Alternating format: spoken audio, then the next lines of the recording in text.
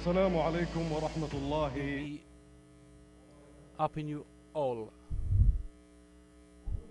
Ever since the beginning, the Real Estate Future Forum has always sought to be such a great place to shed a fresh light on the updates, challenges across the real estate sector under the umbrella, under one umbrella, bringing hundreds of investors, influencers, speakers.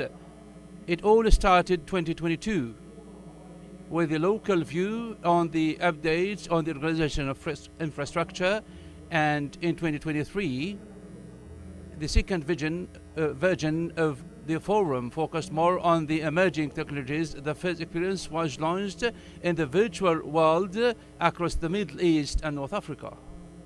Last year, the third edition or version of the forum has brought more regional partnerships and international partnerships. In this version of the forum, known as the Future of Humanity, from dreams to reality, to building on our past achievements, to do more and more in terms of the quantum leap across the real estate in the Kingdom of Saudi Arabia and the world. Ladies and gentlemen, Royal Highnesses, distinguished audience, ladies and gentlemen, welcome to the Real Estate Future Forum 2025.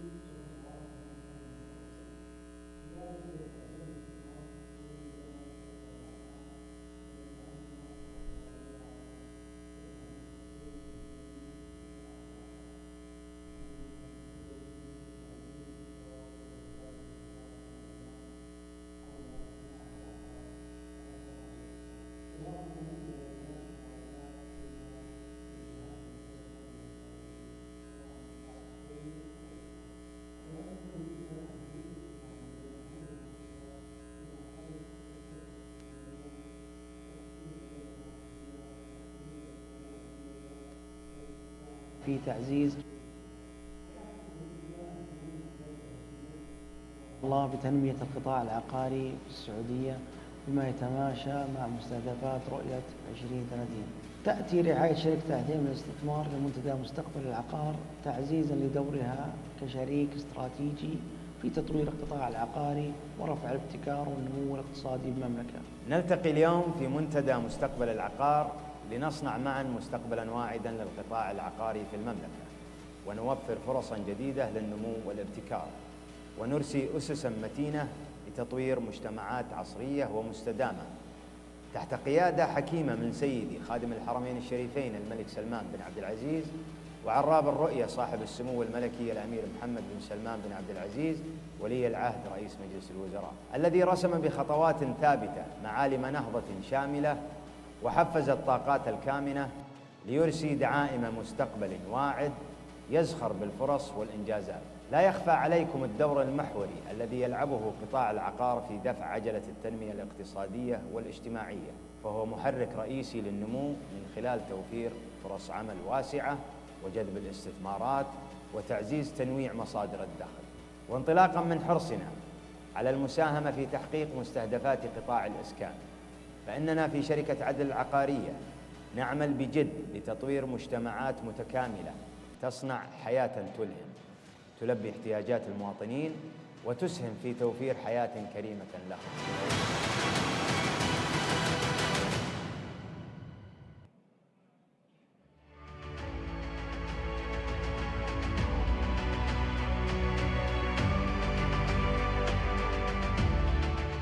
السيدات والسادة، يعقد هذا المنتدى في نسخته الرابعة برعاية الهيئة العامة للعقار وبشراكة مع وزارة البلديات والإسكان. ولكن يبقى السؤال: كيف تتحول الأحلام إلى واقع؟ وللإجابة على هذا السؤال رحبوا معي بسعادة المهندس عبد الله بن سعود الحماد، الرئيس التنفيذي للهيئة العامة للعقار.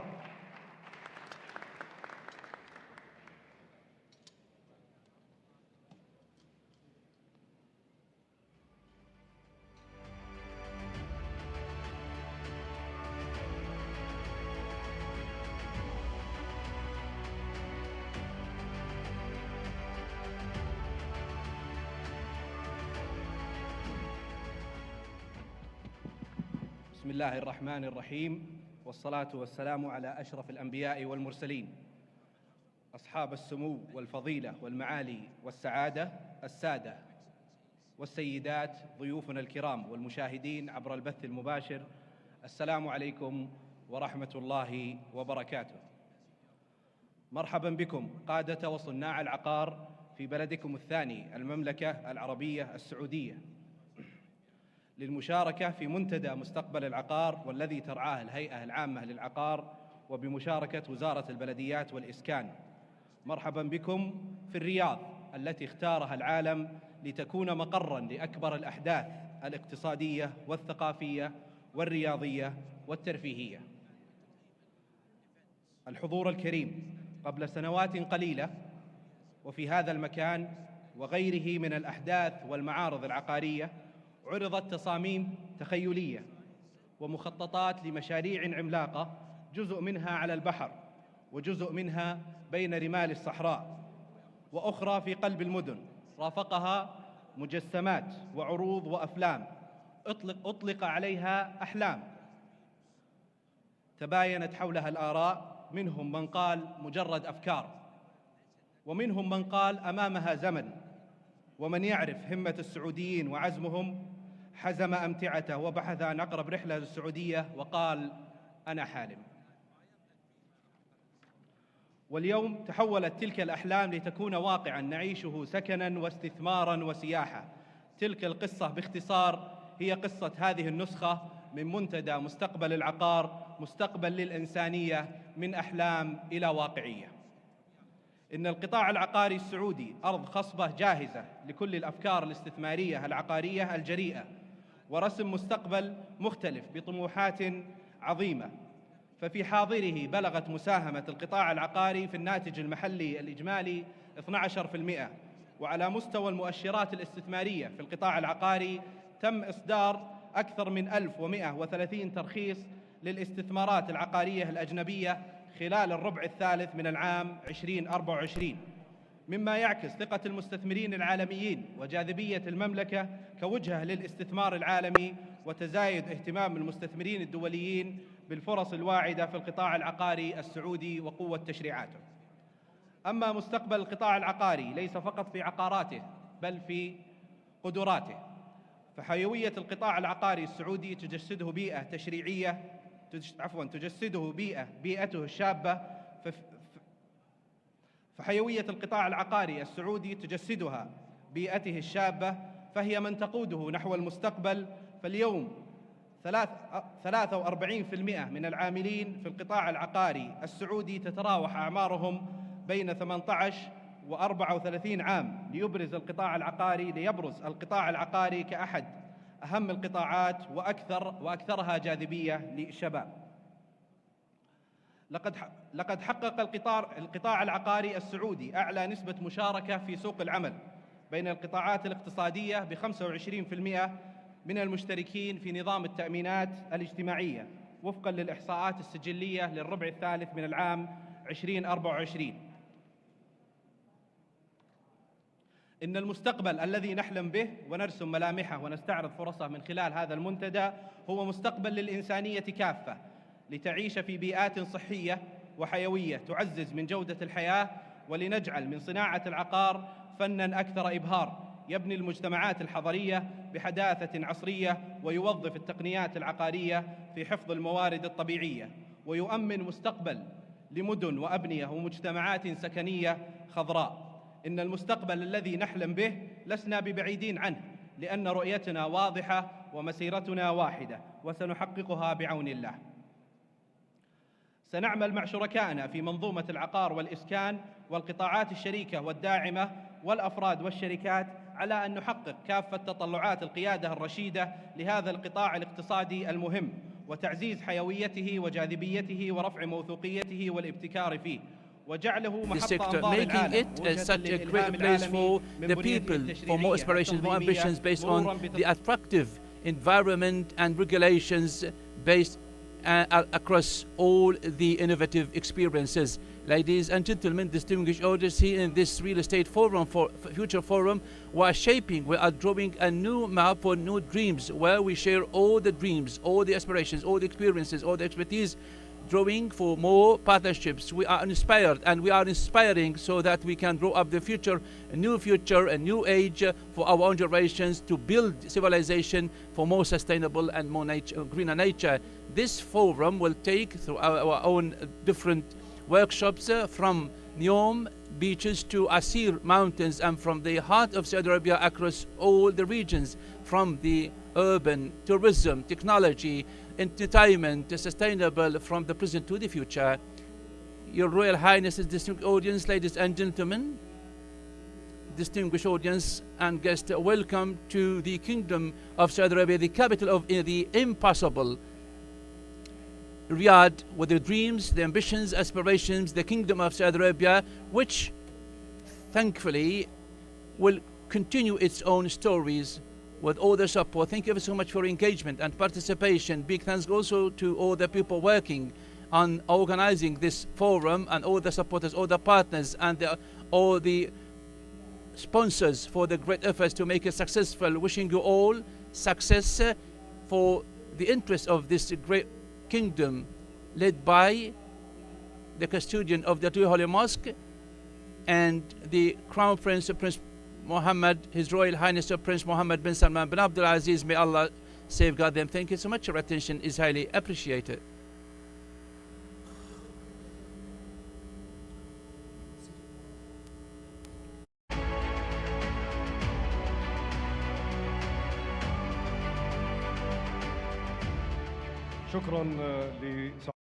Your Excellency Engineer Abdullah Al-Hamad,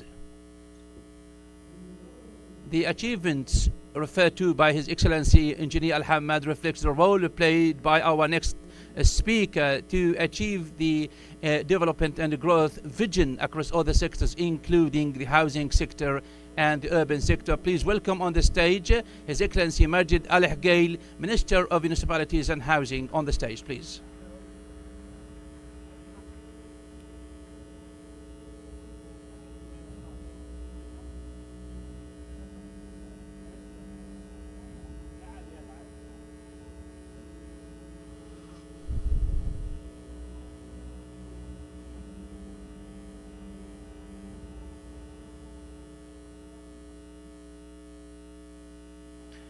In the name of God, the most gracious, the most beneficent, Your Highnesses, Excellencies, distinguished audience, experts, professionals, investors, consultants coming all the way along from the world countries, peace, blessing, mercy be upon you all.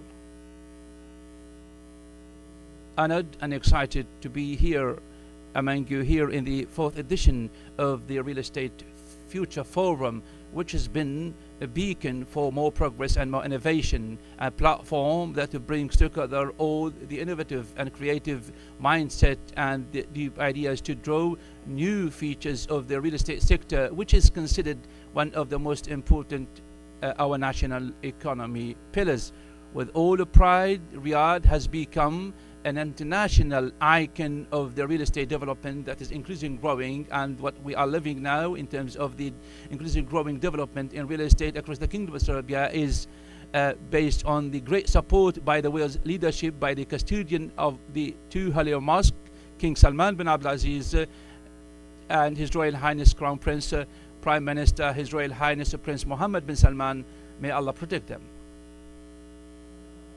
Until the real estate sector has become one of the most important pillars of Vision 2030 that is inspiring.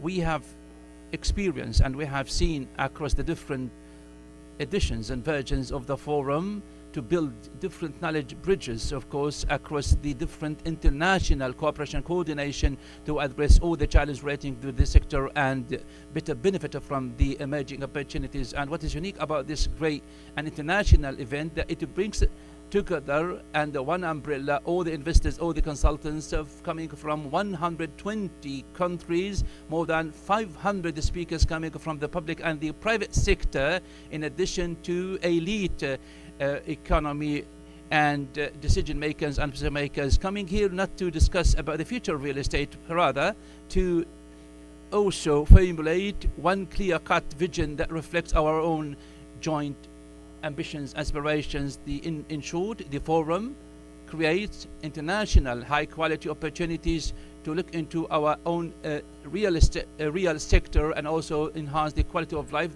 based on sustainable cities provided with and equipped with services that live up to the expectations of all those living in the Kingdom of Saudi Arabia. Well, of course, the regulations here across the different across the real estate sector in terms of regulations, legislation reflects the interest of the Kingdom of Saudi Arabia government, of course represented by their general authority or general real estate authority, which works of course to regulate and organize the real estate development and growth, enhancing its capacities and capabilities while attracting more investment in such a way that goes in line with the vision of development and growth.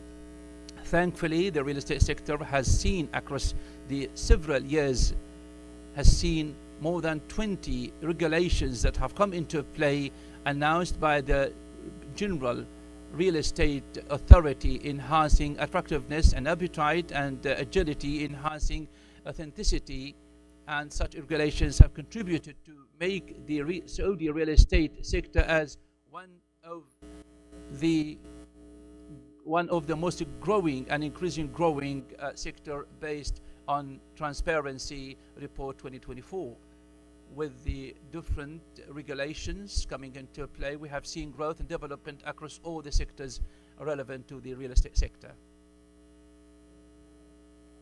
This regulation framework comes into the development of the real estate projects on map, starting from licensing all the way up to the development and the achievement of the project, contributing to 192 licenses up to $147 billion Saudi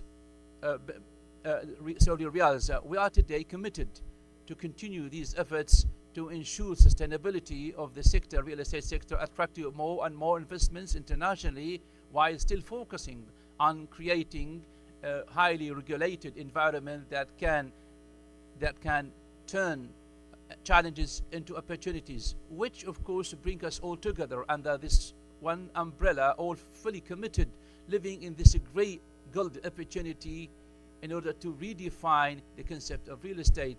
The real estate sector, as seen today across the Kingdom of Saudi Arabia, has not been just like a tool for the urban development and growth. It has been now a key driver for more economic achievements and social achievements, while still more for sustainability and innovation. We are now at a crossroads where experience and innovation and agility all come together, where dreams are translated into realities. Our message today to you as, of course, innovators, investors, that the Kingdom of is not just a place conducive to projects, but a key partner with high trust and confidence looking into your own ambitions and aspirations here. Opportunities are beyond expectations so that we can achieve such a dream for more agile and resilient societies and communities and economies at high levels of quality of life here in the Kingdom of Saudi Arabia. Together we can turn these opportunities into these challenges into opportunities, making the real estate sector such a legacy that all our generation will be proud of. Let us make this forum a starting point, a new starting point for more cooperation, coordination, wider vision, and a world that is prosperous based on creative ideas and innovation. Thank you so much. Your attention is highly appreciated.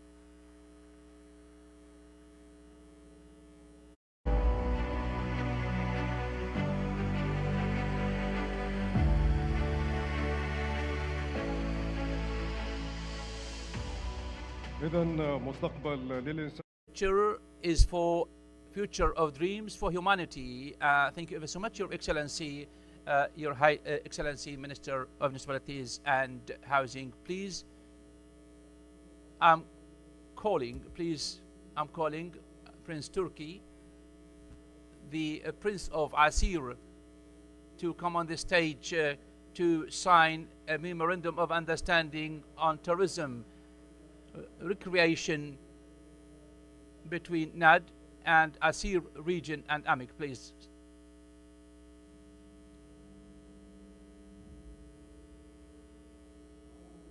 Your Excellency, Minister, please stay on the stage to get engaged into this signing ceremony.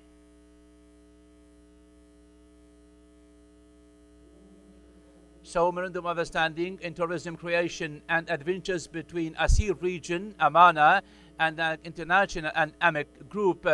This is up to 600 million riyals.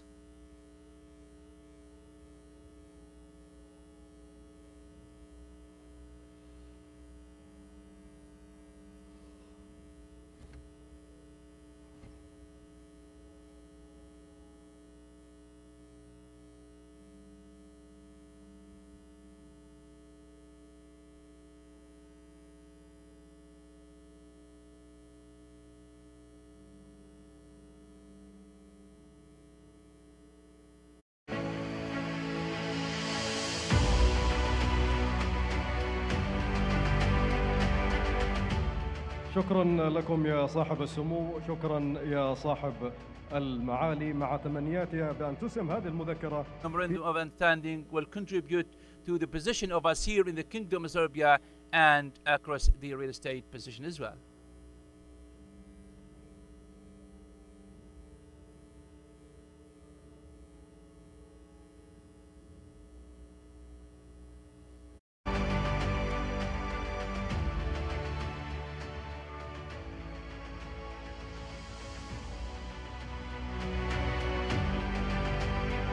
وكما عودكم. It is in the Real Estate Future Forum for More Innovation Creativity. We are calling now the CEO to announce the first launch of the great achievements of the company, to further speak about the impact on the real estate markets. Please welcome on stage His Excellency Mohammed. Mr. Mohammed, please.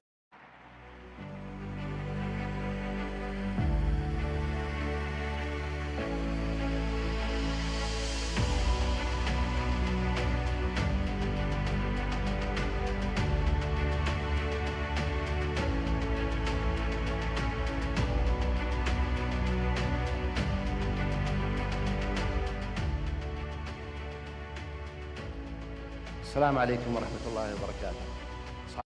Your Highnesses, Your Excellencies, in the capital of ambitions in Riyadh and the Real Estate Future Forum 2025, NHC is the biggest real estate developer that is unprecedented over upcoming months. We will achieve our first goal, our first objective, to make more than 300,000 residential units before 2025, before the end of 2025. In 17 regions across the Kingdom of Saudi Arabia, the recent one was in Al-Ahsa region last year. We have more than 1 million population over there. The role is not to urban developing or real estate development. Ever since its inception, the digital transformation was such a great journey to more integration for an HSE, and it was just an introduction for digital transformation, NHC, to be a key driver to address all the needs and requirements in the real estate across our partners from the Ministry of Municipalities and Housing and the Real Estate General Authority. We have recently developed more than 10 digital platforms, serving more than 20 million clients and customers, through which, of course, we have made more than 500 million transactions, were attracting more than 3 million visits. In 2024, we have achieved different financial transactions, more than 250 billion in terms of riyals, of course, in terms of transactions, because it is for the quality of life, and we develop for all different destinations, different regions for better life. So our roles today is not limited to developing urban destinations, but also expanding digital destinations for better services, for better experience, whether for individuals or for entities or corporate. To achieve this goal, honored, of course, and excited to announce to you that NHC has launched another company to achieve this objective, which is NHC Innovation.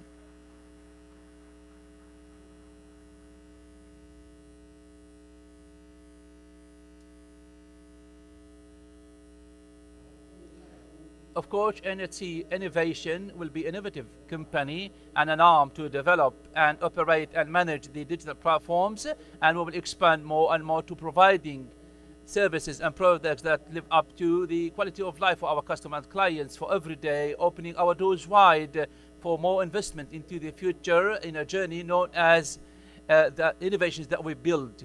To further speak about NHC Innovation, honored and excited to call on the stage one of the great champions who has been with us in leading this company, Engineer Rayyan Al-Aqal, to further speak about the company and the future of such company. Please, Abu Abdullah, on the stage.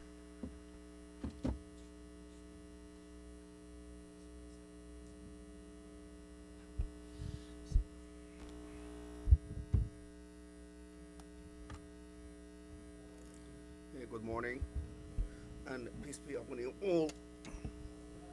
With the launch of the housing program under the leadership of the Minister of Municipalities and Housing, His Excellency the Minister, we have taken the technology as game changer, which has changed the game. It's not as a supportive tool. We started to establish a Sakani and HR platform over 7-year journey to develop the business sector. And this strategy was to establish our role as a leader in the municipality and housing sector. We have more than 10 digital housing platforms, which has been carefully designed to meet the requirements of the market, such as Baladi and the HR, with the 20 million users. This is reflect the huge confidence of corporate and individuals. We have achieved 3.5 visits, and this is a strong indicator for this kind of interaction with such digital platforms. and the turnout and transactions of 2024 is more than 250 billion Saudi riyal, and this has enhanced the role of technology as a game changer, and such achievements it's a result of the leverage of technology for a sustainable digital transformation to be a partner of e-services related to United Nations.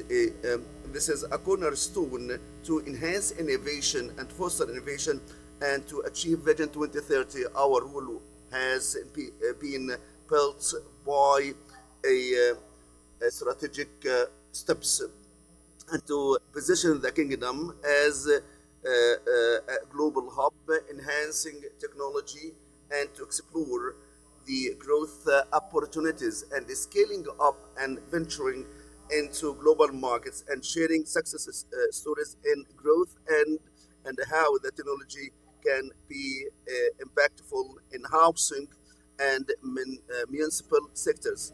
Our key attention since we started to develop solutions and to use cutting edge technologies, and what we are looking forward in the future in net C innovation will use artificial intelligence and the Internet of Things to enhance the transactions and the customer experience and to identify their behavior. And we have enabled a real estate sector by using big data, and we have built digital indicators, which is a benchmark and reference for this sector and the new technology.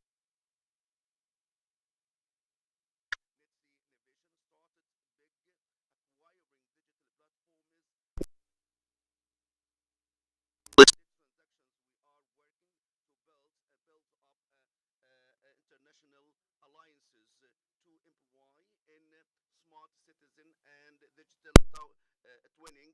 This will reflect it on the quality of life and will open new horizons of innovation work in scaling up in fintech. Our experience and the scale of the transactions in our digital platforms to create partnership to create entities related to fintech, and this is not the end of the journey, but we have a huge portfolio in insurance, brokerage, and other services related to inspection. Our motto, innovation built to confirm our leadership in achieving sustainable future through innovation. And thank you all.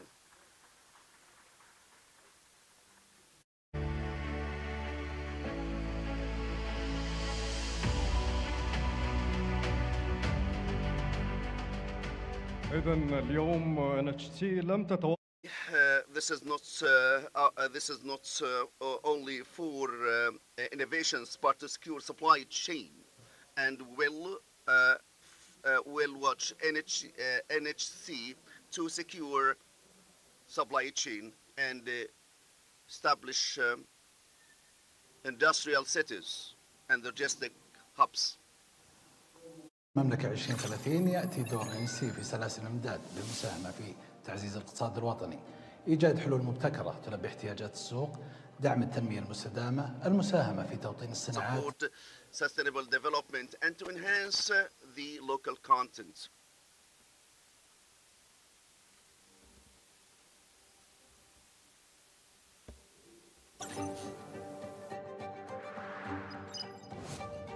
سلاسل الإمداد تلعب دورا حيويا في تعزيز المواد والخدمات، أيضا تقليل التكاليف وأيضا زيادة الإنتاجية. And increasing productivity and driving and posting up the Vision 2030.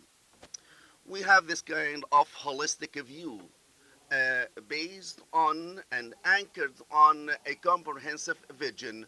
Based on this strategy and supporting supply chain cooperation.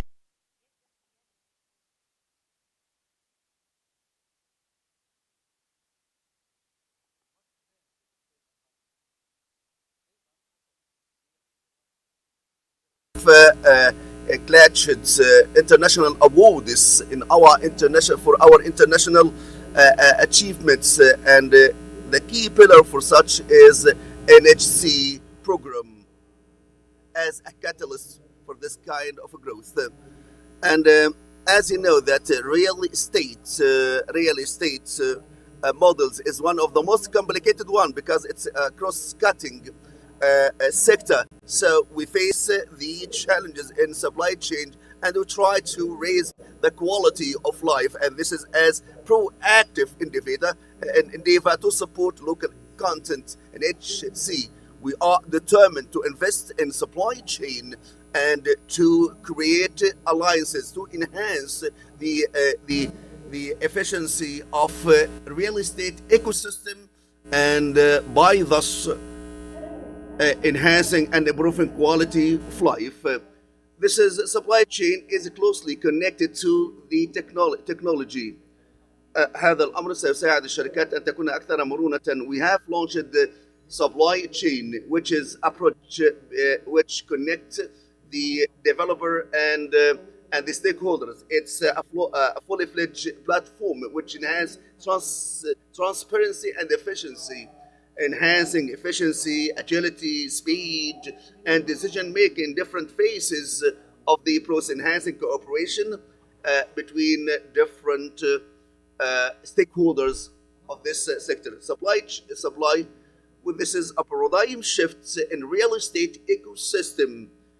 This is enhancing the connection between buyers and to enhance the trust in the market through creating fully integrated solutions. This is the most viable way to explore international and national opportunities, reducing cost and speed up the transactions time. This constitutes the amount of 36 billion Saudi riyal to meet the requirements of the markets with the innovation and experience, and through such we unlock the potentials of the markets, and we chart for a more efficient and sustainable future.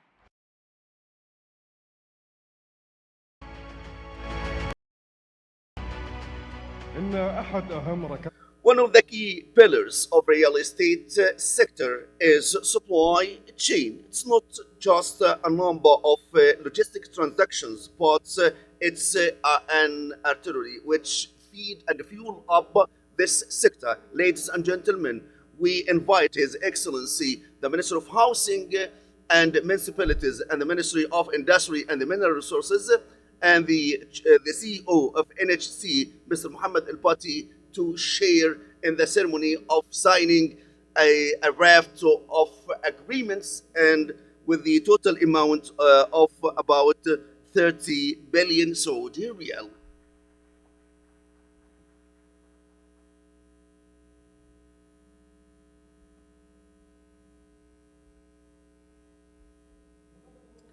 Memorandum of Understanding with the Ministry of Industry and Mineral Resources, aiming to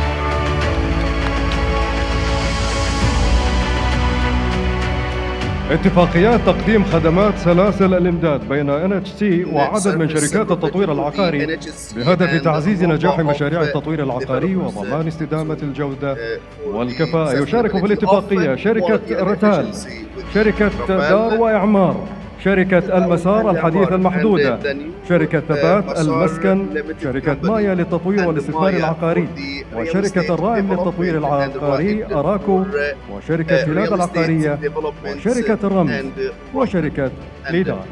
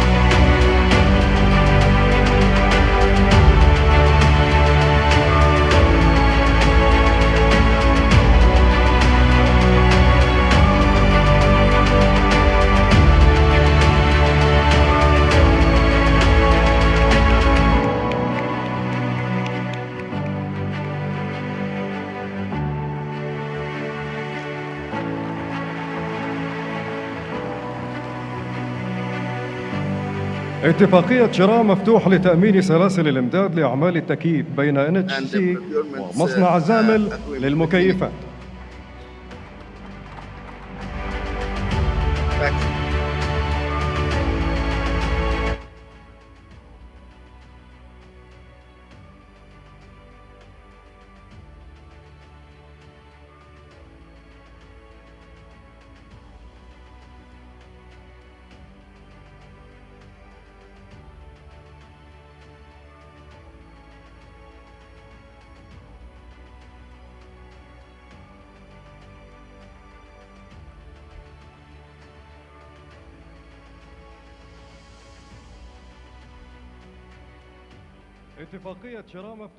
An open purchase agreement between NHC and the Manar for building systems.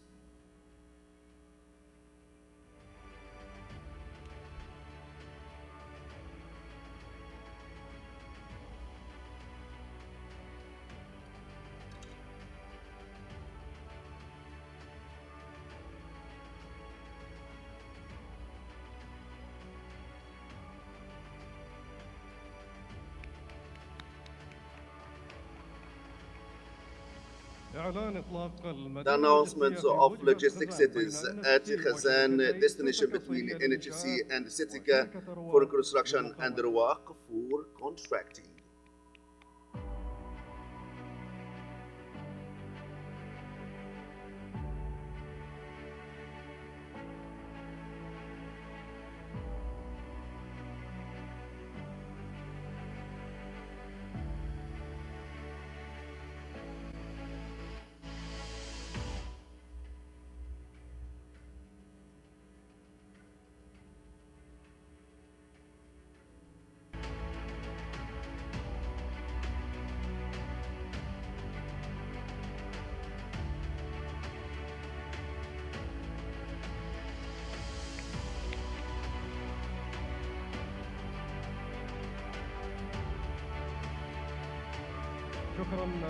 Thank you, Your Excellency Bandar Fraif, His Excellency the Minister of Industry and the Mineral Resources, for his sponsoring signing of this agreements, which will position NHC as a leading company in its different projects. We'll continue the signing agreements in MOU between NHC and the Media Academy, which aims to raise capacity building for the human resources working for NHC.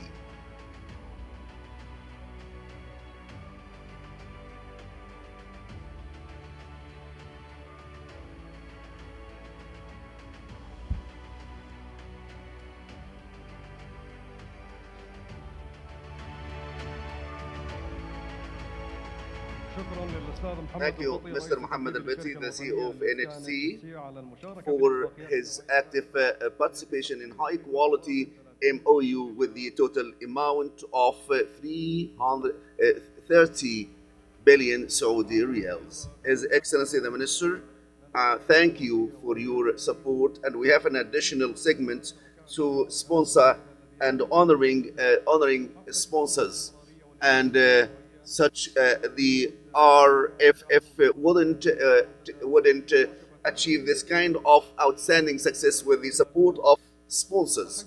So we'd like to welcome to join us on the stage to honor the sponsors, His Excellency the Minister of Municipalities and Housing, to recognize and honor sponsors.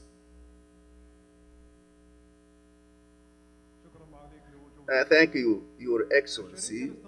The strategic partner, NHC,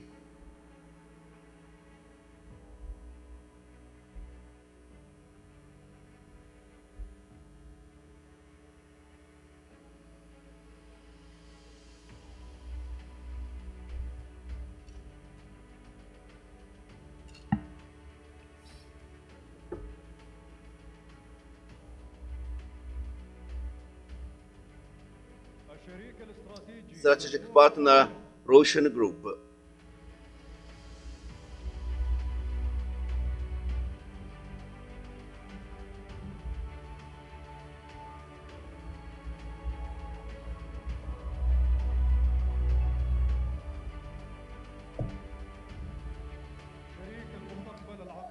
The future reality, the RER, real estate registry.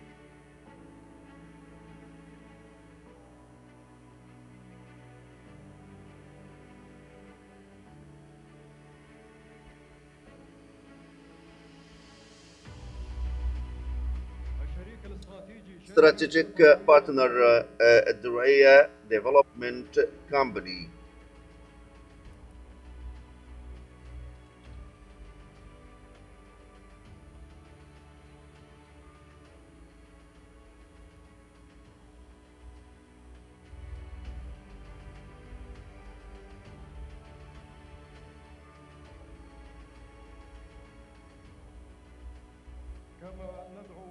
And we'd like to invite Abdullah bin Saud Al-Hamad, the CEO of Real Estate Authority, to honor and recognize the sponsors and partners. Strategic partner Abdullah Al-Athaim for investment.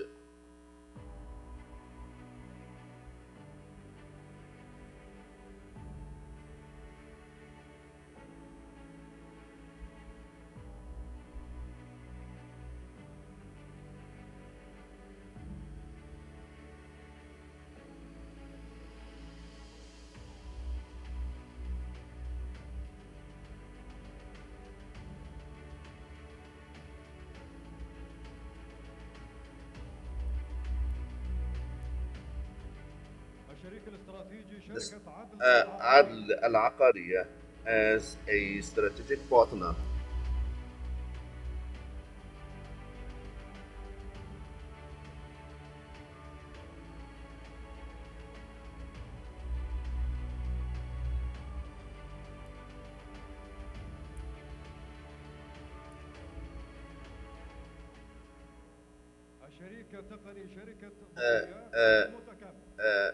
Technical partner is integrated ضوئيات.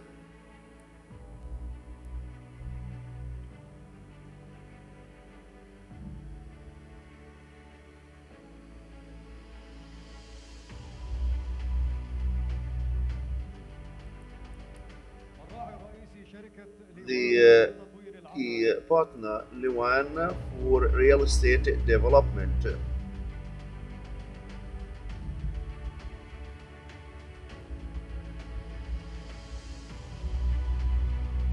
Main sponsor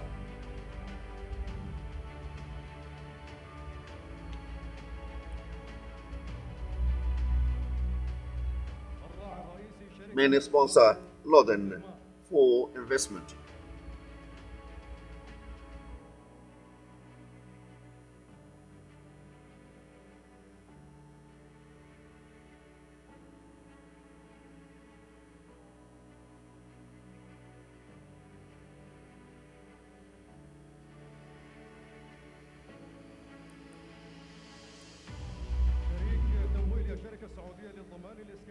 the Damanat as a financing partner.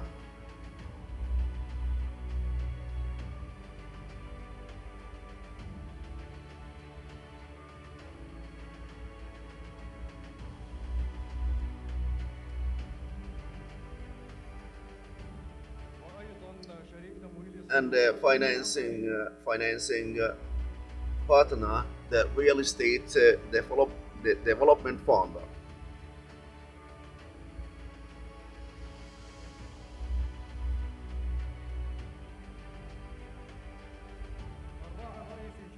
Many sponsor Malaz insurance company.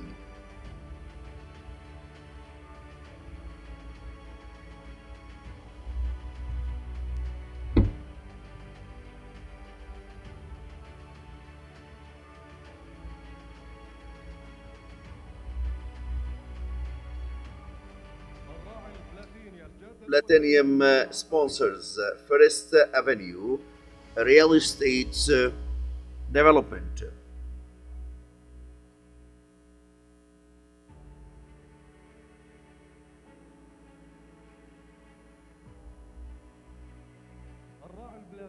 Platinum Asir Development Authority.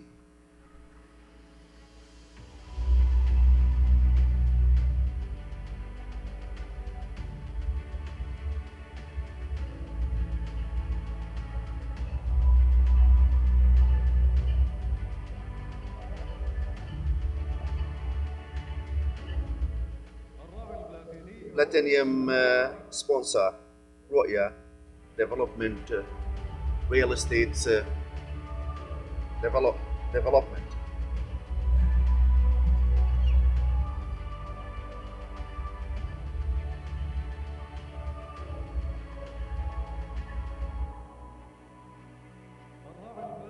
Platinum sponsor Arib Financial Company.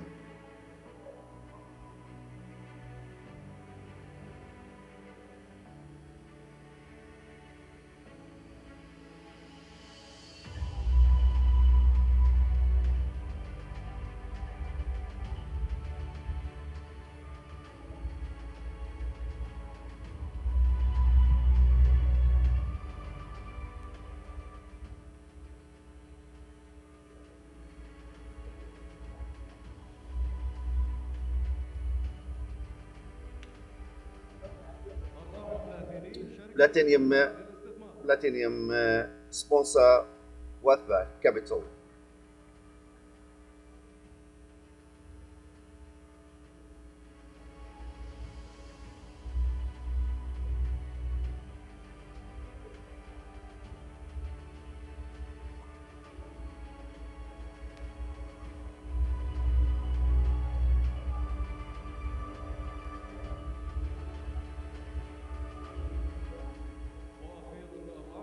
And Platinum sponsor Wadi Capital.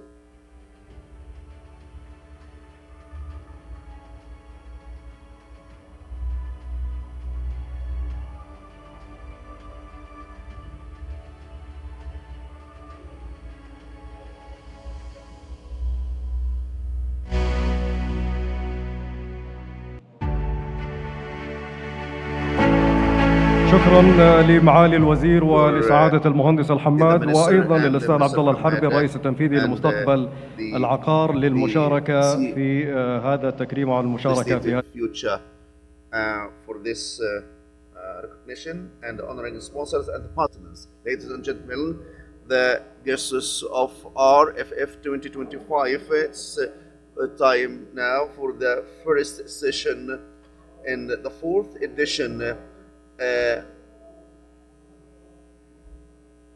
The title of this session, Promising Opportunities, Leading Transformation and Renaissance in Asir Region.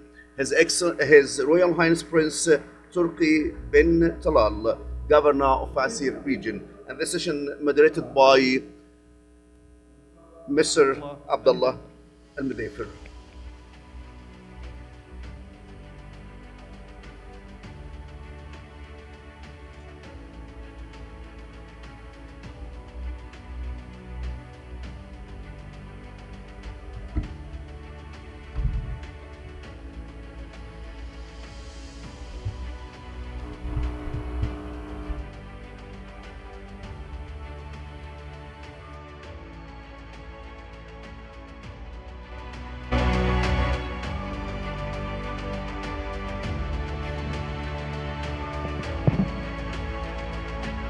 شغال شغال.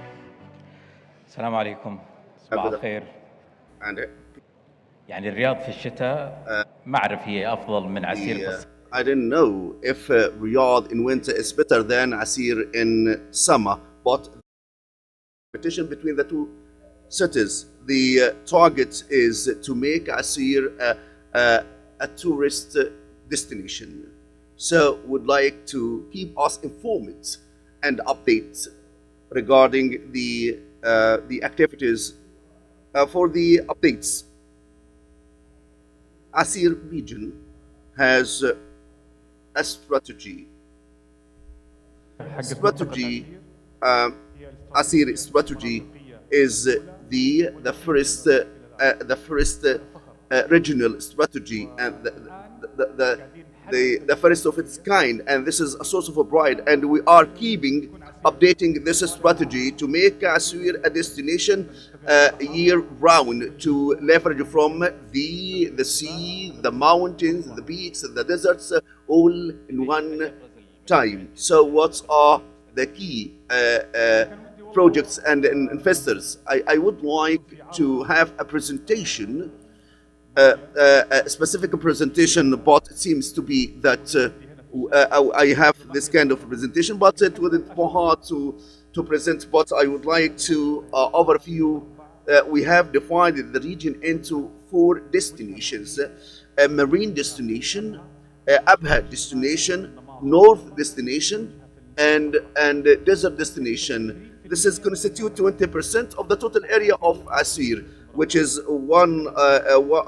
80,000 kilometers. We are talking about 25,000 kilometers. So such key projects focused on, I would like to say that the biggest real estate portfolio is found in Asir. I'm talking about the total of the land. I had this kind of conversation with His Royal Highness the Governor of Al-Ahsa. So we'll focus on 4 areas. So who are the investors coming as international and the national investors who signed agreements with you? So I need specific names for specific projects. We started we try to make the investment ecosystem attractive by hammering out problems and obstacles in cooperation with Mr. Hassan Al-Hazmi and the Minister of Municipalities and Housing. We're part of the team. We have a very robust team, and we have solved more than 70 investment opportunities. With having a strategy in a place in the pipeline, we have PIF projects. We have launched 4 and 5 in pipeline. The 5 largest PIF projects in Asir, and the key operators. I'm talking about hospitality. We have what we have been closed. World of Astoria. We have 4 Seasons, 6 Sense, the regions. And the pipeline, we have the Ritz-Carlton and the Ritz and St. Regis and Shady and Hilton chains and the Marriott group. So this is an Abha. I'm talking about Asir as general. The 4 regions to strike a balance between the different terrains. Hosting World Cup is one of source of pride, and Abha is one of the cities that will host this kind of the World Cup event. So this is an exceptional and flagship event. What's its impact on the entire region, and what are the revelations that you can give us about the preparation for hosting the World Cup? It's a big honor and pride when we were asked by the Royal Court that if we are ready. Say we said yes, we confirm it as such in coordination with the different government agencies. This is a great thing. I will tell. I will talk about the mechanism when we talk about the quality of life. This is increase the morale. We have a plan. If we have the World Cup, or we don't have this kind of World Cup. Give you an example. The number of the rooms approved and licensed between 6,000 to 8,000 rooms in entire year for the World Cup. So we should reach 18,000 so this is a big difference to meet the requirements of the World Cup. Are you ready to host? So this RF, we have these are our government partners, the Minister of Municipalities and Housing, and the real estate developers, and design offices, and innovation engineering, and market research companies, and these are the banks and funds, and the council of the Chamber of Commerce. I would like to draw your attention that we have the greatest investment opportunities, Nasir, to build about 11 to 12 rooms. We have hospitality sector, and other. One of the key projects that we'd like to focus on is the Wadi project. It's a very vital one. Please, we need to have more information. And what have you done? The Wadi project is the first project of Ardara company. This is the name of the project. The name of the company Ardara, and the project is Wadi. This is the. If Asir is the bridge, Abha is the heart, and Wadi is the artery. So this will be the first water course. Will create mix facilities, restaurants, places. One of the fans of World Cup will be included in the Wadi when the first phase will start 2025, and it will be completed by 2030. Who are the key operators in this project? Today, after I finish with this forum, I will fly to Abha, Mr. Sebastiano and his team coming from France with the heads of hotels. They will stay 2 days. Part of our agreement, a chain of Akour will be in Asir, and four of which in Wadi. The key project, one of the key projects is Soda. We'd like to know more about there is something else about Wadi project in terms of it's not operators, but the entire process for the winning the minds and hearts of the people, and giving compensations and a challenge against any kind of land. I was officially informed by PIF the experience took place in Wadi is the best one regarding this issue. Why? It's because the governance was expected as the governance with the World Cup. I was informed by the Ministry of Sports that our bid for the World Cup is the best as a preparation for the World Cup, because of the governance. The secret words is the governance. So who is who and which is which? When you have this kind of governance, you have this kind of sound approach of handling such things. Come back to Suda. So we'd like to know the key features of this project and the phase. We have different. Suda is a totally different story. You are talking about mountains and plains, and that destination is not a destination, it's the destination. So Asir Development Authority is a catalyst to provide services for the destination. This is a luxury mountain luxury destination. The first phase 2028, the second phase 2030, and the third one 2032. I haven't completed my story about Sudan. So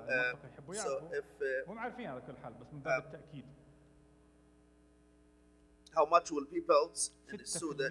6% only of the total area of Sudan project will be built only, and the rest is open places. 2,000 and some fractions hotels, mansions, villas, and different facilities.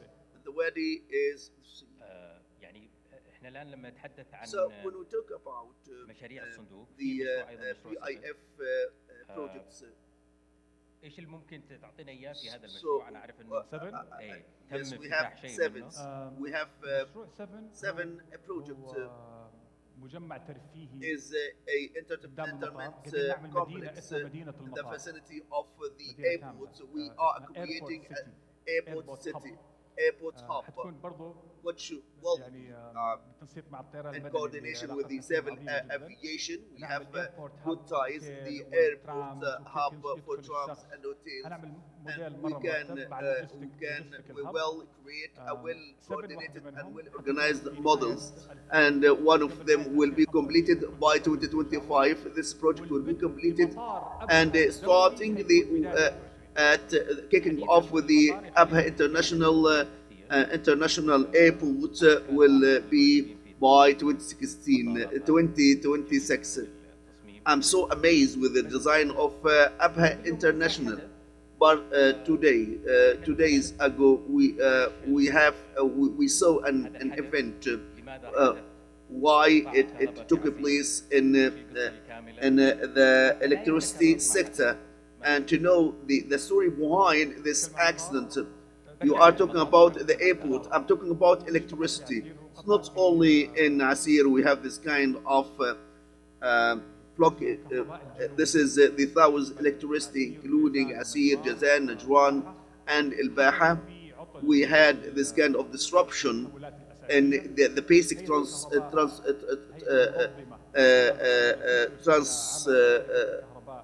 transmitters, and the electricity agency is investigating this kind of accident.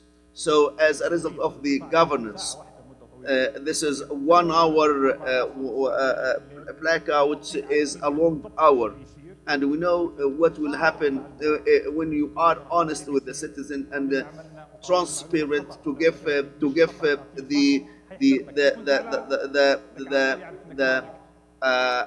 correct information. This is will enhance reliability and transparency, and we have this kind of investigation taking place in this accident.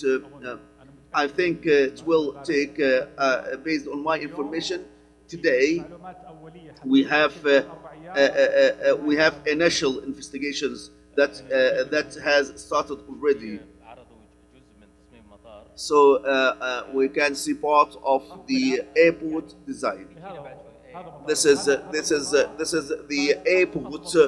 It has won the best design by Foster company, which designed King Salman Airport.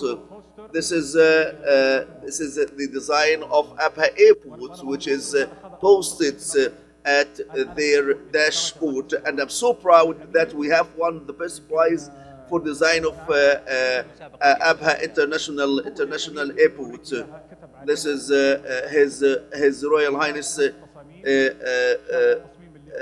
quoted that we have 5 designs he said that this is an airport that fits the position of Abha. It's a breathtaking international airport. This is 13 million passengers. So when this airport will see the lights, you have seen only the airport, only the airport. This is the head of the CMA.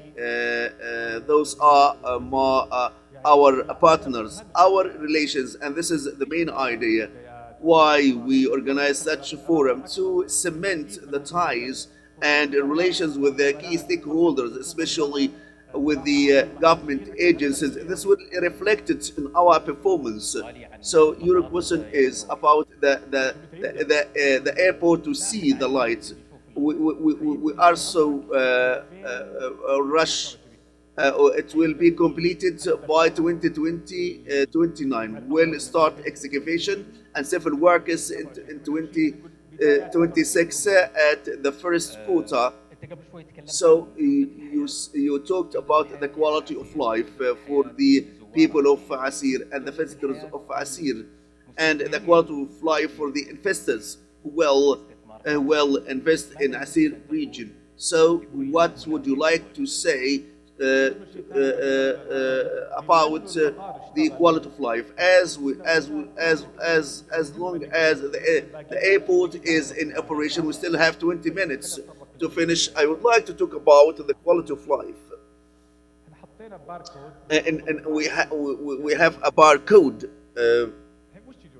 What is the quality of life? It's happiness, to be happy, without going into pouring details. Do we have the elements and the components of the quality of life? The answer is no. We have the breathtaking nature and the friendly people. You have this kind of nature created by God, and the people you need to maximize this kind of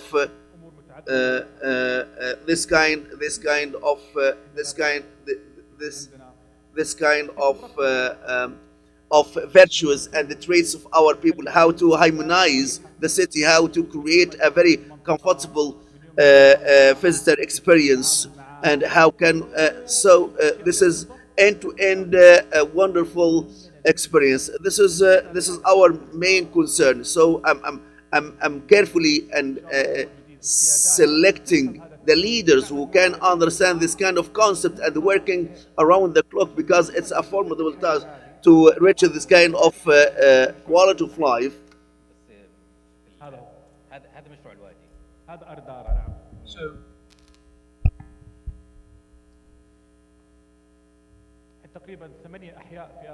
8 neighborhoods have been destroyed and people have been compensated for their houses and have been transferred to the new houses.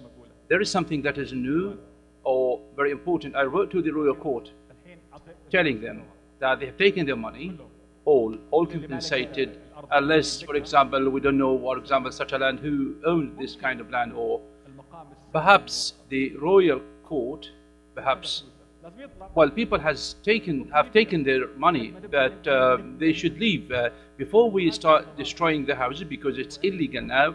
After a couple of weeks, they were all approved. It's easy as such, you see. This is the Kingdom of Saudi Arabia, the one that is always more final word, Your Highness.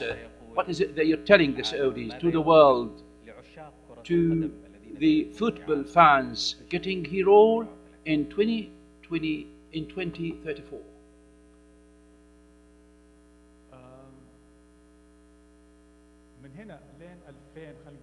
Now, from now all the way up to the upcoming years, though, you feel that people living in such regions, by and by you will feel more and more.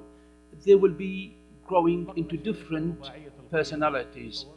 We have launched what is known as the quadruple values, which are 4 values: tolerance, honesty, discipline, and sense of belonging. Each one is well detailed. Now it will be across schools, universities. So anyone living there, once attracted, for example, to work in your department in here or region or whatever region, one sitting next to you, you will feel that he or she is different, totally different. Once you feel this, it will be all reflected across all the region. And you will say, Your Highness, thank you ever so much for this great and captivating discussion. Thank you as well. Thank you, thank you, thank you too. Thank you.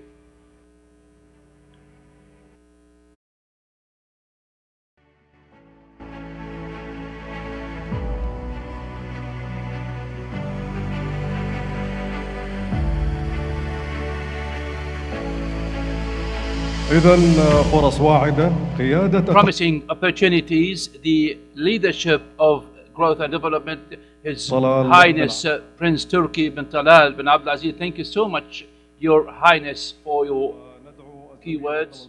Abdullah al-Daifer to remain on the stage to moderate the panel discussion, leading innovation for promising future. Welcome on their excellencies. The speakers, His Royal Highness Saud bin Talal bin Badr, Governor of Al-Ahsa and member of Al-Ahsa Development Authority, Mr. His Excellency Ahmad Al-Khatib, Minister of Tourism,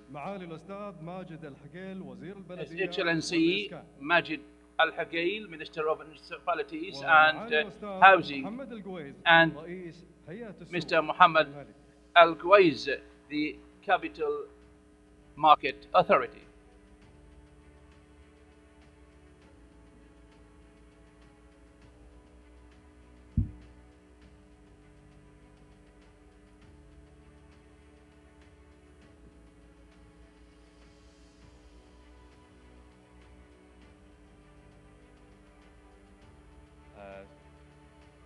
سمو الأمير يعني الآن نحن نتحدث Highness Prince, we are talking to you now as Governor of Al-Ahsa and also member of the Board of Directors.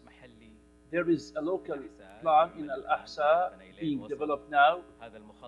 This kind of plan will make it all the way up to 2050.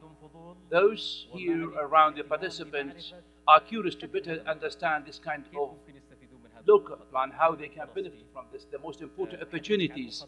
Your speech about this plan is very important to the audience. Good morning, everyone. Thank you so much. First, I would like to express my appreciation, gratitude to His Excellency, Their Excellency, Ministers for their keynote speeches. Al-Ahsa, it was all done by a Spanish company. They provide integrated urban planning all the way up to 2050. Today we have up to 41 in such an integrated way, agricultural, housing and commercial. Today we need to plan for future plans, for future projects and also the quality of life. And the most important parts of the structural planning and the policies coming into play, I mean the real estate policies coming into play, that will be of course regulating projects of real estate. We look into the volume of real estate in terms of rental and financial structure, more than 250. الحجم هذا إذا ما كان منظم بالطريقة الصحيحة لن يأتون المستثمرين بالطريقة اللي حنا نحتاجهم. اليوم المستثمر يجي على طريقين أساسية، إذا منظم السوق وإذا منظم الهيكل العقاري الأساسي، الهيكل نفسه. في قطاع السياحة الثقافية في مشروع مهم اللي هو تطوير وسط الهفوف التاريخي، وأيضا في مشروع الهفوف and King Abdulaziz Road. What is the update of the project? What is your plan? What is the potential impact about this project? Of course, historical Hafuf project is one of the most important ones. But again, we don't need to do something new. We came to Riyadh, we have historical Jeddah, and they have replicated what we are repeating or replicating. Once we do it again, the company itself has replanned King Abdulaziz Road and and made a special code for Al-Ahsa there in the Center for Supporting or the Support Center for Authorities. It is a commercial housing and development project in order to enhance and maintain literacy. In the local plan of historical Al-Hafuf project, what are the real estate opportunities, the most important ones made available, currently speaking, of course. Of course, speaking of the opportunities, come by organization.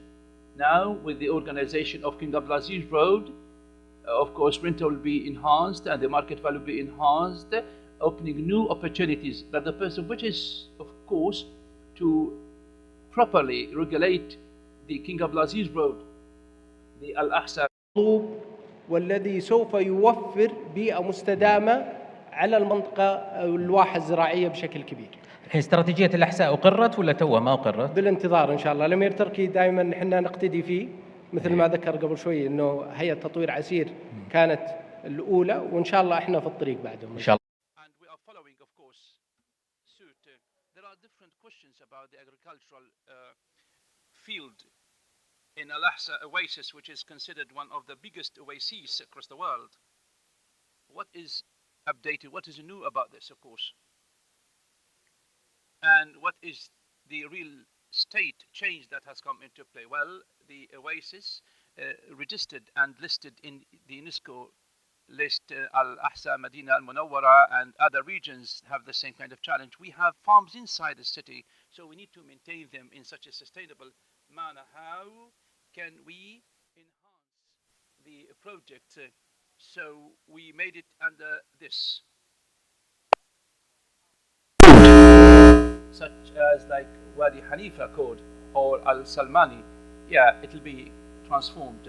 This is the purpose for which, of course, we are working, and in Etikani company, we are looking and considering into the requirements and aspects like environmental sustainable impact and economic impact. We have more than 2.2 million palm trees. We need to increase them. We don't want to come after 15 years seeing the oases fully full of housing projects.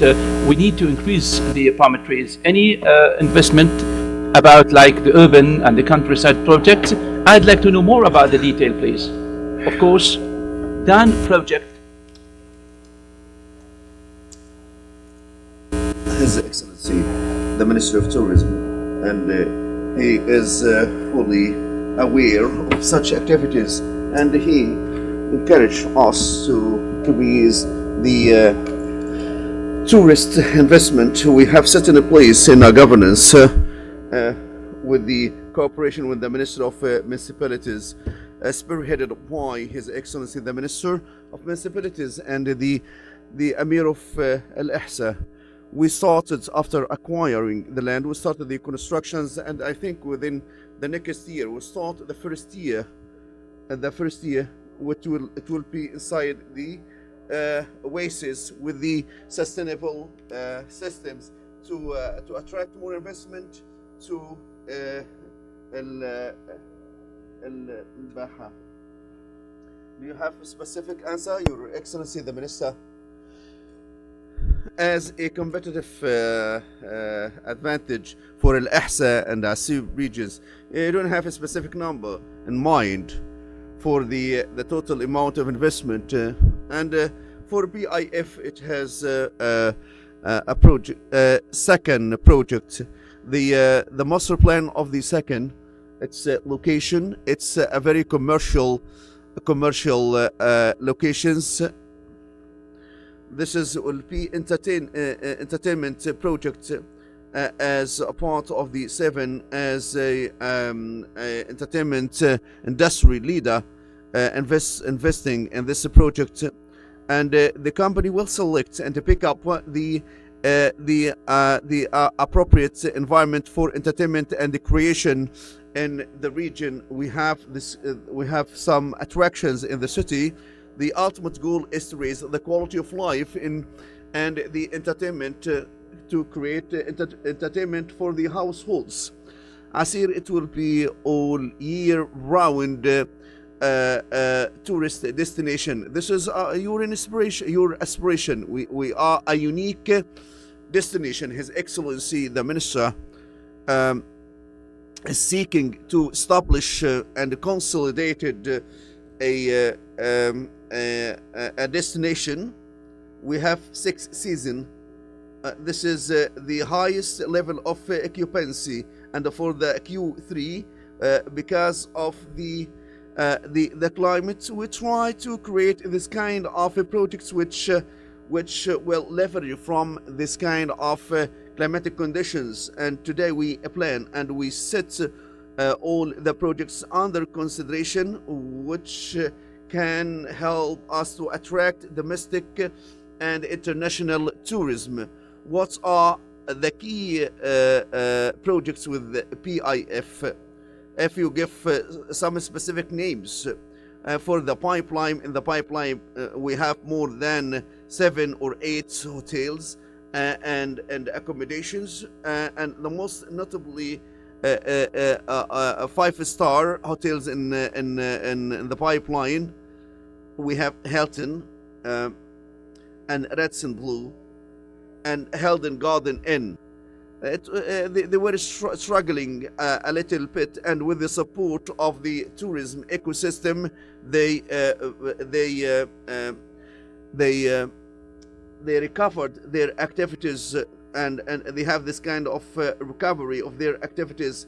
And we started scaling up, and we have a very robust governance that we support the farmers and the farm owners to reach our goal. We need to update us about the rationale behind this program under study, and what is the general framework of this project. It will include entertainment, because it's established on the coastline, and it will industrial and commercial. For the empty quota, you have entertainment projects. I have information, but it's not verified yet. We have very simple projects, entertainment under study. The ultimate goal for the empty quota, we are so proud of this kind of typology and would like to showcase the beauty of this place for our foreign visitors. So what kind of activities that would take place? Resorts and camping activities. Your Excellency, the Minister, talking about tourism, it might go beyond the mandate of the ministry, because the growth of tourism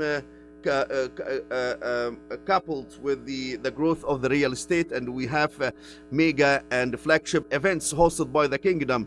So what I'm asking about the number of the rooms.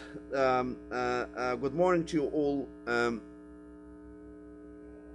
Tourism cross-cuts with the diverse sectors. Today we are in RFF. If we need to build a hotel, we should buy a piece of land. The second step, we develop a new areas and develop governorates that we take as a testimony that industry centralized in specific areas. However, tourism develops villages with its rural areas. The impact will reach to small households, and some families may transform their houses into a small. المدن الرئيسية المدن الأخرى. فأرجع مرة ثانية، لو بغيت أبني فندق أبجيب مكتب هندسي يسوي لي التصميم، هذا تبع وزارة التجارة. أبجيب استشارة commerce and a consultant and the contractor and the purchase material, building material, cement and fiberglass, wood and reinforcement repairs. This is only in constructions phase, so it's cross-cutting. It's a cross-cutting industry. So since we announced our national strategy for tourism in 2019, we started and we embarked on the journey, our journey, and setting the legislation and regulations, including tourism law in August 2022, approved by the cabinet, and we started to put in force with the private sector. The private sector fully understands this kind of law, and we have engaged the private sector. We have this kind of partnership with the private sector, and 70% have adopted the new law, and 10% in the process of the adoption of the new law, and some exit the market because they are not to be fully aligned with the new law, because we have reposed legislation and framework, so they have decided to exit the market. In 2023, almost such figures that I have, we had 2,300 licensed building, because the licensing is the first step. So it's impossible for anyone to operate a hotel or a tour company without license. This was the case in the past without any plane, because we didn't have this kind of strict regulations. This is only licensing was an optional one. So they accustomed to this practice, but we changed the landscape. This is we imposed the licensing like any other sector, such as banking, telecommunication. We can see the numbers in 2023. We have 2,300 licensed building. Now we have reached 4,000. The number of licensed rooms we have reached 475,000 licensed rooms, with the 29 by 29 growth compared to 2020. You have mentioned FIFA. When they saw our hotels, they said and they confirmed that the kingdom is prepared for hosting the World Cup. And this is let alone Riyadh City. So what is the target? By 2030 we will add 200,000 rooms, and this is today we are very advanced. The Gdeya announced building 10 hotels with the 5,000 rooms. This is in the pipeline, and the Avenue in Riyadh announced 4,000 rooms as part in the pipeline, and will follow up this kind of figure, because Avenue can reduce the number to through 3,000. So the media. So the target is not clear. Now we have 475,000. Based on the demand, we will reach 670,000 rooms. So this is the target. Your Excellency, your vision to manage the tourist flow. It's do we have more assets in Riyadh? So what is your calculation for promoting tourism? This is a very good question. In Davos, where it talking about over tourism in cities, and this is disturbed some people, some dwellers, and hiking prices of restaurants, houses, and restaurants. So we agreed that this is because the weakness of the traffic. It's not over tourism. Over tourism is a good thing. It's extra and additional income. So we have two models in the world. The first one, the French model. the French model, and I'm totally not up to it and agreed on it. They focus their assets in Paris. You come to the assets for the museums and the precious portrait in Louvre. The Ministry of Tourism said 9 million tourists to see Mona Lisa. This is the key purpose. So the assets centralized in one city, and this is caused the over tourism, and this is 90% of the tourism stay in Paris. But we have different model in Italy and Saudi Arabia. The assets are distributed more than one city, so we expect always 50% of UK go to London, and 50% 50% in Italy go to Rome. Capital Riyadh has the business landscape, and we have giga projects and the convention industry with the inauguration of King Salman Airport. The tourism will concentrate by 50% in Riyadh, and this is will reach 90% in Riyadh. So wouldn't be like the French model.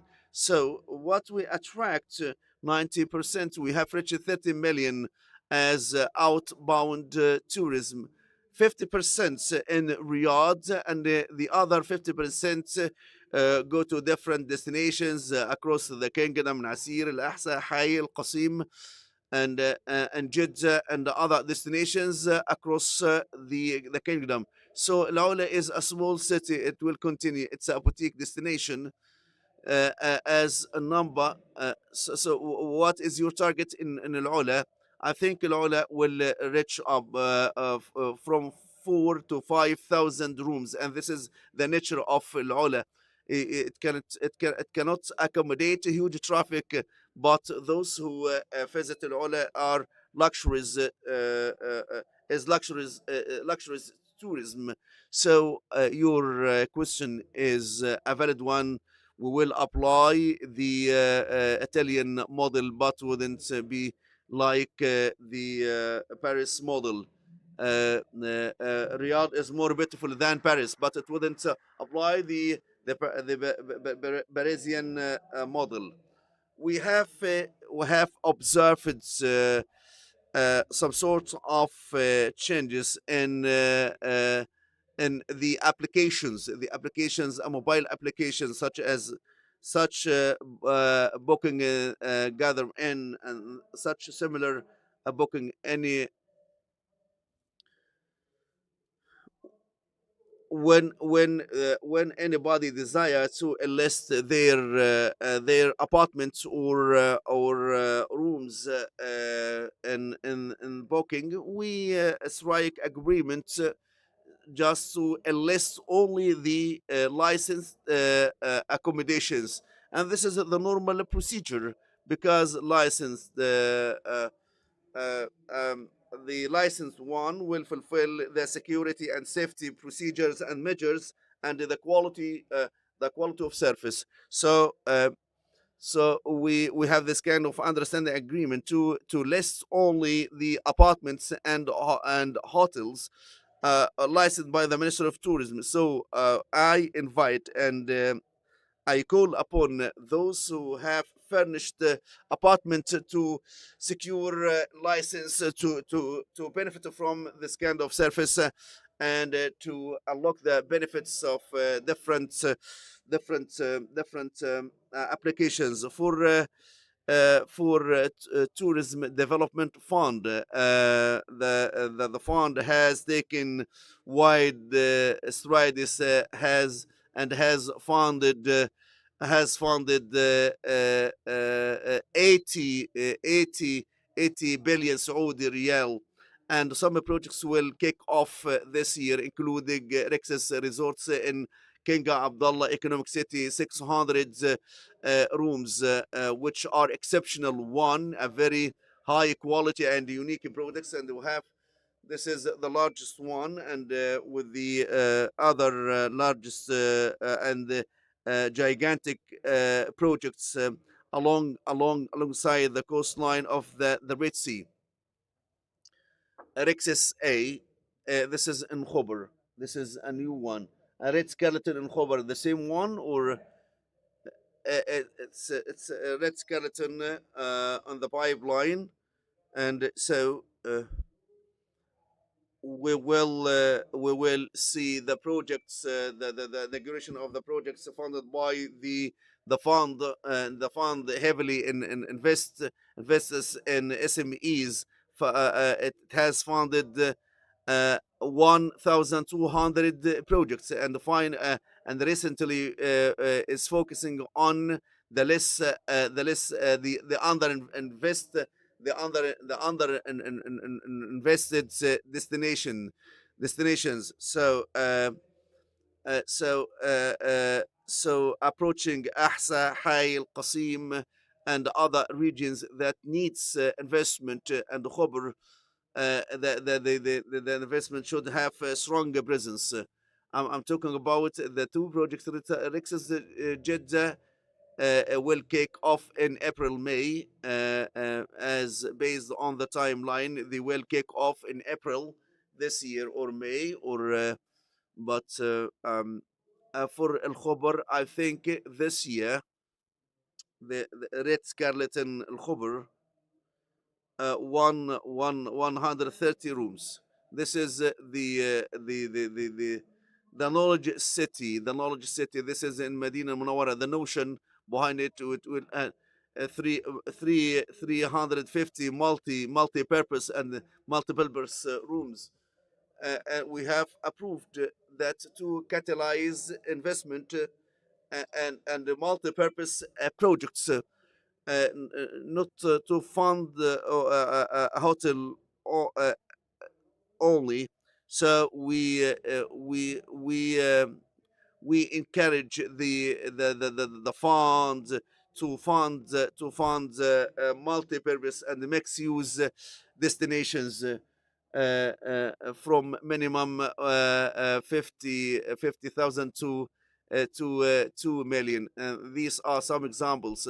So people would like to go to destination and dwell in a place which has surfaces. When I dwell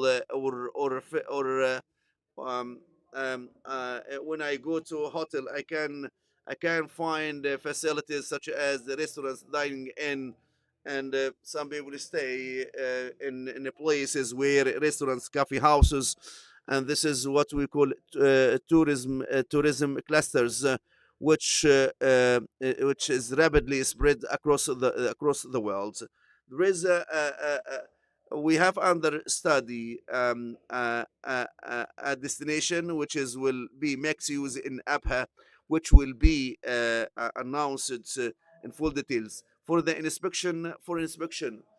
How is the situation? People might not like inspection. However, if one visits you, I think you try to make your house clean, decent, and to find good dining, and the same we applies as part of DNA in our hospitality. The Kingdom of Saudi Arabia is our large house. When we accommodate any foreign tourists, we should provide them with the decent accommodation, because hospitality and the generosity is part of our DNA.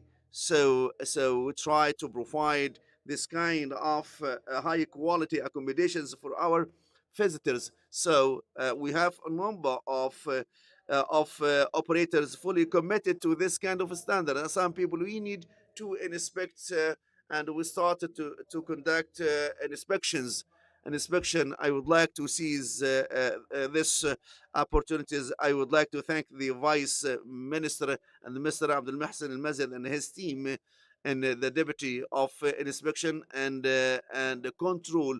They conducted 50,000 inspection tools, and they wouldn't impose a penalty for the first time, but give the investors the time to rectify their situation. Otherwise, they will impose and apply this kind of penalty and the fines. And this mechanism applied worldwide, and the industry has become very mature in other parts of the world. But we need to cooperate with the investors regarding enhancing and maintaining security and safety and hygiene measures, and to store food and the offerings, and those who are working in the kitchen, how to commit to hygiene. So it's a journey started, and thanks to God, we have covered 80% of the entire journey, and I'm so optimistic to reach the best model next year. For the rooms in the pipeline, I'm not concerned about because they will apply the best standards. But the main challenge is the legacy of rooms. If to make the Saudi tourism a secret word, to make it success, the secret word is the private sector. The private sector can drive the tourism industry entire world. They operate the owns they own operate the tourism facilities.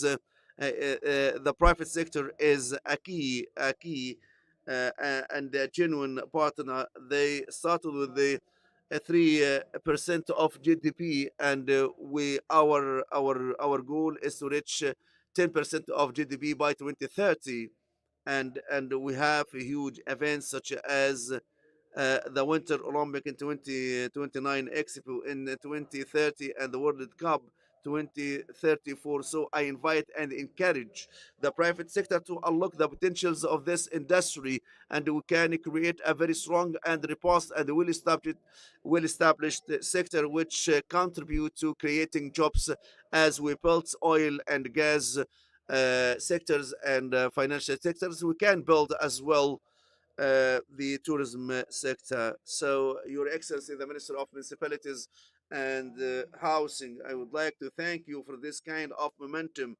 I'm asking about the economic impact and development impact for the ecosystem that you are leading. I'm talking about real estate, municipalities. Please, if you could shed light on the economic impact.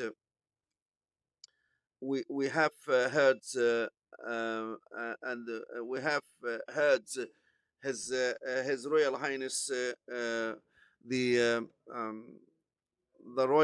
His Royal Highness the Prince of Asir, our sector cross-cutting with the other sectors. So we are the pivotal cornerstone behind driving development and transformation, and we have direct and indirect impact on economy and society as well. So Vision 2030, a lot of things support. We support them.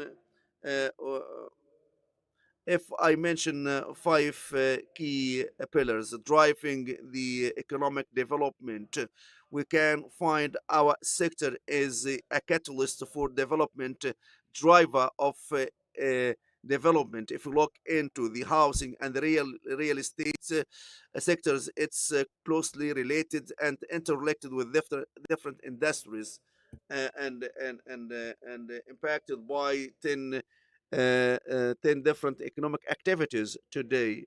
To make Abu Faisal successful, I should succeed. So we collaborate and we work hand in hand most of the figures should be fully aligned. We are talking about building a restaurant, hotel. So we drive for this process. It's a very and we play a pivotal role in attracting investment to private sector. So we should encouraging and incentives in environments.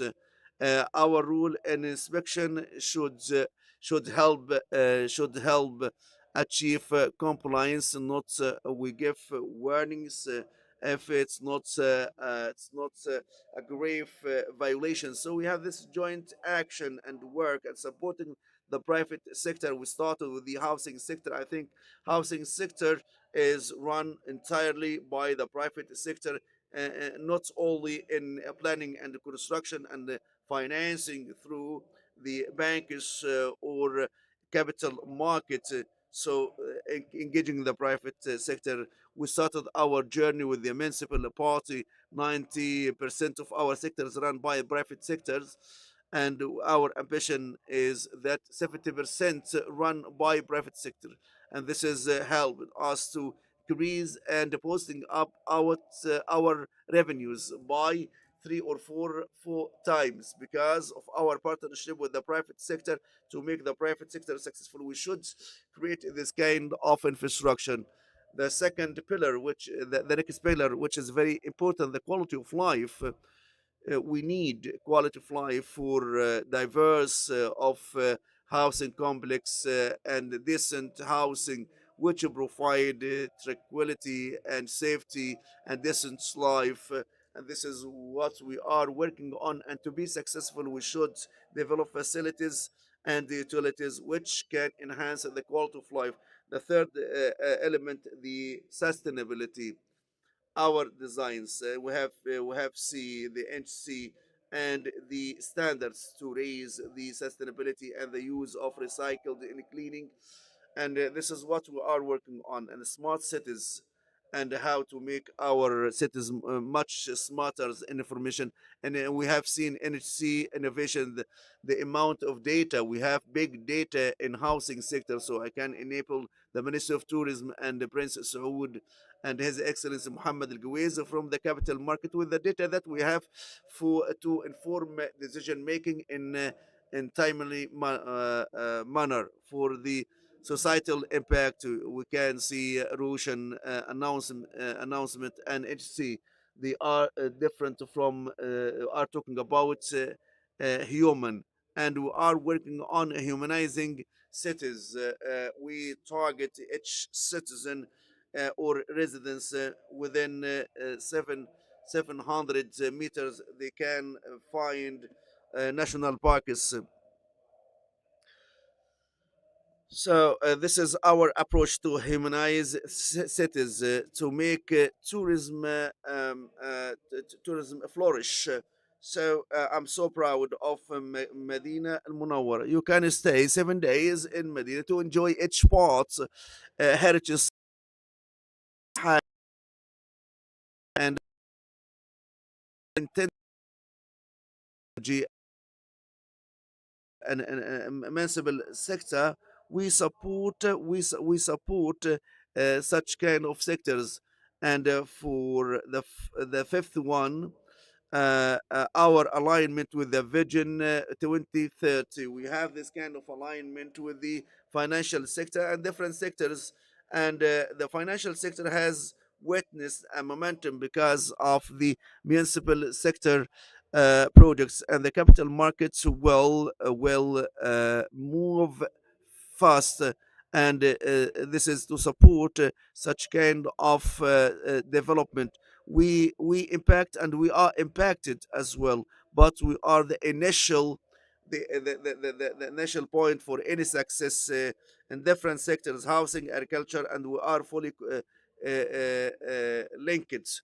What are the key KPIs that you are working on to measure the economic impact? The nearest to my heart, and the nearest of my heart, which is the ownership, housing ownership. Now we have taken stride and steed strides. We have exceeded 60%, and the movement movement is increasing, and with the engagement of national and international real estate developers, and we are working hard to provide housing units to to desperately needed houses or families to increase housing ownership.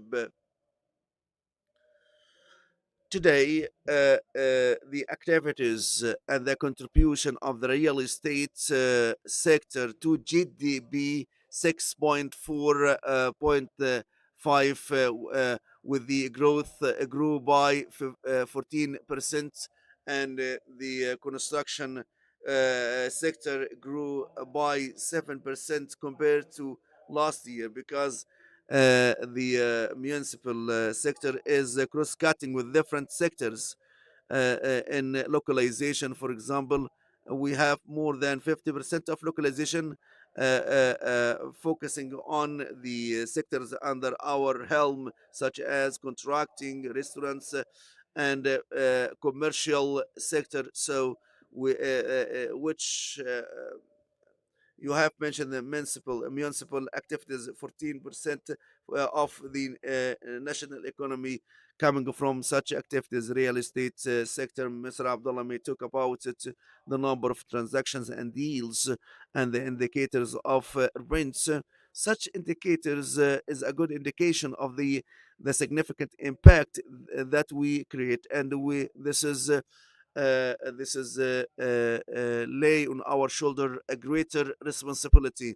I'm so proud of the number of the Chamber of Commerce and the number of the third party as Mukatafa. They help us in formulating regulations and laws, and our role to make sure that there is no kind of monopoly, and we have this kind of balance, and the compliance is high.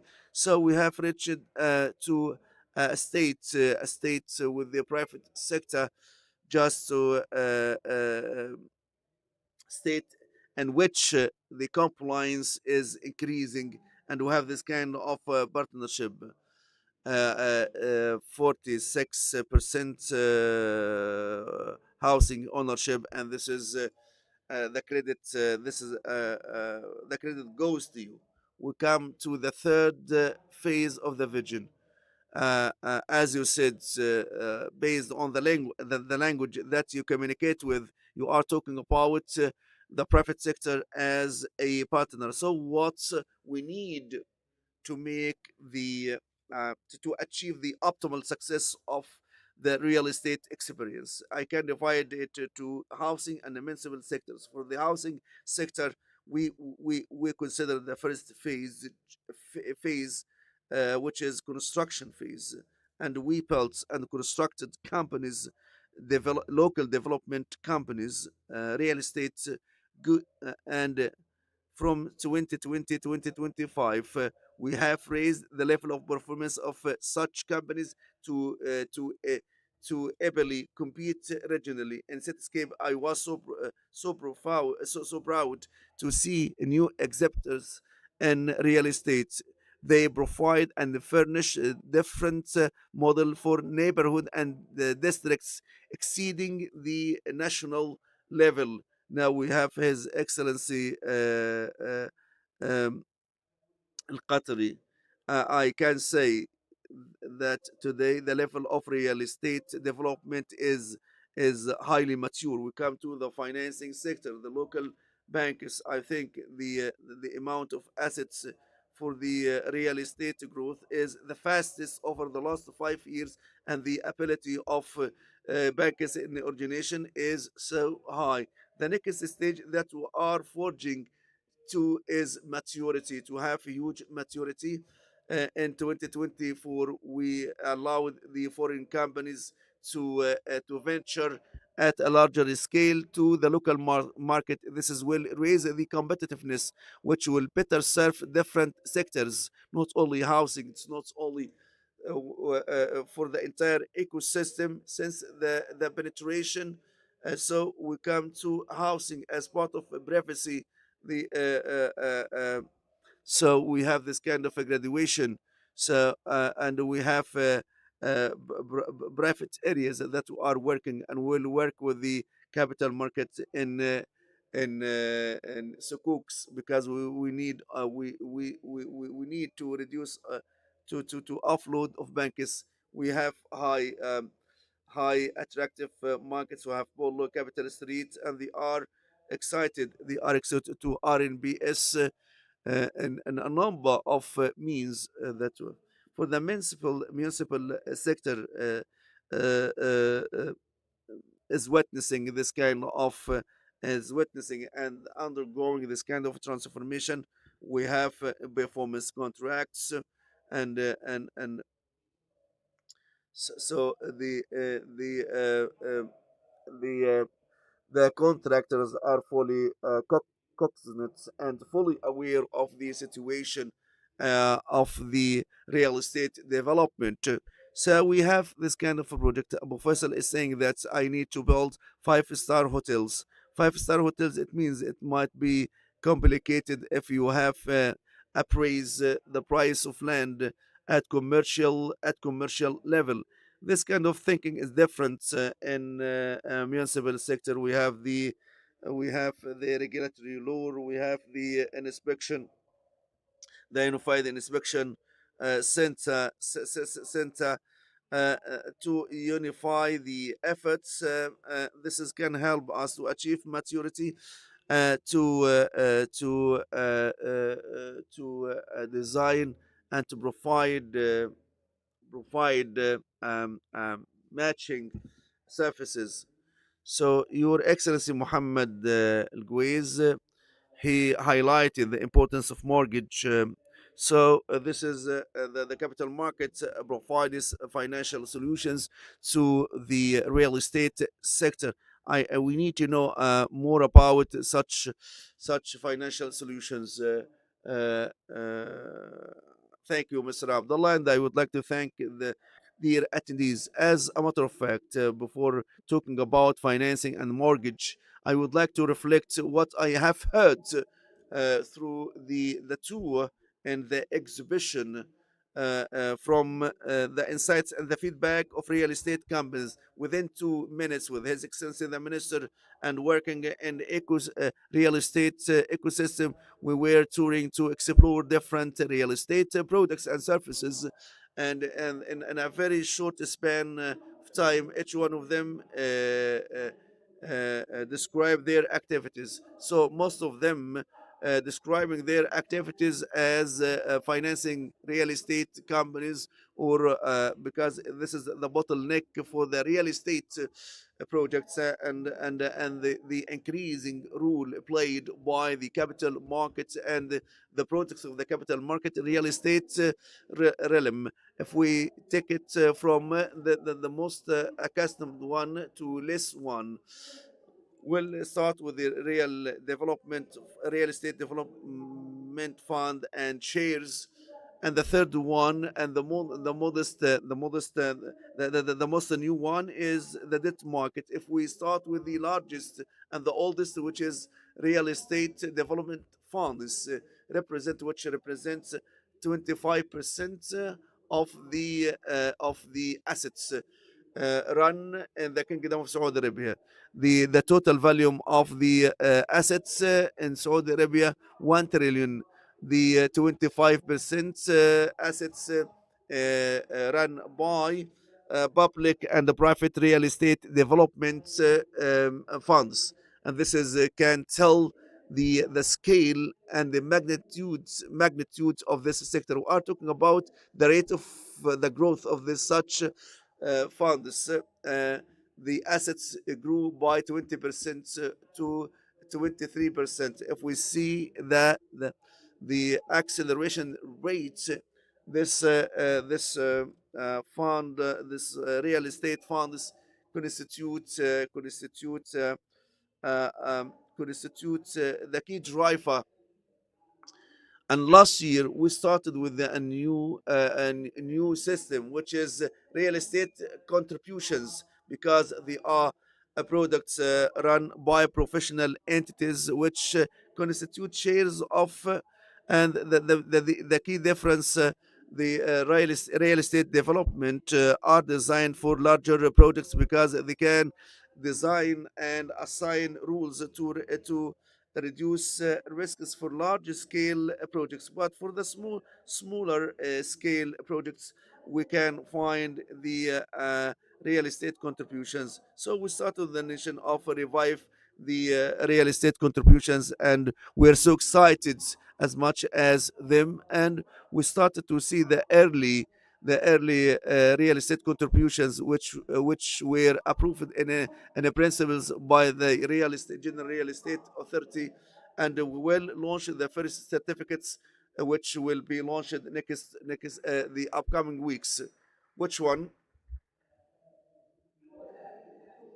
So the market, this is for the markets, and the most important promoted one, which is the offerings in real estate markets. The real estate companies represents a larger share in numbers of public offering, or the amounts collected through the public offering. For instance, in capital market, we have about 55 files for public offering in different size and forms. Thirds of such files or offerings is 20% for real estate companies in different size and forms. And we can see diversity of real estate services for brokerage and development. And this is the ultimate goal of the market, to provide finance and fund for different products and viable products. We come to the final one, the third one, the newest one, which is the debt market. The debt market in Kingdom of Saudi Arabia, one of the newest products. Despite being the newest, the debt market last year, the amount of financing collected by debt market is more than the financing provided by the share markets, despite the being a recent market, or in infancy, still in infancy. And this is such kind of ecosystem is fully supported by other services such as crowd financing, and debt instruments, and real estate funds, and the automatic consultants. So such real estate ecosystem is fully penetrated with the financial sector, because the goal of the financial sector is to provide support and the fund, and the most needed for support is real estate sector. So so the so we have this kind of ecosystem in a place, with the new updates and developments, and with the development of the Cook ecosystem, and the bonds, even the real estate sukuks. It will be we will start with the securitization of to help the entire market to support the real estate products for individuals and corporates. Do you expect we'll see a paradigm shift in this kind of thinking, and a leap in this kind? My colleagues asked me not to talk about the outlook for the markets for such. I'm asking about the huge number of public offering. Is it healthy? I have mentioned the financial or financing ecosystem provided by the capital to the real estate sector, to enable each company to select the appropriate products.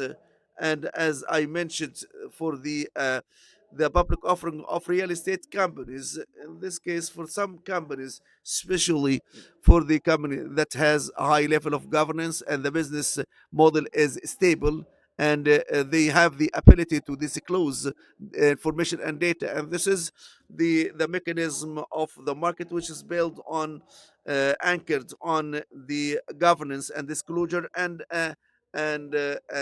So if we have met the three requirements, so the market will be open to all segments. But I'm gonna highlight some challenges, in the public offering for the real estate companies. The total value is part and parcel of the real estate assets, because some of this company, when they approach public fine, uh, um, um, for the public offering, they do as such to get credits, and for those who have assets and huge assets, the model of the real estate development funds is the optimal one. But for the real estate companies, they have challenges in calculating revenues based on the percentage of accomplishment and the performance. There is a big disparity in data and expectations. What is the real? Because the disparity might be huge. Mr. Abdullah, I would like to thank your team.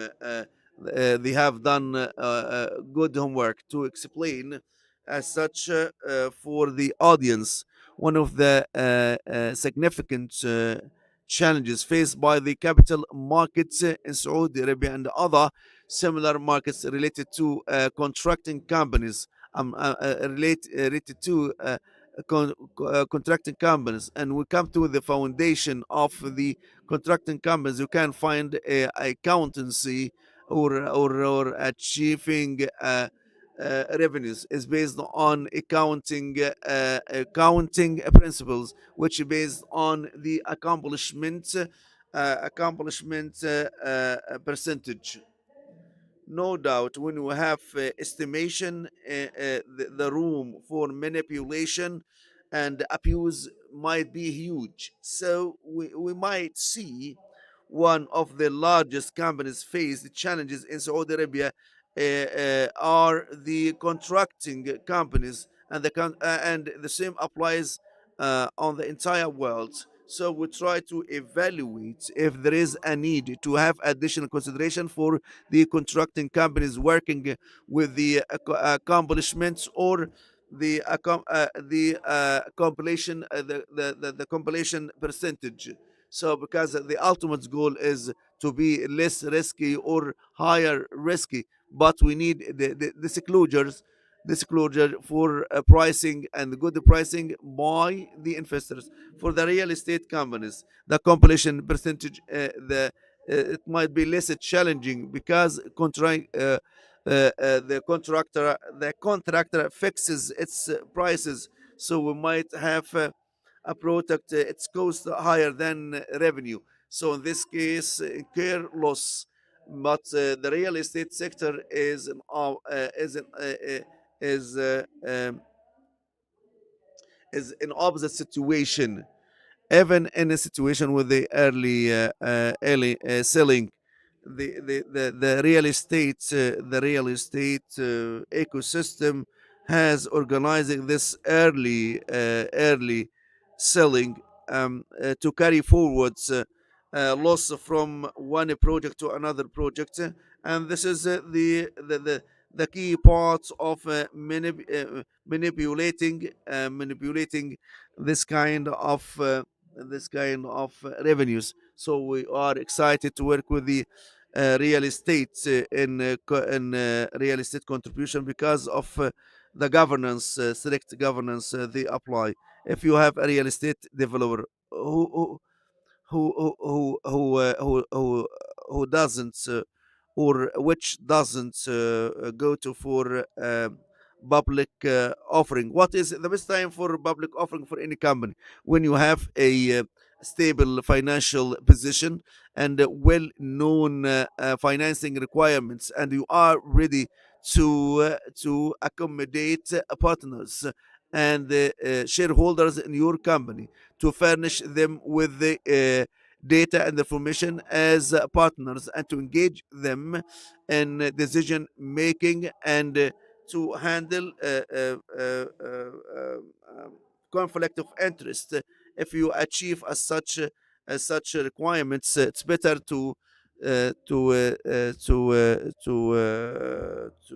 run your company single-handedly.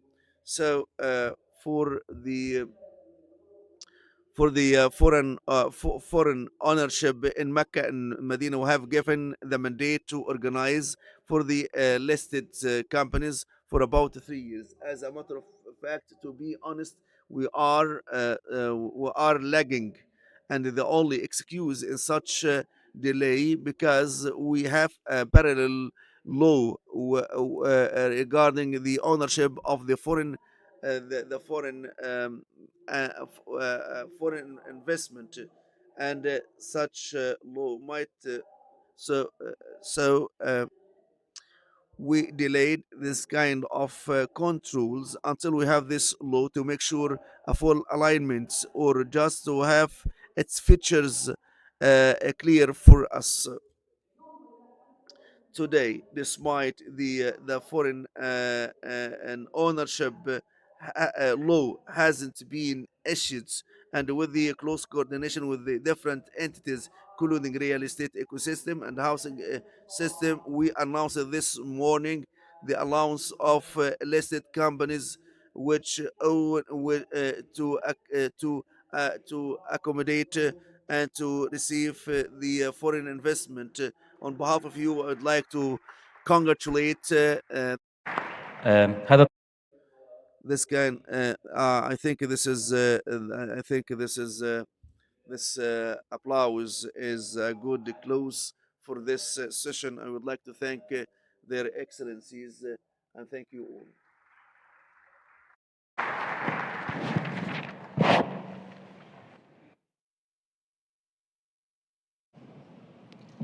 إذا قادة تتحول Transformation leaders to build a brighter future. I would like to thank their excellencies, and I would like the panelists in this session. The next session under the title New Horizons, Balance and Innovation in Real Estate Landscape. I would like to welcome His Excellency Abdullah Al Atiyah, Minister of Municipality, Qatar. His Excellency Ahmed Danjua, Minister of Housing and Urban Development from Nigeria. His Excellency Abdullah Muttalib, Ministry of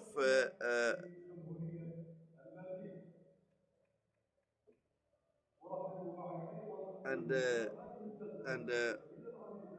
the moderator of this session, Nara Habib.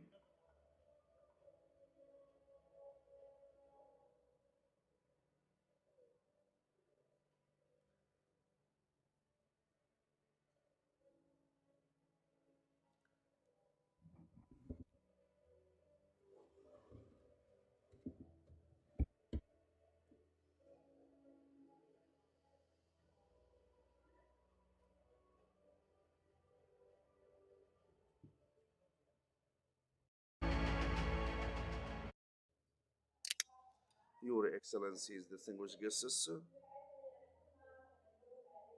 it's my pleasure to moderate this session under the title "The New Frontiers: Balance and Innovation in Real Estate Landscape." This sector is undergoing widespread transformation to meet the requirements of the market. We will discuss and explore the real estate landscape in three countries, in Qatar and Nigeria and the Maldives, and will shed lights on the balance between urban development from one side and innovation and sustainability on the other side. Please highly welcome our panelists. Would like to thank you. شكرا على كونكم معنا صاحب المعالي Maali Said Muhammad Atiyah, I will start with you. When we talk about the real estate landscape in Qatar, we cannot we cannot address it without exploring the turning point of hosting the World Cup, which required investing heavily in the landscape by 300 billion US dollar. So how this was reflected on the landscape real estate landscape encounter. First of all, I would like to express my deep gratitude and thanks and appreciation to the organizing for organizing this RFF for the Qatar. You have highlighted the World Cup. This is part of the Vision 20 National Vision 2030. It was a national vision before hosting the World Cup and before announcing hosting World Cup. Um, but the World Cup has given the speed and execution of such plans and advance this kind of execution and allocate resources to the development of the infrastructure and infrastructure to be a world class infrastructure to be ranked the first infrastructure globally, and for the mobility as well, we have enhanced mobility through a network and metro and the trains and the best airports globally, and this is one of the key the key development of the infrastructure. So what is the what so we look into what what should drive the landscape real estate landscape, which which cannot die. It's a key indicators for national economy for any country around the world. And this is we started one of the largest cities that we can see today, a smart city which was designed from the scratch, which is smart city, which is Luce. So we'll come back to this, but such giant projects which came before the World Cup, because this is which has drive the supply after the World Cup finished. So people might take into consideration that infrastructure can be done overnight.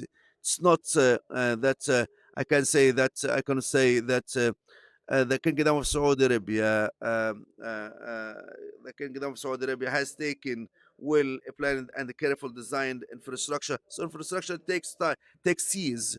So this is a real problem that we need to have the infrastructure in a place. The strategic plans can cover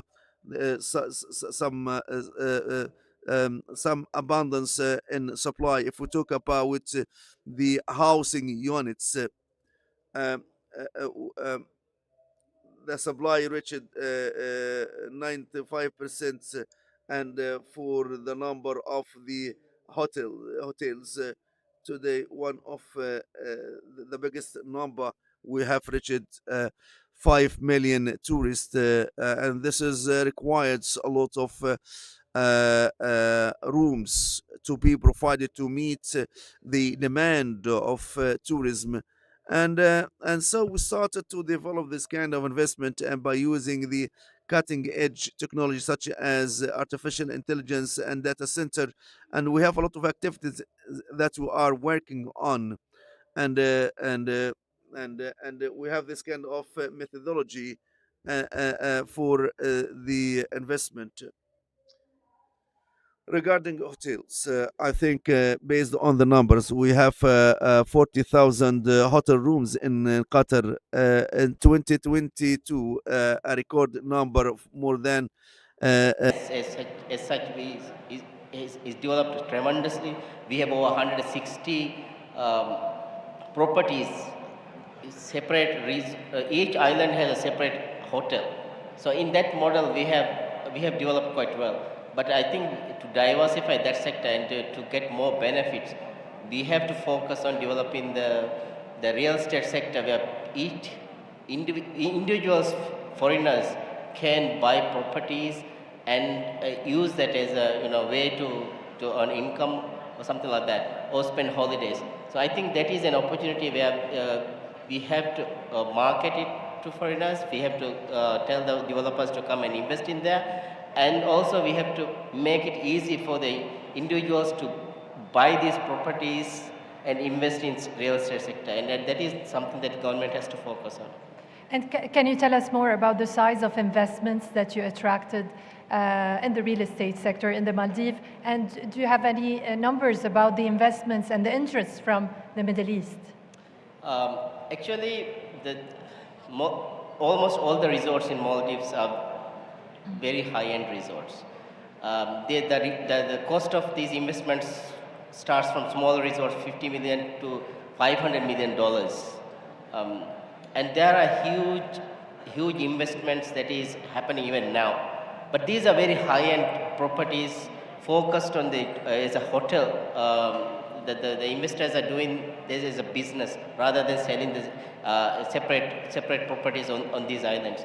And I think that is where we can attract developers to come and build separate island as a resort model, but still luxury villas separately can be bought by the private investors, and then use this as a model to earn money or to spend holidays there. So I think that is something there. So if you look at that, we don't have exact numbers how much that will be the investment value, but a couple of years ago there was a project where each villa was costing around $5 million.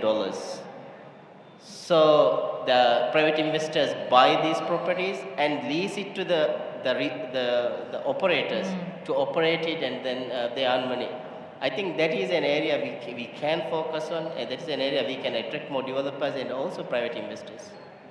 In a beautiful country. I visited twice, so I'm hoping I can visit more of the 1,000 islands that you have.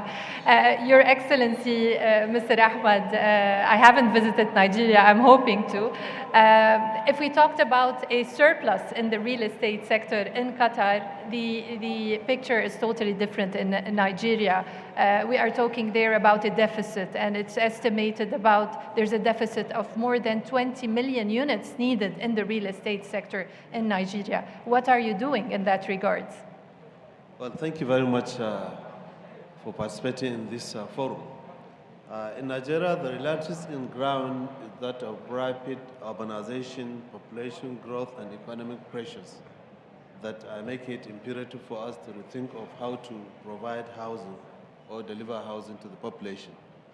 It's a population that has over 200 million population with a deficit of, as you said, over 20 million. And the population growth is at 2.5% per annum. That means every year you need at least 5.5 million more houses to cover that population.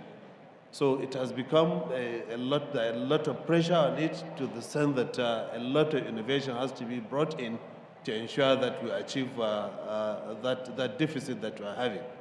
Currently, with the current administration that is just about to enter its second year, the government has introduced the Renewed Hope Cities and Estates program. The Renewed Hope Estate and Cities program is one of the key sectors that the government has developed. We are intending, or we have started developing, we selected 5 most populous cities. Then we developed the Renewed Hope Cities, 1,000 houses and above. All these ones are through the PPP, public-private participation, whereby the government will create the enabling environment, provide access to land, and then provide even access to finance by creating bankable off-taker guarantee for the investors. Once you have that bankable off-taker guarantee, it becomes a guarantee for you to build the houses. The Federal Mortgage Bank, which is an institution of government that provides cheaper mortgage to procure the houses for the individuals and then create mortgage for the individuals.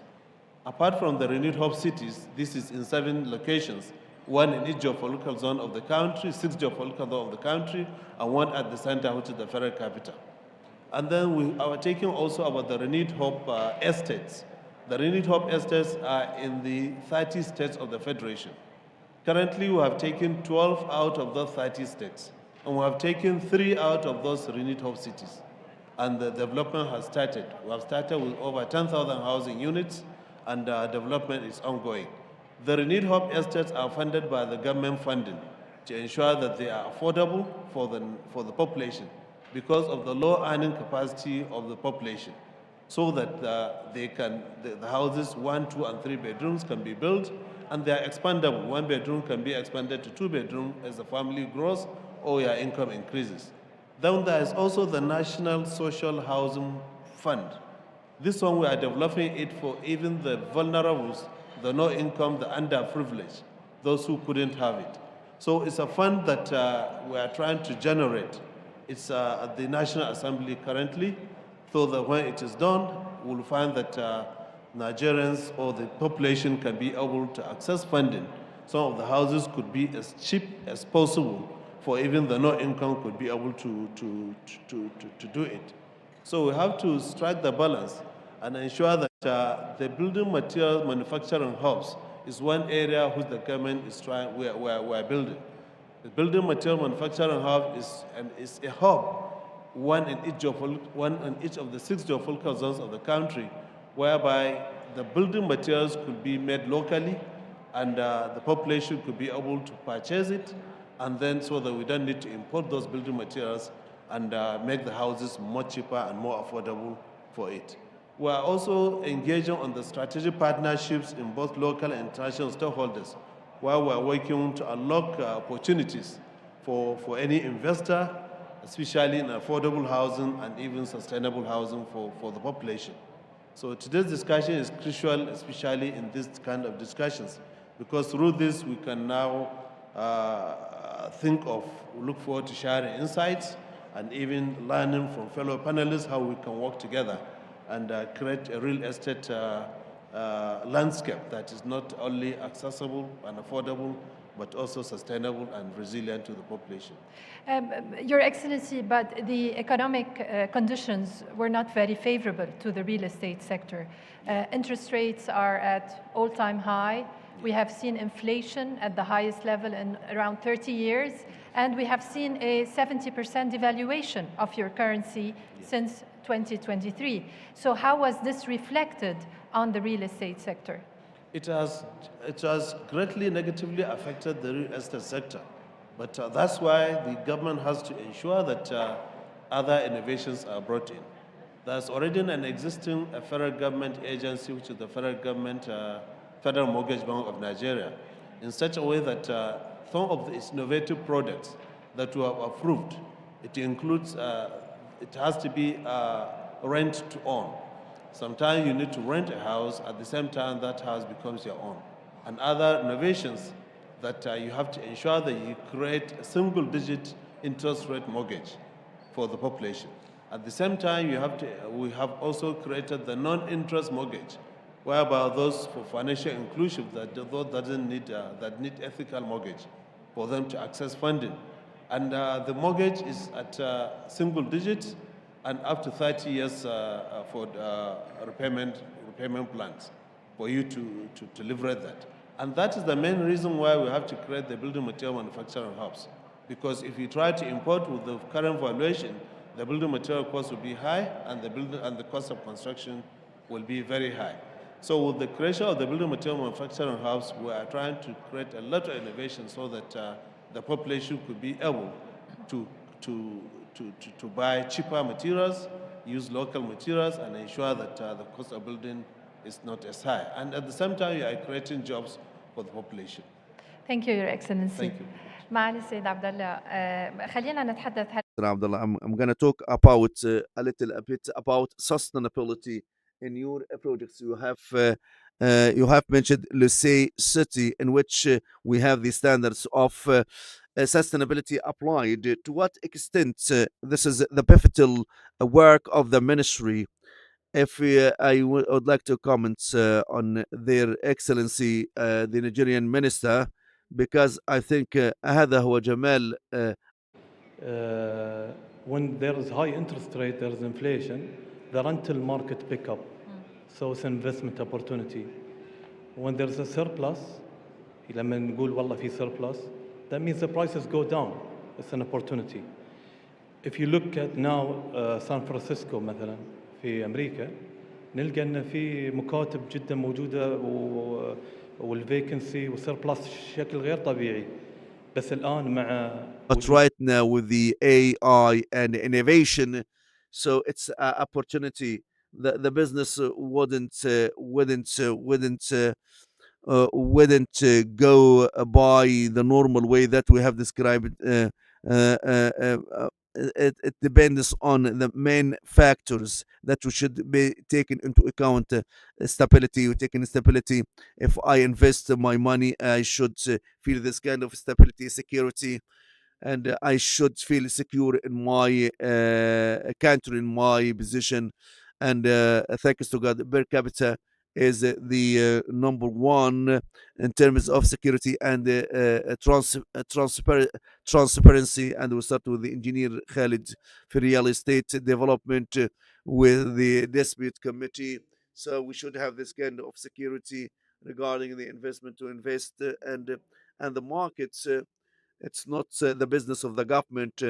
The more intervention of the government in the market, it can impact negatively. So, we should give the dynamics of the market in the right manner. But we need to create the favorable conditions for the market.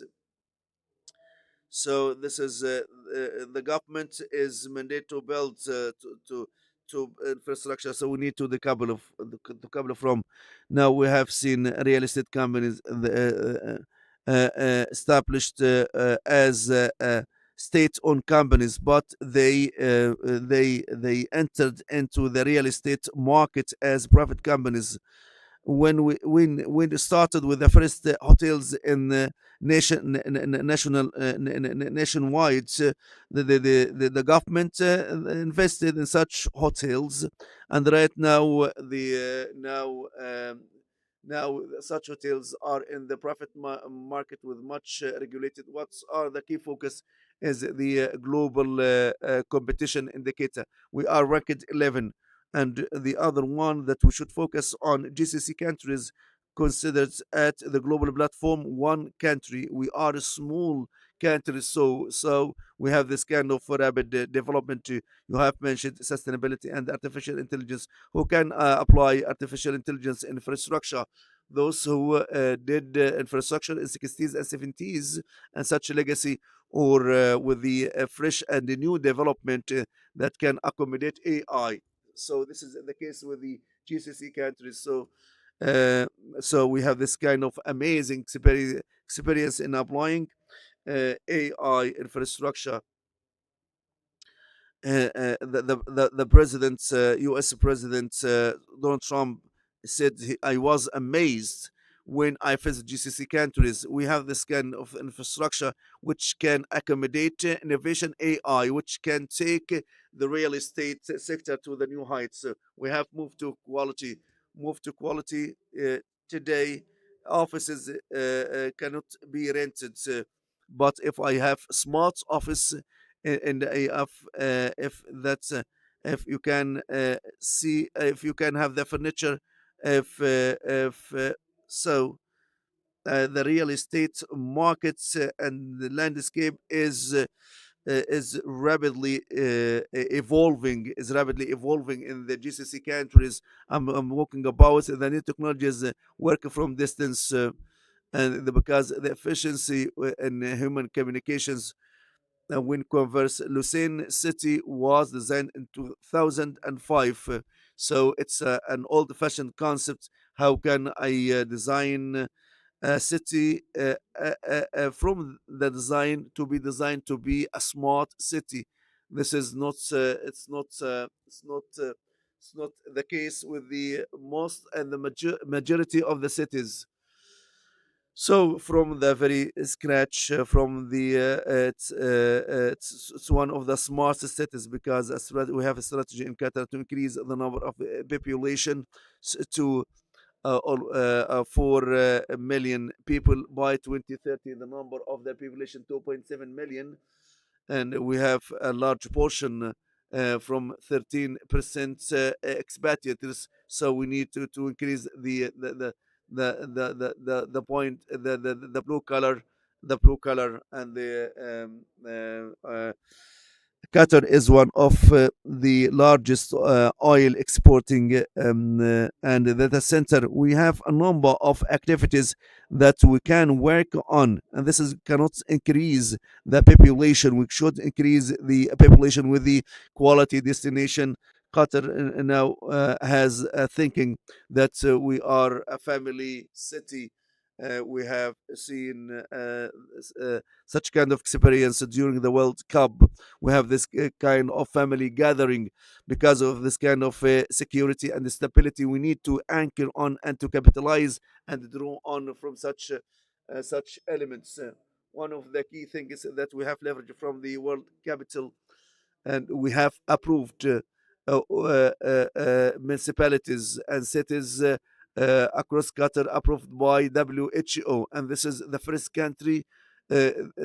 All municipalities and cities have been approved by WHO, and seven cities out of 10 to a UNESCO International Network for Educational Cities, and by 2020 2020 Doha won UNESCO Prize for Education Cities. These are the things that we should work on: security, traditions, security, safety. This is the location that you can feel secure, and we have this kind of security and peace and stability in our countries, GCC countries, that attract people to work and live in our countries.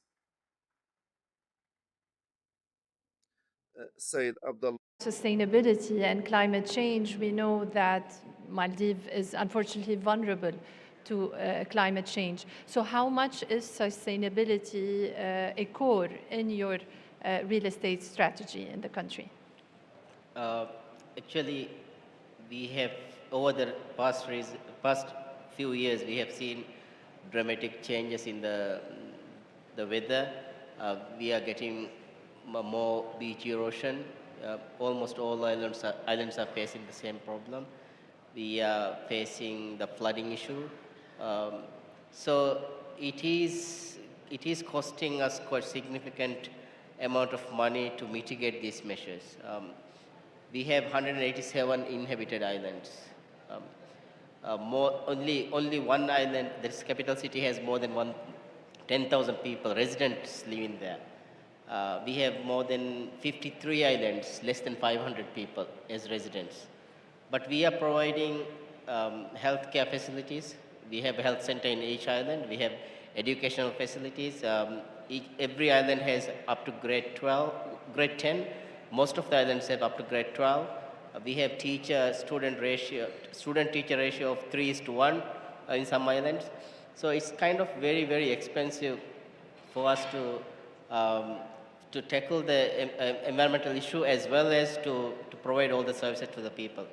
So going forward, actually, we have to have safer islands built specifically to mitigate the environmental problems that we are facing. And that means we have to relocate people, and that's also going to be a quite expensive process for us, a country like us. Our GDP is less than $10 billion per year. So a country like ours, it's kind of huge investment to mitigate these measures, to protect the islands, as well as to build homes for the people to relocate. And that is why the government has embarked on a quite ambitious plan to reclaim a nearby lagoon near the capital city, which is 1,100 hectares.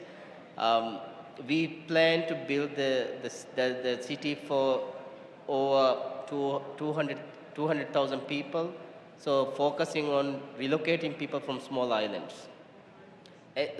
But we have to do this is because we know going forward with the climate change, we cannot sustain all these islands. We cannot provide the protection, the mitigation measures that is required to keep the population on these islands. So we have to focus on small number of safe islands where we can relocate people and provide the best services for them. And are you seeking technological solutions in that aspect? Actually, the Maldives is, the scattered, the islands are scattered. It's very difficult to connect. There's a part of the reason, we have to build so many airports which are not economically feasible, but we have to connect the population from one location to the other. And that is one reason it's become difficult to get this technologically advanced solutions for all islands is simply not economically feasible to connect to, because our length of the Maldives is 800 kilometers, but the population, as I've mentioned, is less than 500,000. So to connect all these islands or such a long distance is very, very expensive. It's not feasible for the government to do the projects, but we are trying to connect all the islands with the fiber networks. We are trying to, all the islands now currently have 5G internet services, phone services, all the basic services are available. But still, as I mentioned, when we going forward, we have to provide a safer, more technologically advanced solution for the people to relocate and get to get the protection that is required from the climate change. Thank you. Your Excellency, Mr. Ahmed, how much sustainability is a priority also in the urban planning of Nigeria? Yes, sometimes sustainability is often construed as a luxury, expensive luxury. But at the end of the day, you'll find that it's an investment in the long-term affordability. So energy efficient buildings, the use of local building materials, as I said, the smart construction techniques, significantly, they reduce that carbon emission operational cost. In Nigeria, we're working currently with international partners like IFC Edge, who are our partners to mainstream the green buildings design and practices in Nigeria. I invited them to our ministry where we sat down. They trained most of our staffs, or almost entire of the technical staffs, on that green building efficient designs. It includes the capacity building and also technology transfer. These are some of the engagement we're having with those partners in terms of also financial incentives and for developers who also adopt that sustainability. So government has introduced that incentives for any developer that introduce energy efficient building designs. There are certain incentives that need to enjoy. Also in our ministry, we are spearheading that establishment of that building material manufacturing hubs, which we told you, is a way across the 6 geopolitical zones to reduce reliance on the imported building materials and use of the local building materials, and also promoting local production. We are also cut across a lot of sectors in terms of energy efficiency, because you'll find that with more efficient buildings, you'll find that it saves a lot of cost, and it also creates a livable environment for the citizens. So these are some of the things that we are doing in terms of that sustainable and sustainability.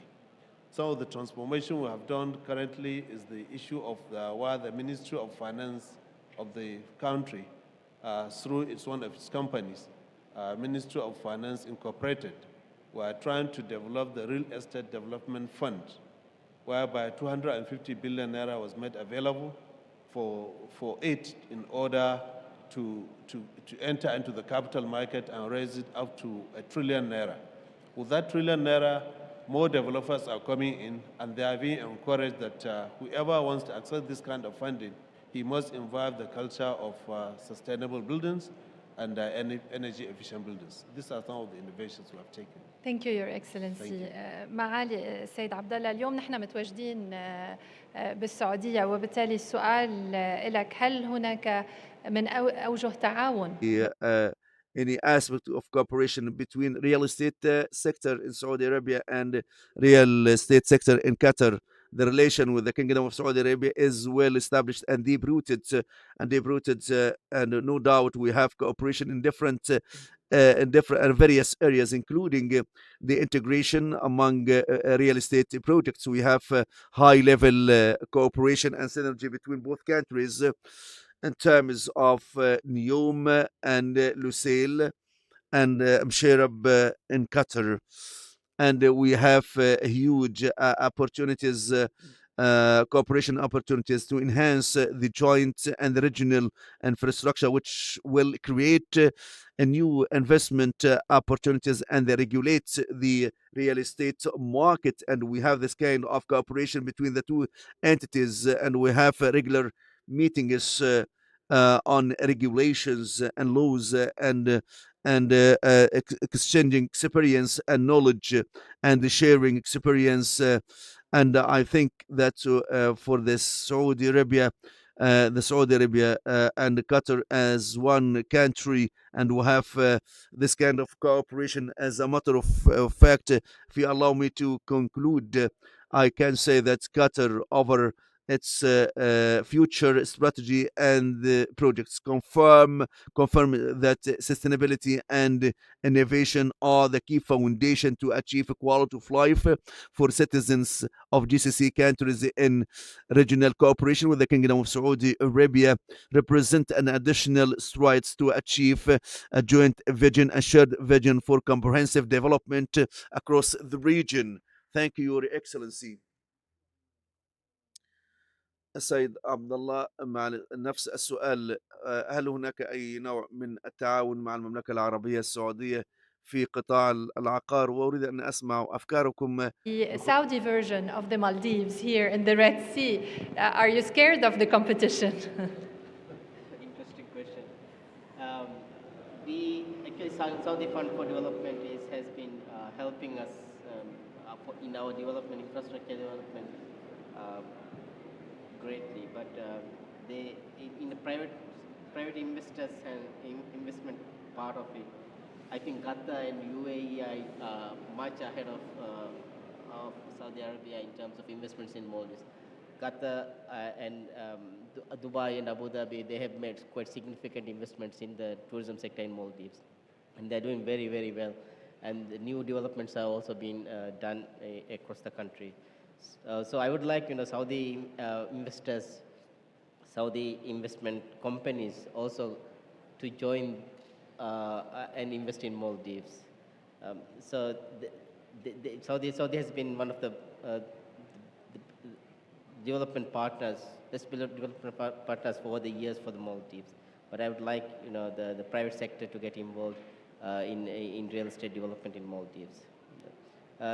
Regarding the competition. The competition that Maldives are. Actually, it's not same. It's quite different. I think Saudi Arabia looked into developing one of the atolls in Maldives back in 2014, but then there were some problems and we could not take off. However, the Red Sea project, I wish it will become a very, very successful like Maldives. But this is quite different. The weather is different. The customers will be different. So we can, prosper is successfully, and we can learn from each other when going forward. And I believe we have the biggest seaplane fleet in the world, connecting resorts to the capital city, the main airport hub in the capital. So I think those kind of experience sharing and investment sharing will help develop, the countries like Maldives, and I am sure that the islands in the Red Sea, when they develop, those kind of experience sharing will help a lot. So we are not scared, but we expect, we hope, we can share the experiences and we can develop as partners. It's always competition is good. It raises standards. Thank you, Your Excellency. Your Excellency, Mr. Ahmed, your concluding remarks, please. Well, thank you very much. I want to conclude that I was highly enticed with what I saw in Saudi Arabia, because my early experience in Saudi was that of Jeddah, Mecca, and Medina, where I used to come and pray and then go out. But what I saw when I came into Riyadh and what the presentations have taken, it's enticed me, and it shows that there are a lot of investments in Saudis. And I will want to create the indulgence of some of the investors in Saudi to also explore the opportunity of investing in our country, Nigeria, because the huge market is there. We have a huge market because we even have a lot of deficit of housing that are there. Usually the government creates a lot of enabling environment. As I said earlier, the land is free, and a lot of off-takers who are willing to buy the houses, they buy them off-plan. We have investors currently that are on ground that they start paying 20% even on the clearance of the site. And people keep paying as the construction is going on, and that shows, that signifies a lot of recovery, return on investment, whoever comes to invest. So this is one area to which I would like to indulge the Saudis investors to explore. And also the building material manufacturing hub is one area to which we have said that this current administration initiative, why we want to create that sector. A building material manufacturing hub is a hub that is on almost 300 hectares of land, where a lot of factories will be established, and then investment could take place on that land. So these are some of the things that I would like to share, and then also invite some of the investors in Saudi Arabia, which I've seen you have a lot of them. Thank you very much. Thank you so much for sharing your valuable insights with us today. Please join me in thanking our esteemed panelists. Thank you. Thank you. Thank you.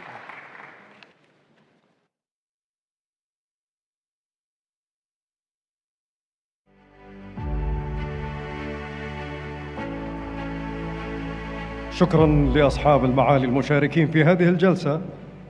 In this panel discussion, and my colleague, my co MC Lara, please stay on the stage to moderate the next panel discussion. NHC announced agreements of up to 30 billion Saudi riyal and initiatives regarding the supply chain. Please, would like to welcome His Excellency Muhammad Al-Bitti this panel discussion under the title Enhancing Quality of Life, the Role of Real Estate in Community Development.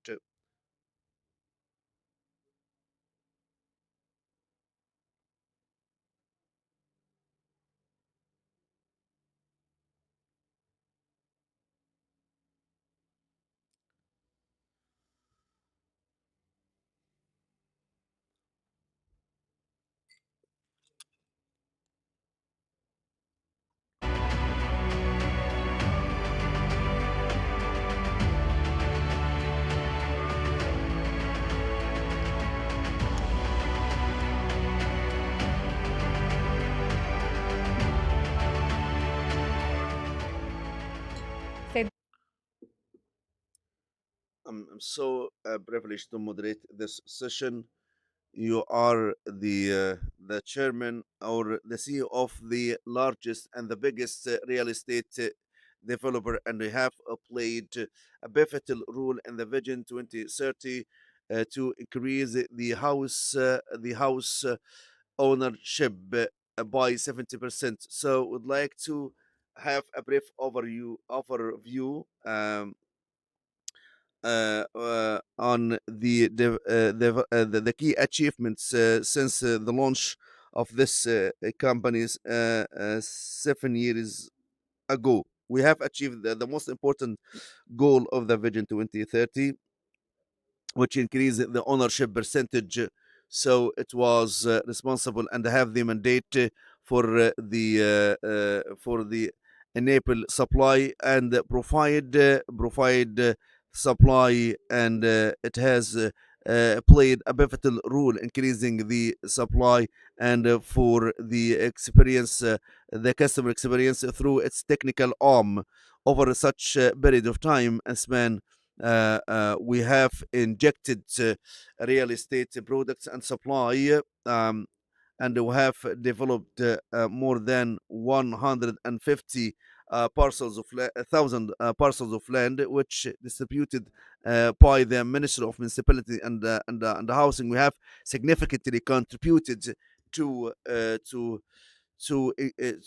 increasing the household of ownership, and our contribution to enhancing customer experience in ownership journey, and to summarize the streamline the steps and the procedures to provide the optimal and appropriate housing options. We played a pivotal role in the qualification of the developers who are the leaders right now, and the NHC and its partners for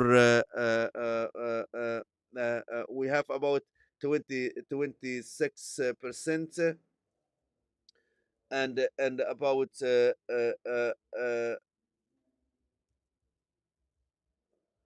of the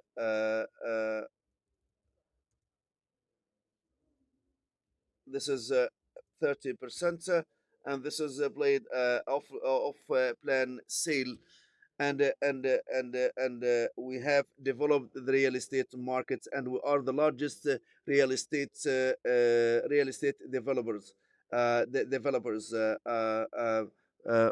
have the total sale is about 27 billion Saudi riyal. So your goal is to achieve 300,000 housing units. So what is the expected number for this year? We have goal 600,000 by 2030, and so we have two phases. By 2024, 25, we expect to add more than 120,000 additional housing units. We started to construct, and by September they will be injected in the market across 17 cities in the kingdom to have a real estate supply exceeding 300,000 housing units. The most important and significant part in the major cities, 50% of the real estate supply and the products in Riyadh, and we have more than 20,000 housing units under 200,000 riyal, and this is serve larger segments for the urban urban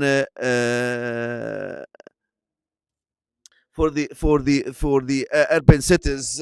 The price is less than 375,000 per unit. We are talking about 2025, but what about the volume of the in pipeline projects for 2025 and beyond, for the volume of the portfolio exceeding 98 billion Saudi riyal. In 2025, we will offer projects exceeding 15 billion Saudi riyal. We have a plan for 2026 to 2030. We will announce the total value of the portfolio will exceed 200 billion Saudi riyal. 70 billion Saudi riyal for the total projects how can be financed and fund, and for the on sale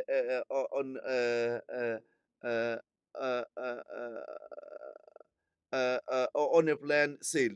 We have housing units. We rely on offer plan sale, and we have funding from banks, financing finance if there is a need in some specific phase of the project. And for the projects, for non-residential projects, we have more than one way for financing, direct banking finance and the real estate development fund, and we study and explore different options to finance such projects, in addition to partners to provide to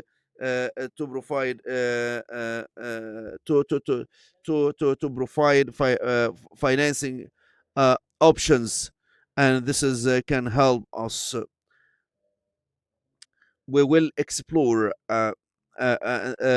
sukuk financing and real estate and real estate contributions. In addition to the electronic platform as well as a means, but we are opting to the real estate funds, and we will try to benefit from and leverage from the crowdfunding. But the most important one that we heavily rely on, which is off plan sale, which is the largest portfolio exceeding 120 billion Saudi riyal. God willing, the performance of the NHC regarding sale, it's a very it's an excellent performance up to date. We have been able to finance the most of projects, and no need for other sources, other financing sources because of on plan sale. This is the key option, and we have any kind of need for any other finance. We can explore different options in terms of the capacity and the cost for us in HCE. So you have specific you are cooperating with the specific digital platforms, and for the real estate digital platforms or any other platforms showcasing the real estate investment. We have opened the floor and the room, and for the announcement that the NHC innovation to showcase this kind of investment, because this is a number of investments. So we cooperating with the more than companies, and we have a project for other investors, and this will open the doors, and we have an unprecedented investment in terms of the quantity, and this has opened the doors for other investors. We have opened right now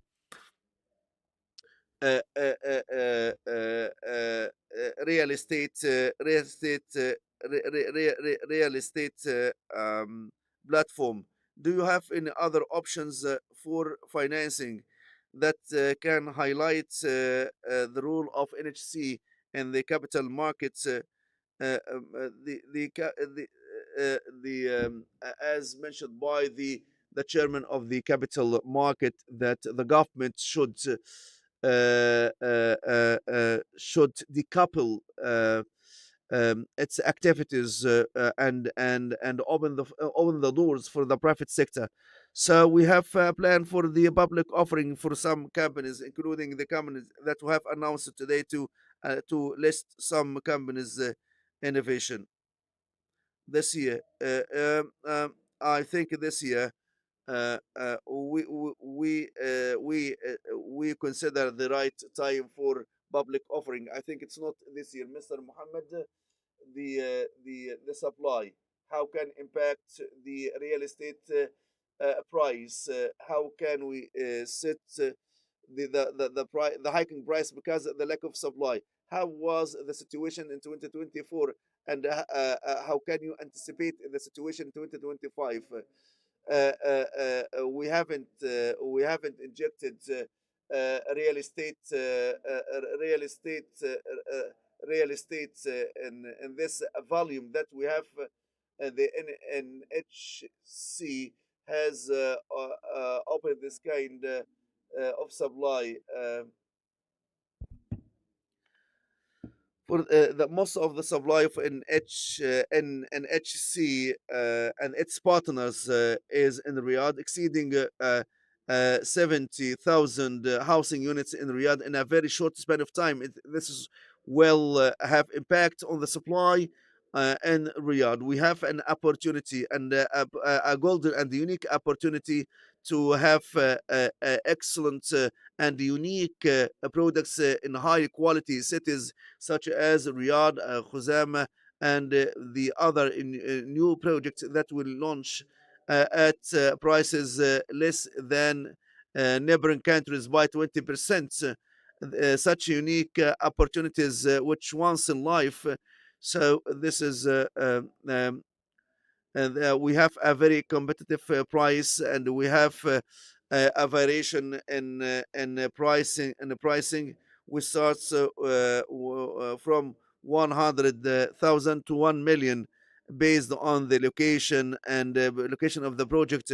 I envisage that the opportunities for those who try to secure housing, such opportunities are a unique one, and 2025 is the year of opportunities for the investments, for the investors and buyers. And please don't miss such kind of unique investment for the real estate product in terms of the price and return on investment.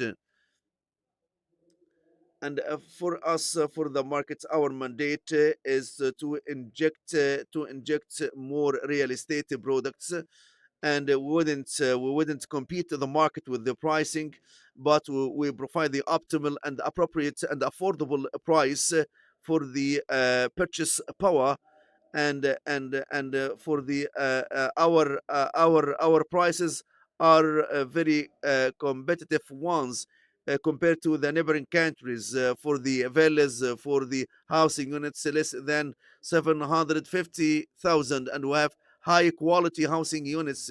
We have the supply in abundance, and optimal prices and affordable prices, and I think we should leverage and leverage and tap this kind of opportunities. Now the main focus on the housing ownership, but we have different varieties with the moving the headquarters of regional headquarters of international companies, and providing accommodations for the expatriates. So the single room unit. So have you seen any kind of a change in demand?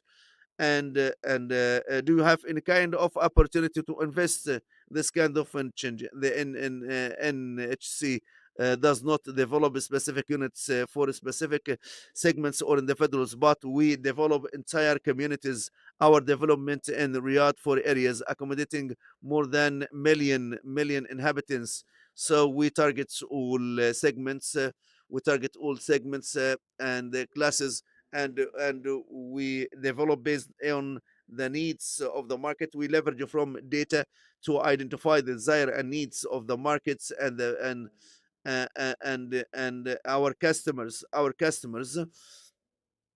We study the market thoroughly, and we and therefore then for the we try to identify. We are doing hard to identify the needs of the new generation to meet the demand in rapidly. The rate of sale is doing well. One of the key one of the key aspects of on plan sale, you see the market, then you can start to develop, and this can help us when we showcase the product can fit the purpose, and directly changes based on the time and the place, and this helped us to diversify our products, plus the business model as master developer with the other developers. How can create this kind of competition between developers, for so each developer can can have a product which can be marketed rapidly, and this has helped us to grow rapidly over the last 2 years. and we have a portfolio of properties, not only for sale but for rent as well. For sure, as an HC, it's not only for selling housing units, but we are working on the sustainability. We have a large portfolio for income generating assets, housing or commercial or rental assets, to ensure the operation and sustainability of our activities. We have a portfolio, commercial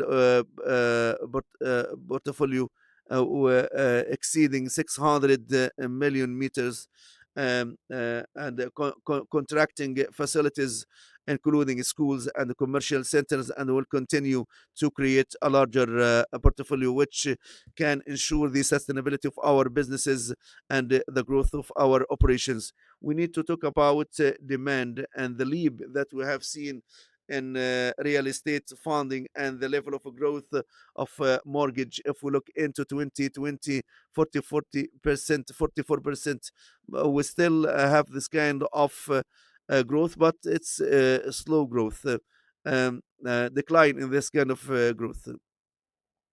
This year, we have 13% growth despite the low interest. So, what is your evaluation of demand on real estate as we started the cycle to reduce and lower the interest rates? I'm talking about NHC and its partners. And partners, if we observe it over 2023 2024, the interest rates rose, and this affected the demand on mortgage. For us, the highest rates was in 2024, and the highest percentage of sales was as well in 2024, because we handled the higher interest rates with the high quality products, which can handle and accommodate the higher rates, and injecting more products. This is We have doubled the sales in 2024.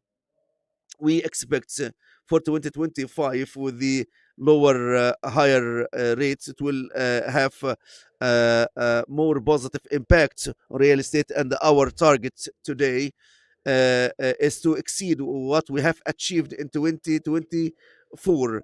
So it's expected we have a reduction in interest rates, which will have a positive impact on sales. So I'd like to look into the laws and the regulations for the premium residence. I think for those invest 4 million real, what was the impact of this decision on the real estate market? For the time being, it hasn't such significant impact. I'm talking about a gradual improvement for those who seek to have a premium residence of about 4 million. Its impact, it's not huge, but I think when we start to activate the foreign ownership of real estate, this will have a greater impact, especially in the major cities such as Riyadh and Mecca and Medina, and increase and drive and post up demands on the real estate units, because their prices are very competitive and affordable. And do we have the favorable environment? I think it's this aspect is fully studied by the financial sector. So we have gigantic projects undergoing or under construction across the Kingdom of Saudi Arabia, and there is a big need to secure supply chain. So, what is the percentage of localization in your business, and what are your plans regarding supply chain? If we look into the NHC and its projects, we have a huge challenge regarding securing supply chain in general. because the volume and the injection is very big in a very short span of time. Where the challenge lies in securing material building in appropriate time. Because if we are talking about constructions more than 200,000 units, it's a big challenge. And at the same time, we have gigantic projects in the Kingdom of Saudi Arabia, launched in the Kingdom of Saudi Arabia, and Riyadh and the other cities. So we have this double challenge. So we should be proactive to ensure that our projects are secured to secure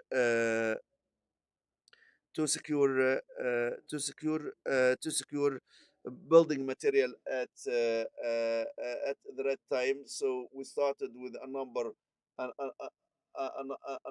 of initiatives with the logistic zones, with the international partners and Chinese partners to secure the supply chain, the industrial supply chain, in the proximity of the project to reduce the cost, and for the assembly and the manufacturing of constructing material in the proximity and the vicinity of the project location. And this can help us to secure the basic building material and construction and the structure to be available at the right time. This is the key point. On a plan sale, we are fully committed to deliver on handover in a specific deadline and at the appropriate and affordable price, to avoid any kind of volatility of the volatility of prices. And we have a number of international partners and a number of developers leverage from this kind of initiative. We have signed a raft of agreements to benefit from and to draw from the unified sale to secure such materials for our projects. And we have huge initiatives, and we started to see the fruits, the hanging fruits on the ground, by reducing the productivity inputs. Do you have any kind of having at the same price, or the current price is it's again for us ensuring and securing the building material at the current price is advantage for us.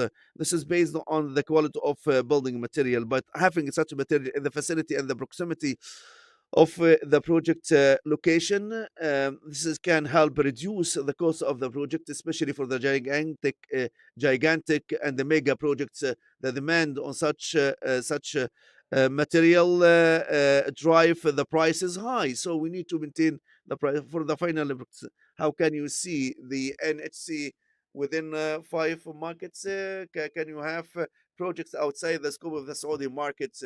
For 2030, we have a very ambitious target for the Saudi market to reach 600,000, to make to be the largest regional housing company. And we can see large cities across the Kingdom of Saudi Arabia, high quality and smart cities. And I think, God willing, if after 2030 we might have a presence at the regional level. Thank you, Mr. Mohammed Al-Bitti, CEO of NHC, National Housing Company.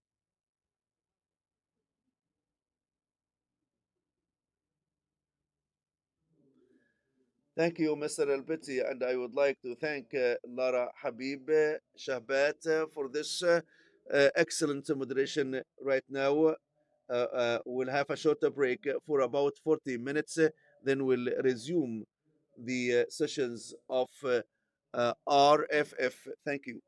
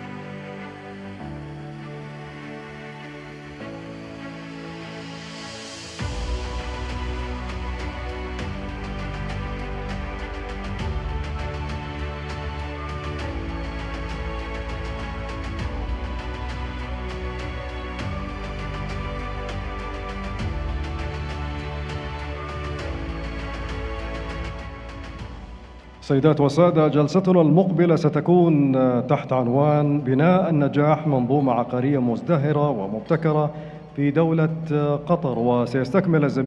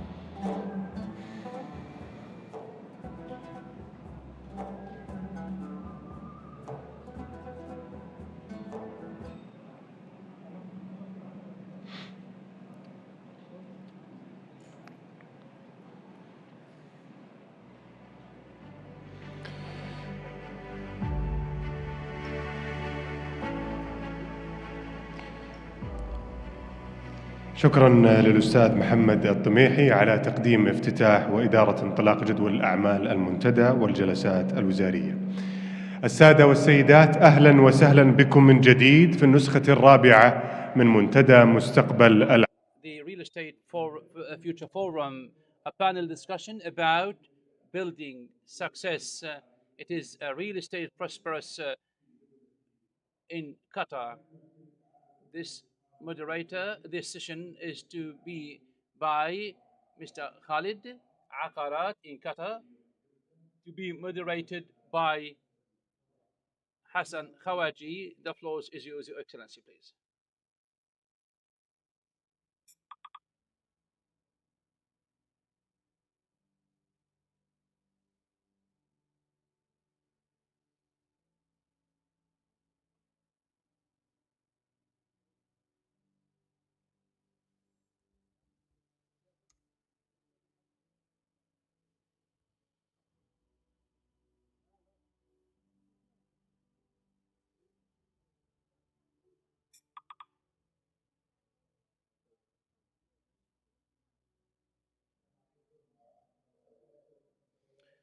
Good afternoon to you all, and we hope you can spend good time now here while we have this panel discussion, and this conference will start with Engineer Khalid. Engineer Khalid, welcome on board. The most important relating to the real estate general authority relating to organizing the real estate in Qatar, given the different economic transformation in Qatar and Qatar Vision 2030, there are of course plans about the real estate sector. What are the most important plans they have developed in Qatar to develop the real estate sector in Qatar? First, in the name of God, the most gracious, the most beneficent, peace and blessing be upon Prophet Muhammad. Of course, Mr. Hassan, I'm very happy here to be here. I'm honored.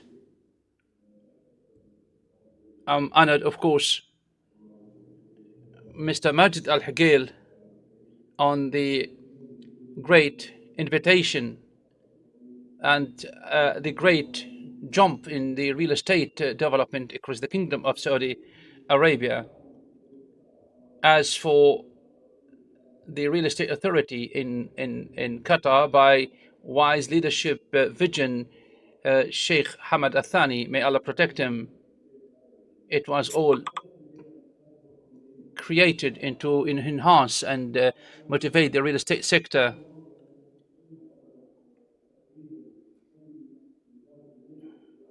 All the sectors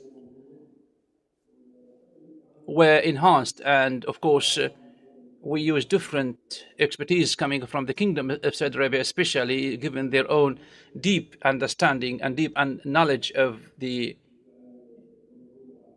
real estate sector, making it more attractive for more investment.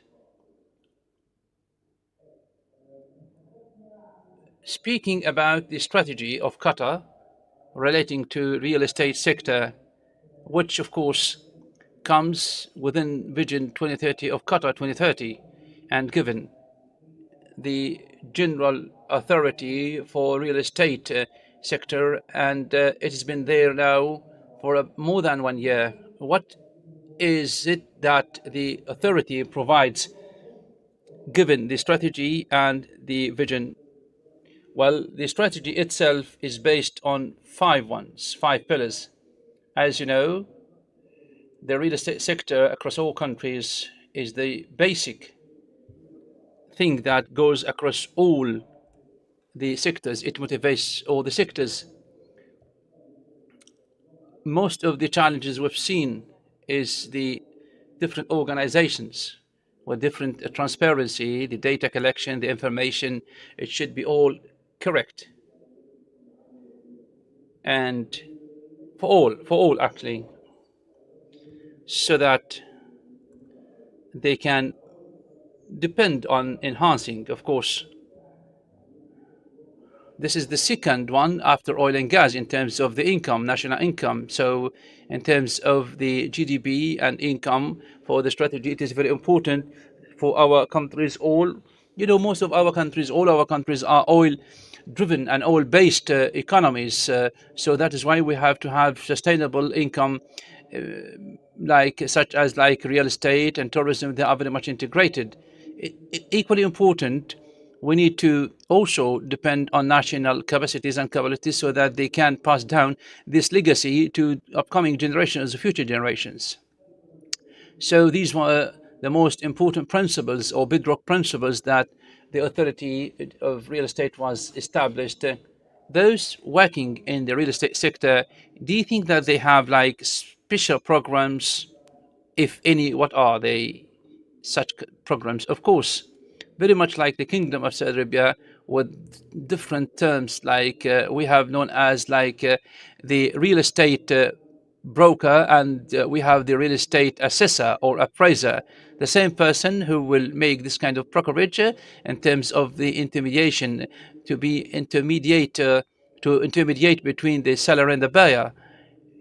If you ask those in the know, there should be a difference, I mean, a different line or the defining line between the assessor and or the appraiser and the broker man. There should be a training also at the highest level, at the international standard level, so that you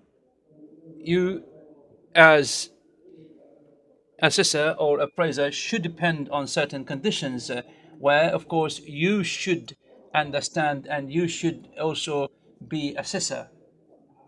With this in mind, did you start making partnerships with the private sector? Of course, some ministries such as the Social Development Ministry, universities, we have communicated and engaged them to develop programs that are for development and purposes, and also to ensure quality as well for those who would like to work on this, so that we can have national human resources, because it is critically important. This sector is critically important to enhance its transparency, its accuracy. So we have to have highly trained human capacity and human resources, human capacity. This is a very critical word, and both visions in the two countries do focus on this, of course, how to develop this. The question is how you develop the human resources in Qatar, particularly when it comes to the real estate. Well, we are about to establish an institute for the real estate in close cooperation with others. Of course, we study the ideas in close cooperation with the private sector, where some universities are specialized in this, of course.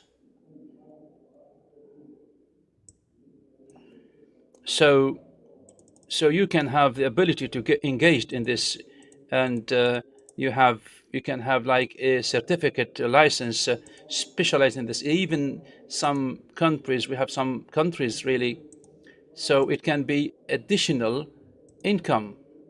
So they have their own job, but this is another one. In summer, in the evening or at any time, they can get engaged as a real estate. Well, there is a journey where they, of course, get engaged in this. What is the journey that such investors go through or go into so that they achieve their own targets? Well, honestly speaking, I believe in Qatar or elsewhere, the journey of investors is the most important thing, or looking for anything, or whatever it be, you call them the way you like. The journey is the concern of all the private sector, the public sector entities. It should be seamless, smooth, and it should be automated, where you can have all the information, you can, of course, cooperate with companies online. You buy and sell your own real estate properties. And also you can go to the dispute resolution committee. All this can be in one platform, in one user-friendly platform with all the data required.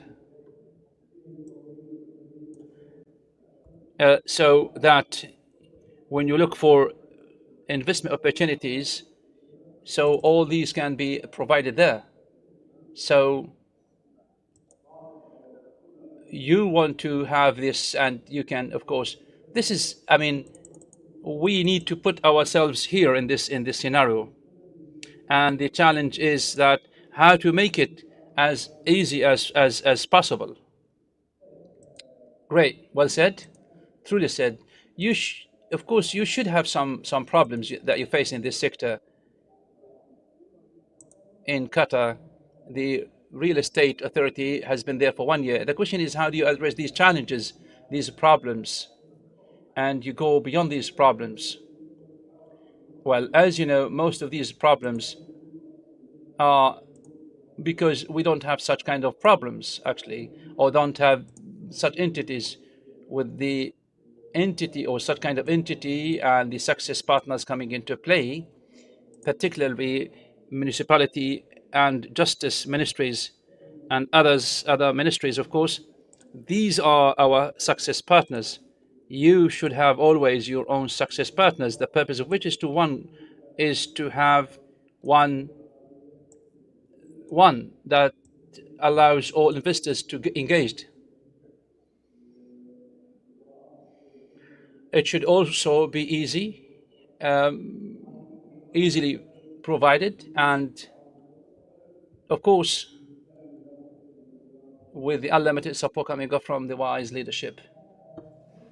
I understood that while communicating with you recently, you have some privileges for the GCC people, citizens, for those investing in this sector, and there are other privileges, of course, for other people. True.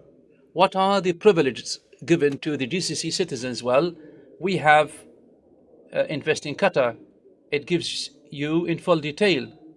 But again, the GCC citizens have privileges such as they can own a piece of land all the way up to 3,000 square meters for residential or housing purposes, and also they can own their own land for their own entities or institutions or establishment for any business or factory. They shall be entitled, of course, to have such kind of piece of land. There are some regulations where we can increase or would like to increase these privileges only for the GCC citizens, also for foreigners. For if you have more than $200,000, you can have. If you have $1 million, you can have the permanent residence, and also has some features, some advantages. This can be done through the real estate authority. If you would like to take it, you can do so, and we can also help you if you are a GCC citizen or a non-GCC citizen, and we can help you, of course, to have such kind of privileges and advantages. We are calling and inviting the GCC citizens to see the opportunities made in Qatar.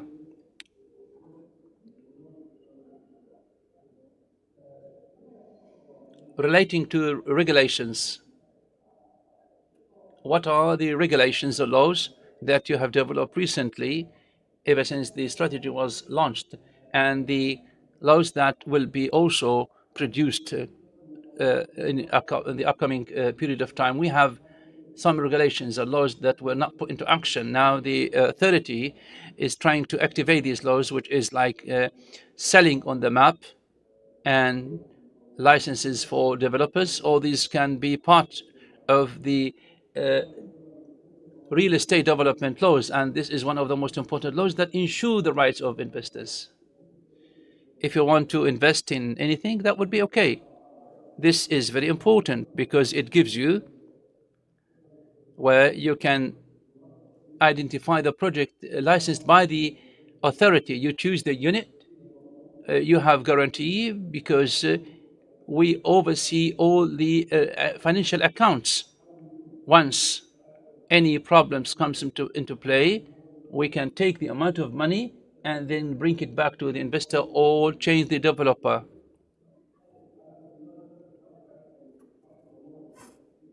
So this gives really great opportunities for the investors.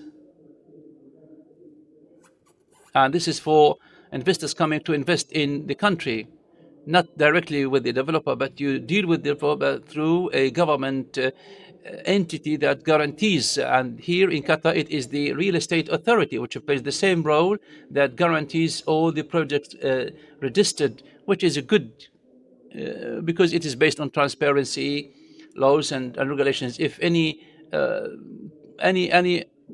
problems comes into play or dispute, this can be easily done. Engineer, it is known that real estate sector in Qatar is the second sector after oil in supporting the GDP, with the strategy being launched and the General Real Estate Authority 1 year ago. Let us talk about the results that have been achieved or the results yet to be achieved across the short and long term. As everyone is aware of the fact that most of the future plans developed by the country is long term. But again, you are talking here about 2030, all the way up to 2050. But again, it is very important to diversify the resources across all the oil producing countries. It is very important to look into the real estate sector, tourism, and in the Kingdom of Saudi Arabia, for example, what we see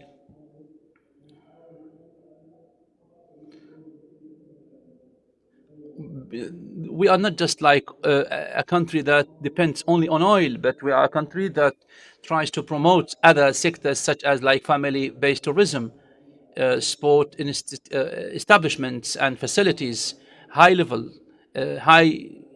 universities. When we were students, we didn't have such universities at that time. Most of the students used to go to the States to study, for example, to do your MA in Texas, you have to go to the States. So Virginia, for example, in Qatar, most of the international universities are now in Qatar, and this is very important. So instead of you send your children abroad, you feel like uneasy when you send your children, then you can just have them here in Qatar. And this is something that is really good. And this is really very good for any investor.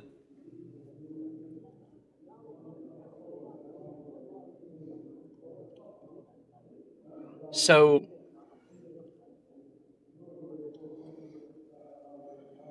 you try,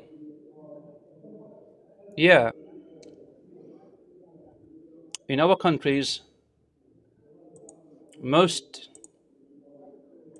of our doors are open. People get inside there without feeling uneasy. Yeah, this is part of the real estate. Yeah, of course. If you want to retire, for example, so you have your own regulations.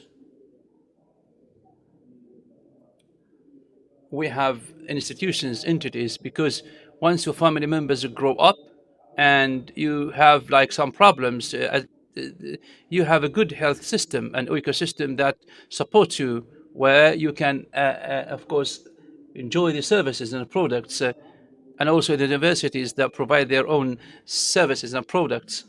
Each and every service and product of this combined together can be well tailored by real estate. Technology plays such a good play. It's a key driver.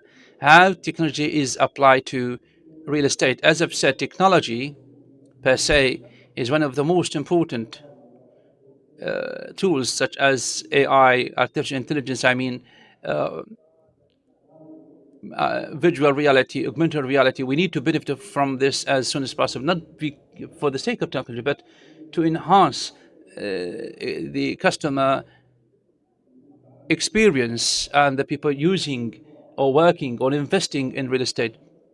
In 1 month, with the AI coming into play in terms of checking balances and others, paperwork should no longer be there. Yeah, should no longer be there to help citizens, residents living there to be happy.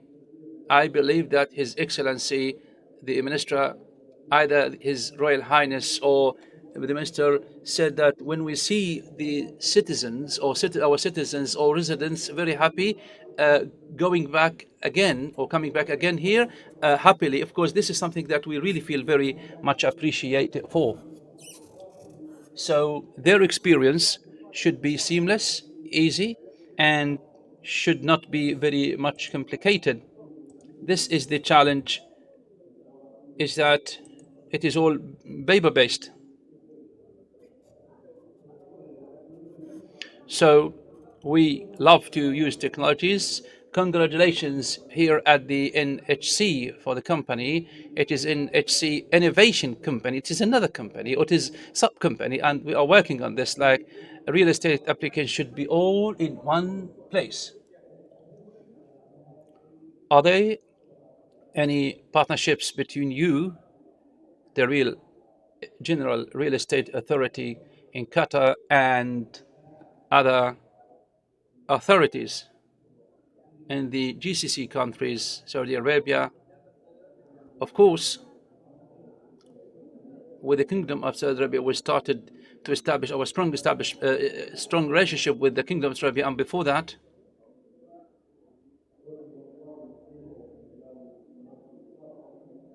and we also in other industrial sectors.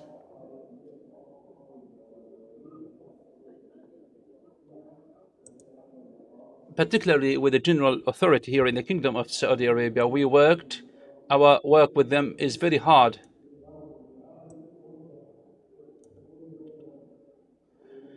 And the Kingdom of Saudi Arabia success is the success of all the GCC countries, because you see them as one.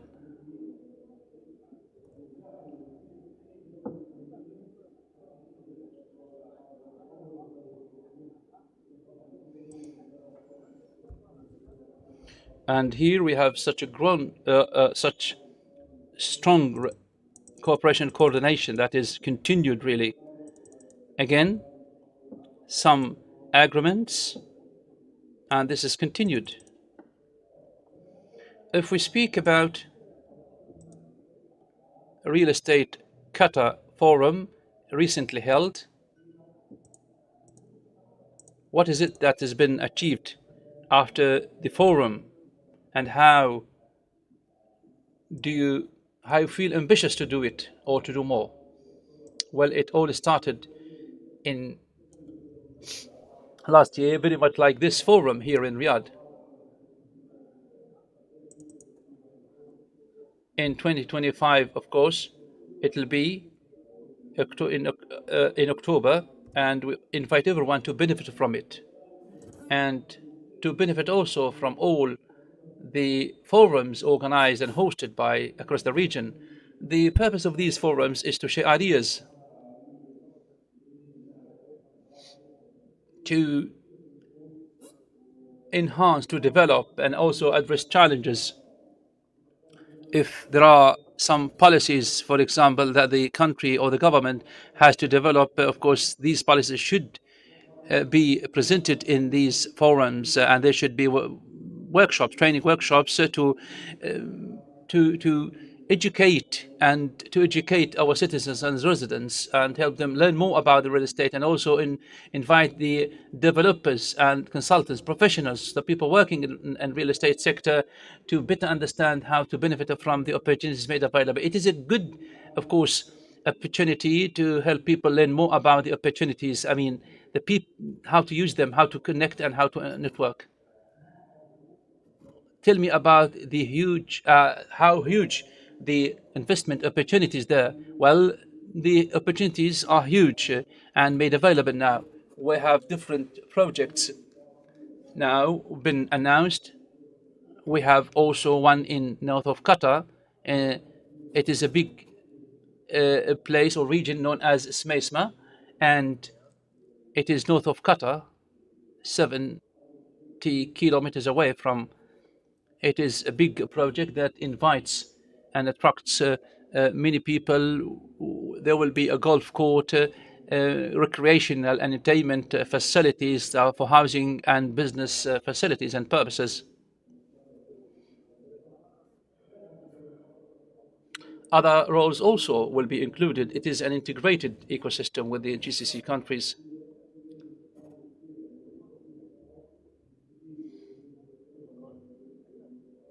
Particularly,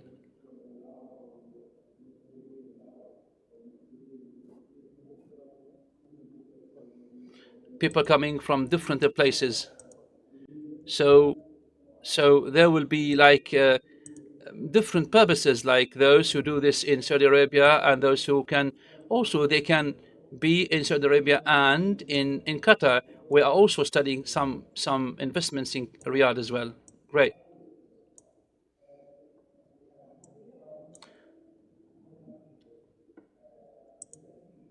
Of course, all these that has been announced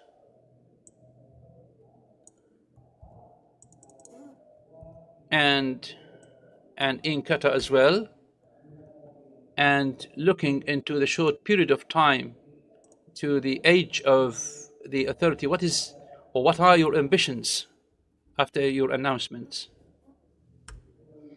Well, our countries, thankfully, we look into our countries to be among the best countries as for destination of real estate investment, integrated in real estate investments. We are ambitious to provide for citizens housing solutions and also for the residents wishing or the people wishing to visit Qatar to have ample opportunities, promising opportunities.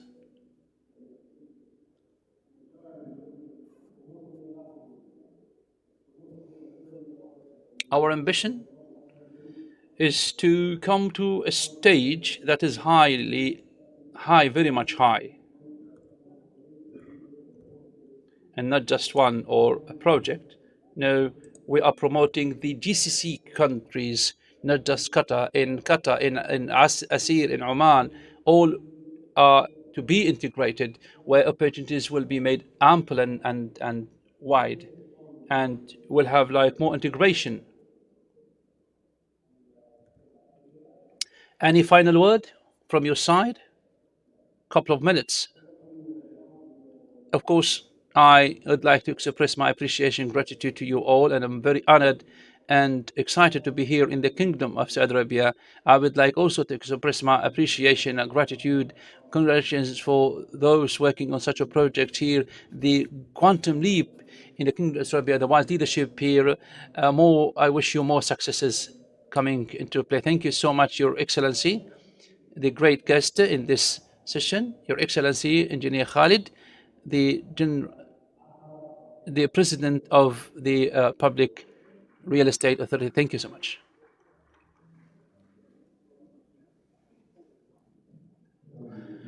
Thank you so much for moderating this session, and thank you for your guests, ladies and gentlemen, distinguished audience. Next to the next panel discussion about building the future, about real estate and education. Iyad Al-Garawi, the Deputy Minister of Education, to be moderated by Salih Al-Anizi. Please, the floor is yours.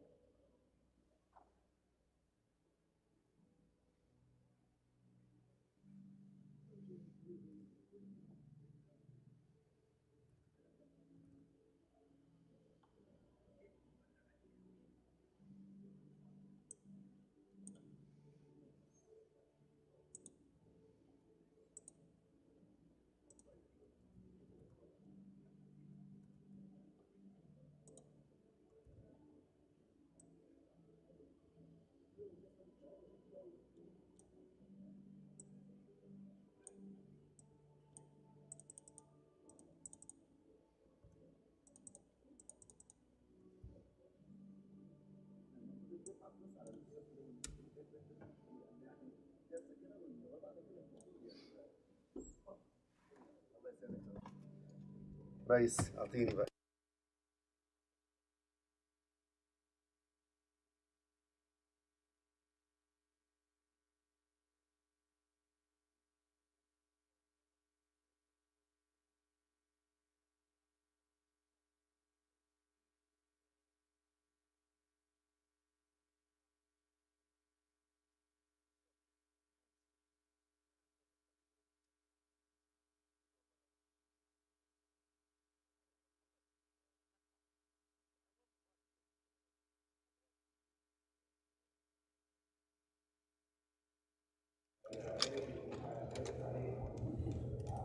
We would like to welcome His Excellency, the Assistant of the Ministry of Education.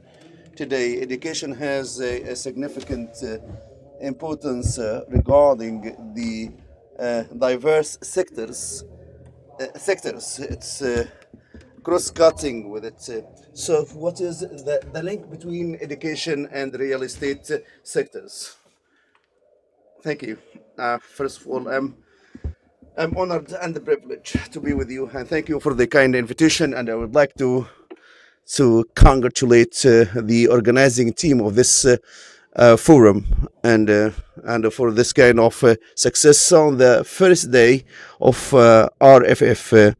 Coming back to your question, I would like to touch upon key pillars of education, and I would like to focus on the role of real estate sector. One of the key pillars for any educational system is the student, the core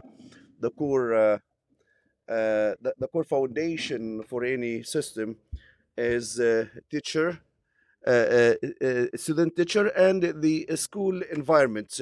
As long as we are in a forum concerned about the real estate, will mainly focus on the learning environment. It's not only a new edifice or building, but it's in the full sense of the meaning of ecosystem and environment, how to make the school environment attractive to our students. So no, undoubtedly the building should be attractive and fully equipped and furnished with the services, activities, and at the same time, it should keep up with the age category of our students. One of the vision programs and the quality of life programs and the other associated programs that you are keenly interested in, how to make a school part of the neighborhood and district. It's not isolated from the neighborhood, but integrated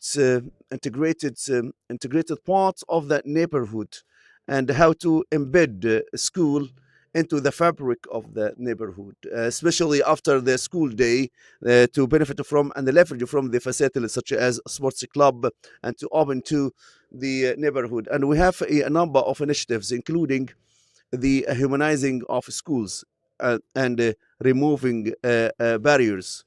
And we have an experiment in Mecca al-Mukarramah with a strategic partnership with the Royal Commission for Mecca al-Mukarramah and the holy sites and the Royal Commission for Riyadh to make. We strive hard to make school an attractive facility in the neighborhood, and this can reflect it on the real estate to create an attractive ecosystem for schools. How schools contribute to developing the direct development of the real estate sector, highlighting and confirming the initiatives that you have started to work in Makkah al-Mukarramah to make a school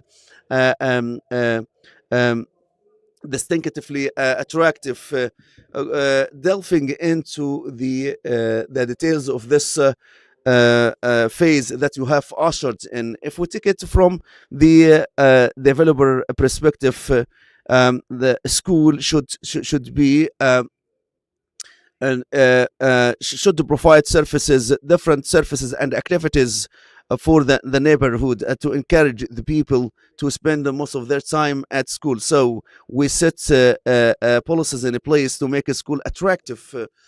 And we hope the real estate developer to attract schools with the high quality and excellent condition to be fully embedded in the neighborhood. And we have some successful examples. The time cannot help us to touch upon such examples. We have some successful examples in Yanbu, and the old city, the old town. They have managed to attract the neighborhood into school. What are the notable and the prominent investment opportunities in education to leverage and to leverage school? School is not just classrooms or courtyards, but they have large facilities, and a part of the policies formulated. The investor can capitalize on the school assets after the school day, such as the sports facilities. Classrooms can be used for different activities, and just to generate return on investment for the community, and for the neighborhood. So to answer your broad questions regarding the investment opportunities, we can see massive opportunities in education sector, and it's a close relationship with the real estate. One of the key targets is early childhood and the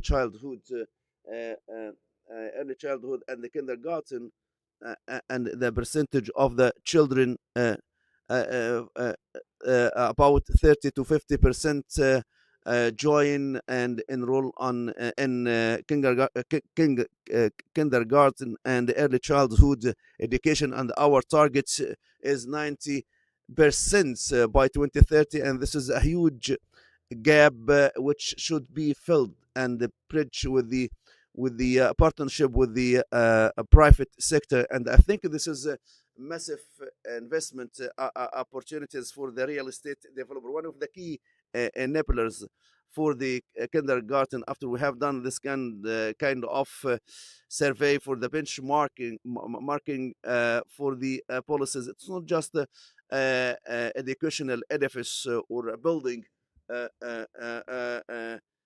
meeting the safety and the security requirements, but it can be used and utilized. We can the facilities and the utilities of school can be utilized for different purposes. And for the private schools, we have a very ambitious goal for the private schools. To scale up in transforming the private school into a community facilities through fostering and forging a partnership between real estate developer and education investors. One of the highest costs for any developer is the real estate and the land cost. So I think we can reduce such costs through the strategic partnership with the key stakeholders, and we highly welcome as such initiatives to achieve and to hit our targets. If we if we talk about the government support to increase investment in this sector, what is the kind and shape of government support injected to encourage investment in educational sector? We have different dimensions and aspects. First of all, the target that we have set, the participation of the private sector in education, especially in early childhood, attracting international schools in special education from if we take it without any kind of incentives. I think it's attractive ecosystem in its own, and I think we can find as such using the assets in Riyadh and Jeddah. So the Ministry of Education and Ministry of Investment and Ministry of Municipalities, they provide this kind of assets and for financing, and there is a partnership with the an infrastructure fund for funding and for financing and with the products with the and enablers and we have enablers and infrastructure, and we are ready to help any investors in real estate if they need to join forces with us. We have created a very specialized agency for an investors relationship to open the doors and open up new opportunities for them. This is for the public education. We have massive opportunities, and we have at for the higher education, we have huge opportunities. I might be biased, but education is one of the attractive ecosystems, and we have diverse opportunities in different areas in education. If we focused on the returns on investment in education sector to be compared with the returns on investment from other sectors. What is the situation of investment in educational sector? As I mentioned, we have investment with the hanging fruit returns, and for the developing any building. Any building can be used for multiple purposes to generate quick wins, and some investment, some assets need long-term investment, such as international schools. One of the key studies that we have conducted, the best benchmark is to look into the companies trading in shares, and you can see the returns on investment, and they have generated rewarding returns. Do have specific components and drivers and elements to make the returns more rewarding, especially in this sector for any investment and investors. The first component is to have demand, demand to create demand, and we have high demand in Saudi Arabia. We have a huge demand for early childhood, a huge demand for the private schools and across different cities, and international schools, high demand as well on the international schools. The economic opening up and for the premium residency and the regional headquarters moving to the Kingdom of Saudi Arabia. Right now we have huge turnouts on international schools. For the risk profile, as you know, that for education, one of the key pillars in the Kingdom of Saudi Arabia, and the government is generously and lavishly expending to reduce risk in educational sector, and this is, we have some sort of stability we have some sort of stability, and I can give you a model, thanks to God's and the ministry with the partnership with the National Center for Specialization. We conducted 28 studies and the PPP on PPP partnership, private public private partnership, and this kind of this is experience is of high quality and successful one, and we're gonna expand and extend it to other cities. You are talking about this is a partnership with the private sector, right? Um, and this is the first partnership, partnership of its kind for privatization. We have worked with the National Center of Privatization to enhance our relation with the private sector, to engage them in building school infrastructures, and we started this model across a number of cities. And thanks to God the Almighty, how can you evaluate this kind of experience? This is a pilot one, but it's very successful experience, and we have takeaways. But in totality, it's a very successful experience. Have you focused on specific areas and cities? No doubt you can identify the needs.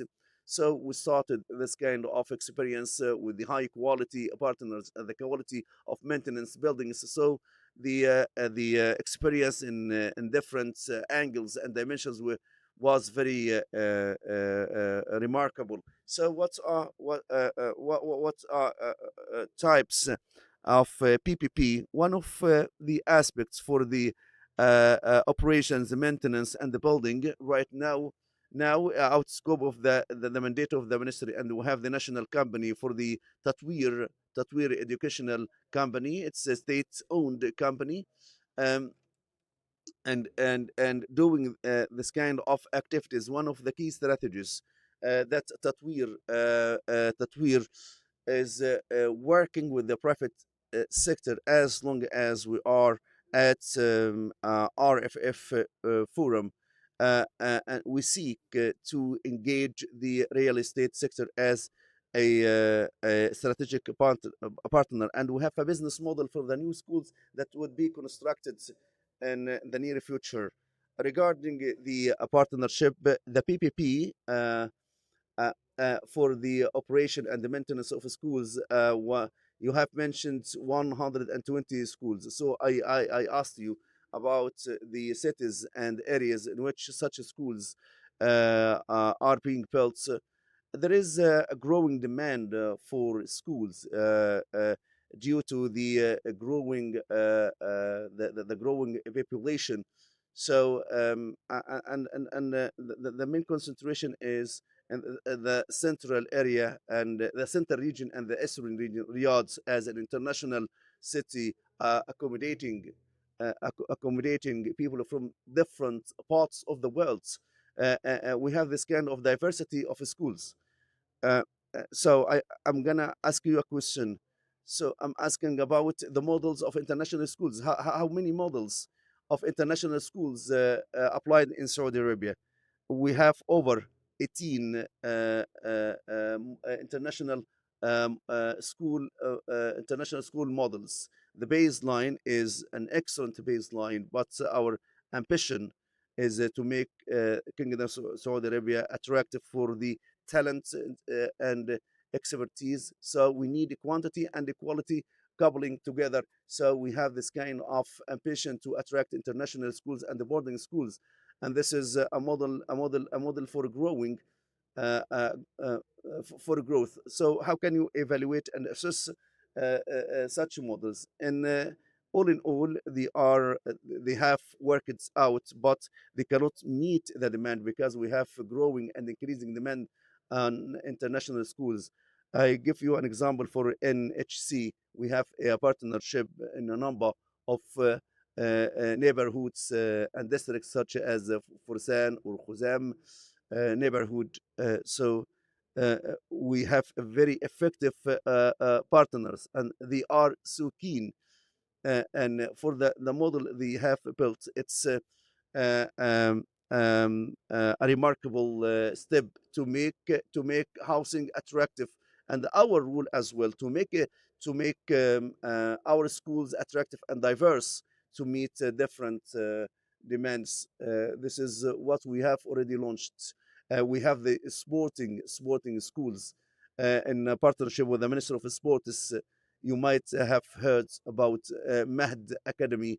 This is for capacity building and for training the future athletes in a partnership with them. This is an existing school from which students graduate with a certificate, but the focus is mainly on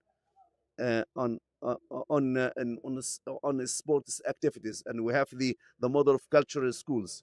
So I'm asking about the demand. You have mentioned there is a high demand on international school, and there is so I'm asking about how many. I'm asking about this demand to to meet to fulfill it. We have right now 1,200,000 students in private sector, and our in private sector schools, and our target is hit to hit 2 million students. You have mentioned culture schools. We are working with the Minister of Culture, and we have launched a month ago technical schools, vocational schools with the Ministry of Communication and Work Academy. So students at high school, technical school, the same such models. The ministry is embracing such models to create this kind of diversity, and for the real estate developers in districts, the existing one or the one in the pipeline. It's not a traditional school in the full sense of traditional and conventional schools, but we have diverse portfolio of schools which will attract different audience.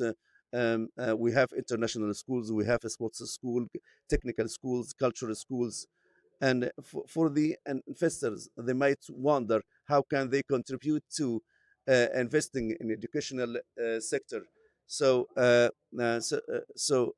I have come especially for answering this question, just to inform the real estate investors.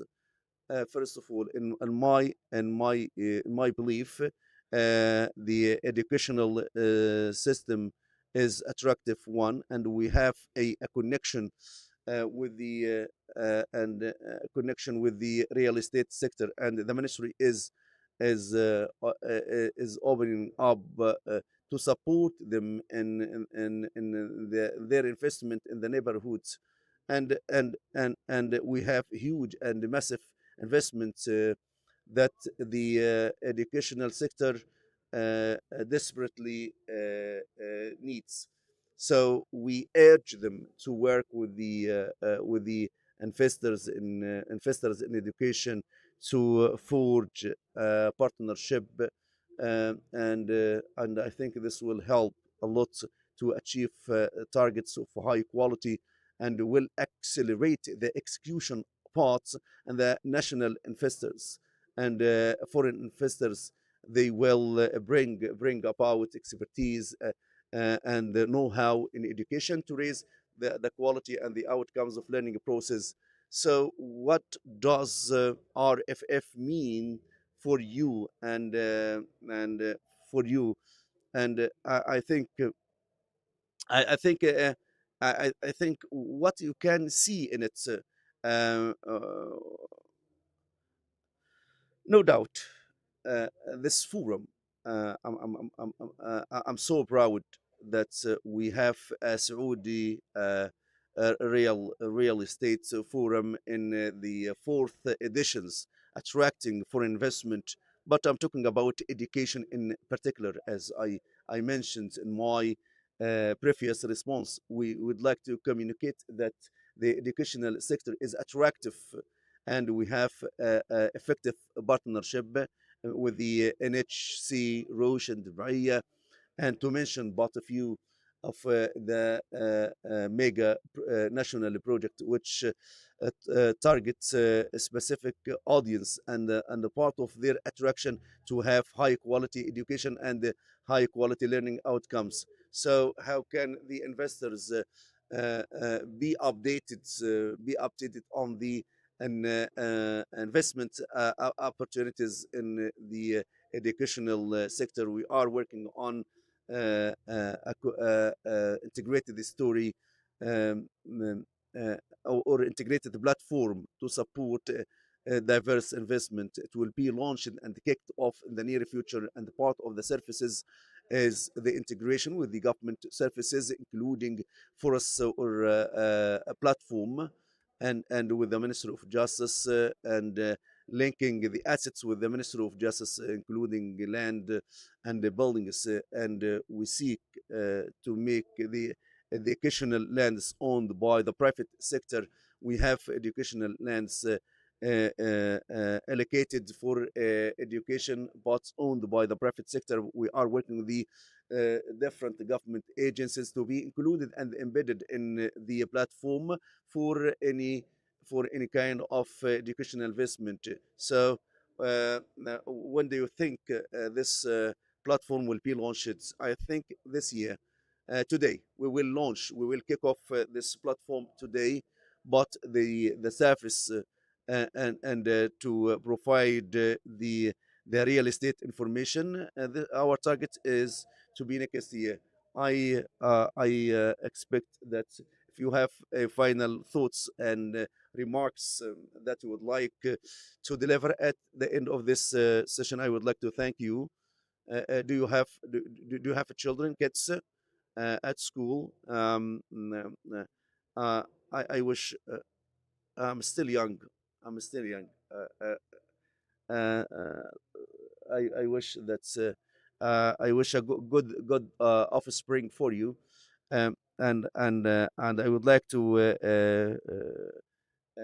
lay much emphasis that the Minister of Education is so keenly interested in the quality of outcomes, learning outcomes, to create a globally competitive citizen, and we look at the private sector and non-profit sector as a key partner to achieve this target. Thank you, Engineer Iyad Al-Garawi, the Assistant of Ministry of Education, and I'd like to apologize for any delay. Thank you.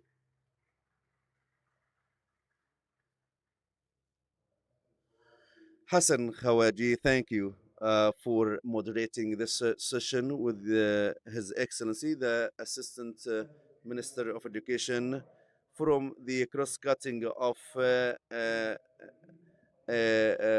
investment with education to pave the way for a real estate landscape. And this panel discussion we will host Khalid Abbas, the chairman of the new administrative capital. And this session is moderated by Mr. Usama Al-Ansari. And this session will feature as well Mr. Christian Cozy.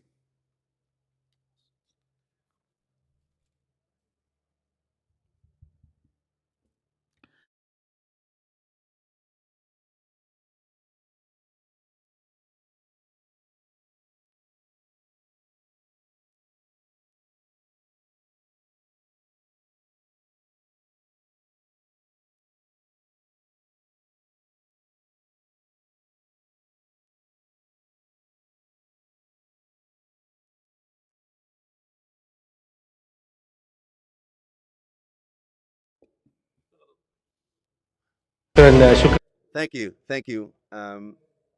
So this session will be conducted in Arabic and in English as well. So you can have the simultaneous interpretation headsets. So لذلك لا تترددوا استخدام أجهزة الترجمة الفورية الموجودة في مدخل هذه القاعة. مساء الخير جميعا ومرحبا بكم. Paving the way, collaboration for an inclusive urban future. This session will explore the importance of collaboration in shaping urban spaces that are inclusive, sustainable, and adaptable to the future. We are honored to have with us two distinguished speakers who are experts in their fields. إذا بكل تأكيد معنا معالي المهندس خالد عباس رئيس مجلس الإدارة والعضو المنتدب لشركة العاصمة الإدارية للتنمية العمرانية في مصر. حصل معالي المهندس خالد على بكالوريوس الهندسة المعمارية عام 1990 وشارك في العديد من الدراسات الخاصة في التطوير العقاري والاستثمارات وإدارة الأصول. عين المهندس خالد عضواً في اللجنة الاستشارية لرئيس مجلس الوزراء المصري المختصة بالتنمية العمرانية وتصدير العقار، وعمل رئيساً لمجلس الإدارة والعضو المنتدب لشركة العاصمة الإدارية للتنمية العمرانية، وعمل نائباً لوزير الإسكان والمرافق والمجتمعات العمرانية لمتابعة المشروعات القومية، ولديه خبرة تناهز 30 عاماً. تم ترشيحه في قائمة nominated in the list of the most impactful or the most influencing individuals in real estate, and he was nominated by Forbes as one of the most influencing CEO in the real estate in the Middle East. I would like to welcome Engineer Khalid Abbas.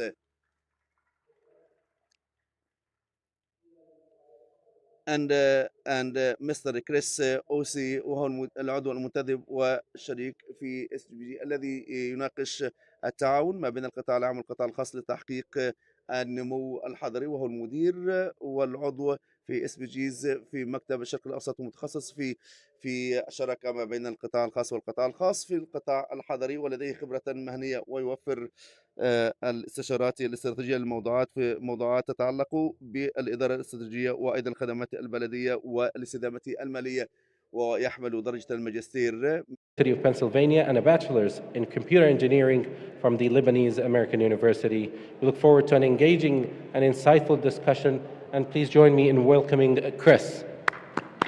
Thank you. Thank you, Dr. Khalid, Engineer Khalid, and Mr. Chris. أستاذ أو مهندس خالد. Khalid, how can the urban projects enhance and improve the quality of life and supporting the urban sustainability? I would like to extend my warm thanks to the organizing team, and I'm so happy and privileged to be on the second edition, or on the second year in row on this forum. I'm so happy and honored to be part of this remarkable forum. So we have this kind of citizen-centered development for the quality of life. So urban and the mega projects, urban development is the key foundation is to provide a high quality service to citizens. So we have this kind of center of citizen-centered urban development. The key aspect for the urban development projects is to start with the key strategies to better serve the citizen. So it's revolving around the three key pillars: smart city. This is to leverage from technology. So technology is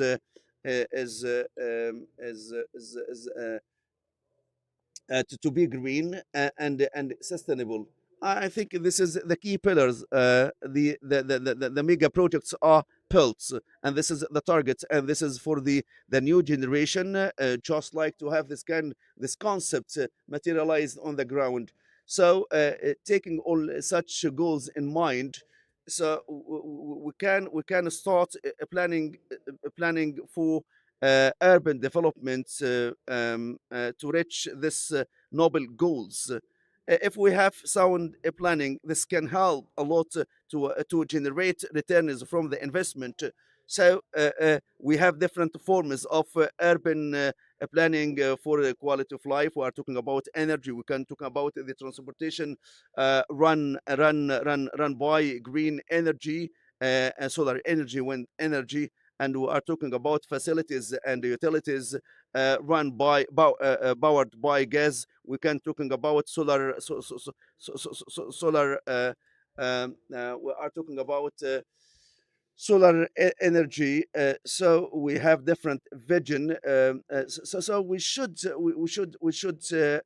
create national parks. So it should be it should be a place where we can live, work, and enjoy. This is part and parcel of the quality of life. If we have this kind of goals at the very beginning and work to develop as such, we cannot achieve this kind of success. Right now, we have the average age is from 40 from 30 to 40 years. So we have the new generation. So we can look at we should look at the new quality of life, fresh concept of quality of life, and the surface in different forms and shapes through the mobile applications. You can conduct your services. So the sound planning can provide high quality of life for the citizens and the visitors alike. Planning revolving around services to citizens. نعود لك سيد كريس. كيف المدن تقوم باستقطاب First of all, thanks a lot for the intro. It's an honor to be here today with His Excellency and yourself, and with this great audience to be discussing such an important topic. So, in general, attracting private investment requires the alignment of motive of the public sector and the private investors. But more specifically, when it comes to sustainable projects, it's important for cities to position sustainability not as a trade-off, but as an opportunity for long-term benefits, whether economic, environmental, or social. And in order to attract these type of investments, I'd like to talk about 5 key actions that cities should take. Number 1 is creating a clear, credible policy framework. Investors care a lot about stability and predictability, and being able to develop a robust regulatory framework will enable and enhance the private investors' confidence. Also, especially if you add to that incentives that are tailored for these types of sustainable projects. For example, green bonds or simplified permitting system for renewable energy projects. So these are means to create and enhancing investor confidence. The second action is de-risking investments. Sustainable projects, especially in their earlier stages, may be perceived by investors as high-risk projects. And so what cities should do is consider ways to de-risk these investments. That can be done through various means. One such means could be to provide guarantees to the investor, or to co-invest in the opportunity, or even to provide access to public funding. The third action is emphasizing data and transparency. We're seeing more and more investors wanting to understand the impact and to measure the impact and outcome of their projects. And so here cities are encouraged to define, track, and publish metrics that are relevant to investors. Think about metrics of emissions or savings, energy savings. That creates, that shows the commitment of the government in such project and gives the transparency required by the investors. The fourth action is building PPPs. Public-private partnerships are a great way to pool resources of the public sector, and then the expertise and innovation that the private sector brings in. And obviously, this requires a very robust PPP framework to enable these types of opportunity to proceed. And finally, the fifth action is creating a pipeline of opportunities, of sustainable project opportunities. Investors are interested in having a view into the future, in having clarity over what are these opportunities, what are their timelines, what are the expected return. That gives the confidence to the investor. Not only that, it also gives the investor visibility into the strategic direction that the city is taking. Mm-hmm. Thank you indeed. We'll go back to that. معاليك طبعا. As a matter of course, the administrative capital is one of the giant projects. So what are the key challenges that you have faced, and what are the mechanisms that you have applied to overcome as such. We have diverse challenges related to the planning and the management and the operation, the new capital. The new administrative capital is a new experience for us. We have some entities owned by the state, but we have other facilities run and operated by the private sector. So we have a challenge. We have a challenge as entire city. It's a city in the full sense of city, providing the services and owned by the private sector. Uh, and when so we are responsible for everything, for the services, for public utilities, water, electricity. It was a big challenge for us to provide as such basic services. So when the government move to the new administrative capital will have more than 800,000 employees or public servants will move to the new capital, reside and work. So this is one of the biggest challenge for each phase. The main focus on and the investment injected in the smart infrastructure, and we have a smart city in entirety, and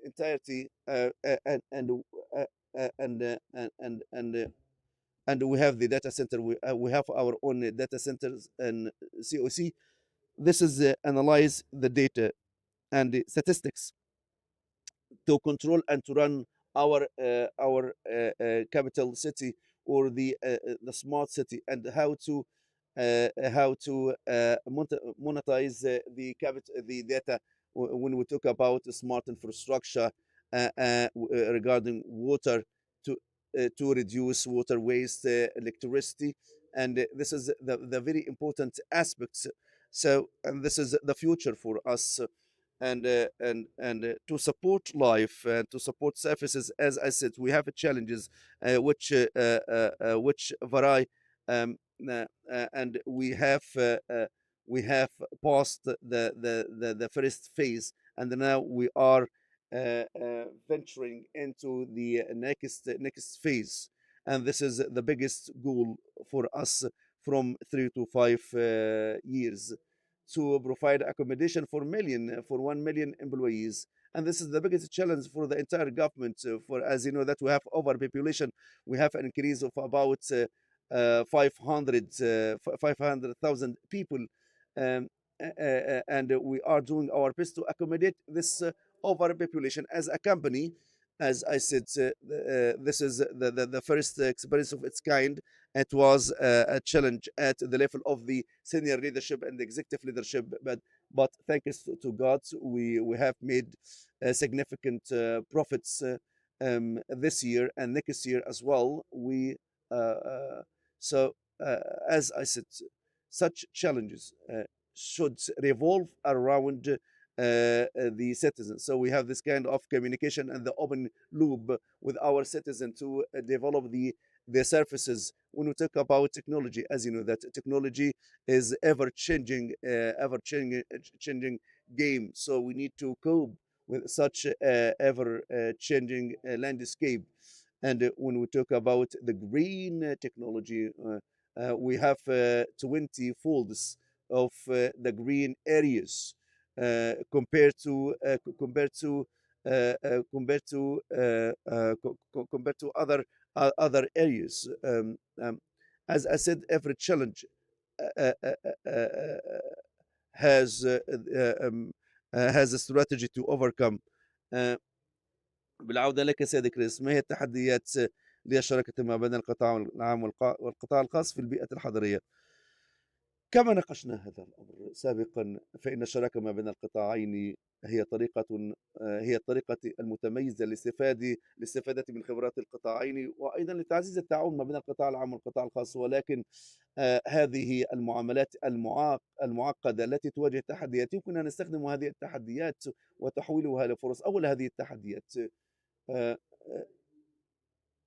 هو الاتفاق ما بين الطرفين، وأن يفهموا أيضا عملية تنفيذ هذه الصفقات ما بين الطرفين، أو القطاع الخاص والقطاع الخاص، وأن يكون هناك موائمة ما بين الأهداف ما بين القطاع العام والقطاع الخاص. ولكن في بعض الأحيان يكون هناك صعوبة في الموائمة ما بين مصالح ما بين القطاعين، وهذا الأمر لابد أن يؤخذ بعين الاعتبار من خلال تحديد أهداف استراتيجية واضحة يسعى الطرفين إلى تحقيقها. وأيضا مشاركة المخاطر أيضا هو أحد الجوانب الأخرى لأي شراكة ما بين القطاع العام والقطاع الخاص. وأيضا توزيع هذه المخاطر هي أمر في غاية الأهمية لكي يشعر الطرفين بالطمأنينة والأريحية في الدخول في هذه الشراكة. وهذا الأمر هنا وهذا الأمر لن يأتي إلا بالتوافق بينهم. إلى جانب هذه الدوافع وأيضا بالنسبة لهذه المخاطر، نأتي هنا إلى حالات النجاح التي يمكن الارتكاز عليها في التجربة ما بين الطرفين، وهذا الأمر يمثل تحدي بالنسبة للمستثمرين، خاصة في الأسواق الجديدة، الحصول على عملية التمويل، أو سواء كان بالنسبة لحالة السوق أو ظروف السوق.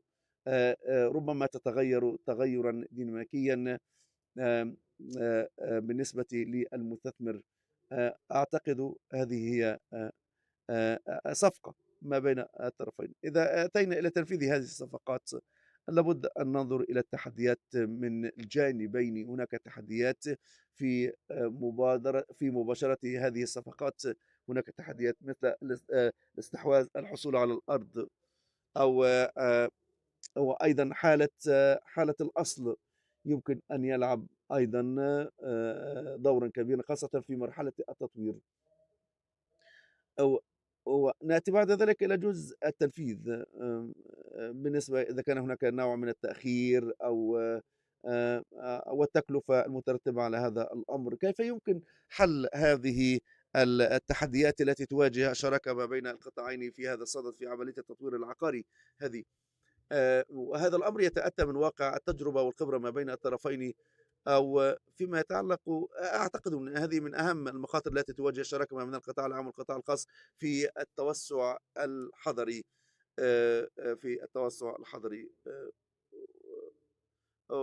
وما هي السبل التي يلجأ إليها القطاع العام والقطاع الخاص للحد من هذه التحديات وتذليلها؟ شكرا.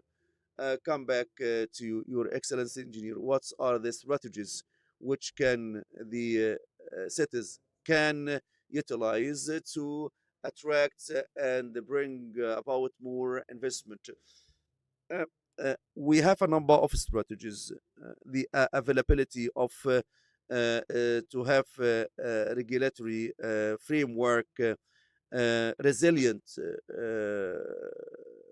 framework, because the investors can look in, can compare this kind of investment environment with other environments. So we have a number of regulations inside the new administrative capital.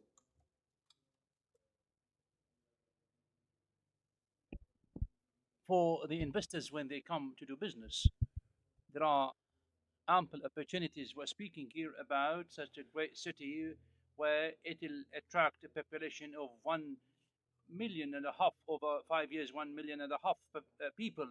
So there will be like millions of people coming into these cities. So there are ample opportunities. So real estate is not just a housing and residential unit. It is a group of services like schools, product services, hotels, real estate, and retail shops. They are all services required daily by citizens and residents. So, well said that these are all services opening up the idea of for example, the idea of a company that owns the place, so that they open up more and more to provide more service and products, so that companies network and connect with other companies. So it is very important to have access to the services, to provide such services with all the privilege, with all the services, all the products that we put into action, So it is very important for professionals, so for investors to come into play. Education, for example, this is one of the biggest one here across in England. Also, the water facilities and services provided, which is part and parcel of the investments made. So we are not just making everything. So it is very important to create partnerships so that we can reduce risk associated or potential risk. So we need to understand the know-how. We have a company there in Egypt that is specialized in sales, services, and products, but we don't have so many domains or aspects. Of course, different aspects need to be streamlined across all the entities relating to licenses and certification. So it is very important to have one-stop shop where all the licenses procedures can be finalized. We don't need a developer to, for example, issue licenses online. The one-stop shop that can provide these services all these combined together can be further facilitated in terms of the instructions, procedures, and enhance the experiences to attract more opportunities for investment. Thank you. Well said, Your Excellency. كما تفضل سعادته حول هذه الخدمات التي تقدم، ما هي السياسات التي يمكن تنفيذها لتسريع وتيرة الاستثمار أو هذه العملية، أو أن يكون لدينا على سبيل المثال بيئة للتطوير الحضري والعقاري؟ شكرا أسامة على هذا السؤال. المدن تريد أن يكون لديها آلية ومنهجية للتركيز على الاستثمار والمستثمر أولا لوضع الأولويات على الحاجات والخدمات وجودة الحياة بالنسبة للإقامة وللمواطن بشكل عام. أعتقد أن هناك الكثير من السياسات التي يتم تنفيذها بشكل حسن في دول العالم، وهناك أمثلة كثيرة يمكن أن نسوقها ويمكن أن نتحدث عنها على عجالة. مثلا في باريس، وهي ما تسمى مفهوم باريس. هل قلت باريس؟ نعم قلت باريس. باريس حي فيه أحياء، هذه الأحياء تعتمد على مسافة الخدمات التي لا تبعد عن 20 دقيقة من المواطن أو من المقيم، وهذه مهمة جدا خصوصا فيما يتعلق بالخدمات الحرجة ضمن 15 دقيقة فقط وليس 20 15 دقيقة، وهذه سياسة تعتمدها الدول لجذب السكان، لجذب المواطنين والمقيمين خصوصا فيما يتعلق بالحلول السكنية، وهذه محفزات أخرى للشركات والمطورين على حد سواء لخلق مناطق سكنية، مناطق تجارية، سواء كان ذلك لأغراض سكنية بالأصل أو تجارية أو ترفيهية أو غير ذلك، يمكن أن تتفاعل وتنسجم مع بعضها البعض. وهنالك مثال آخر أسوقه لكم فيما يتعلق بنموذج في برشلونة في إسبانيا ويسمى باللغة الإنجليزية سوبر بلوك، وتم إعادة تخيلها على سبيل المثال لمنع الوصول إلى المركبات إلى هذه الأحياء أو إلى هذه الشوارع والطرق. الغاية من ذلك هي لتقديم مساحات وفضاءات للمواطنين والمقيمين لتكون هذه الأنشطة والتفاعلات لتعزيز جودة الحياة وإضفاء راحة ومشاعر الراحة للمقيمين والمواطنين. مثال ثالث أسوقه لكم في هذا الصدد هي ما يتعلق بازدحام مثلا مدينة نيويورك. الفكرة هي أن يطبق ما يسمى رسوم على المركبات، رسوم مختلفة ومتعددة على الرسوم إذا كانت المنطقة ذات ازدحام عالي جدا. الغاية من ذلك هي تقليل الازدحام المروري وأيضا رفع مستوى الحيوية والحياتي. هذا فيما يتعلق بالحلول الحضرية المدنية. أيضا هنالك جوانب أخرى متعلقة بالجانب البيئي بما يتعلق بالجوانب التحتية الخضراء في كوبنهاغن على سبيل المثال، أيضا تجبر استخدام معايير محددة وتنفذها على أرض الواقع في أي بنية تحتية كانت أو في أي مشروع متعلق بذلك. كل السياسة في كوريا الجنوبية تؤكد أن المناطق حول المدينة محمية حماية تامة بما في ذلك الأرض الزراعية وغير ذلك محمية ضد أي أبنية أو توسع حضري لحمايتها من المواطنين، ويمكن في هذه الحالة توفير هذه المناطق وهذه المساحات يمكن توفير من خلالها للمواطن للمقيم الولوج إلى الطبيعة والاستمتاع بالطبيعة والتغني بالطبيعة. إذن تكون خبرة وتجربة المقيم المواطن رائع جدا خصوصا فيما يتعلق برحلة المقيم في هذا الحي أو في هذه المدينة تكون ما بين الطبيعة وبين المدينة. Of of course, it all goes to clusters, as we say. So it is all. So the clusters provides all the services or the products for the citizens or the residents where they need the everyday life within just 15 minutes. So clusters can have all the services provided, even the healthcare or you name it. But it is very important also, with this in mind, this make it more workable and livable, and they don't have to walk like a long distance. So you can see different cities to reduce. You see different cities reducing these long roads or streets so that they can provide more walkability experiences and practices, so that people can get back again to these cities where it becomes like more walkable, more likable, more livable. Is it there? Yeah, we provide all this in the capital, all connected, well connected actually, where of course we provide over the first stage, and this is the first stage. We are talking here about 40,000 acres and 168 million square meters. So we have different parks, gardens we didn't used to have in the past. We have different, like the people garden and park, so that they live a good experience. They enjoy their own experiences. They move around, navigate around, connect and network. They play, they jump, and at the end of the day, this is very good. And also, it is divided into different neighborhoods and districts. Each one has a set of services easily accessible, and they can move around freely without having any, without needing to commute around. بناء على تجاربكم أنت كمستشار في الحكومة، كيف يمكن للحكومة أن تحفز المواطنين والمقيمين فيما يتعلق بإعادة إحياء الجانب الحضري أو المدني؟ تحدثنا عن ذلك فيما يتعلق بالسياسات في السؤال السابق، وهي أن But obviously, as you rightly mentioned, there is a big role for other players in the city to collaborate and to participate in urban regeneration. If we look at how to government incentivize businesses and residents, I think we can bucket them into three groups: regulatory incentives, fiscal incentives, and financial incentives. And I'll speak a bit about each. On the regulatory side, the idea behind it is to simplify regulation when the citizen, resident, or the business is undergoing urban regeneration work. Right? So, for instance, land use change is an opportunity to change the land use from, let's say, a residential to a mixed-use development, unlocking a potential for the developer in return for to undergoing urban regeneration work. Another example could be a density bonus, allowing for the owner of a building to go an extra floor if they fix the facade of the building. So that's another unlock or a regulatory incentive that can be given.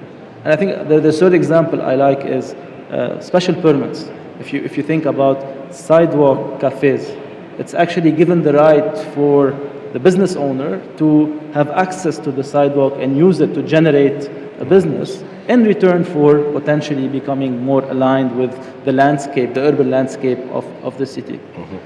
These are examples of regulatory incentives. The second type are fiscal incentives. So fiscal incentives take the shape of a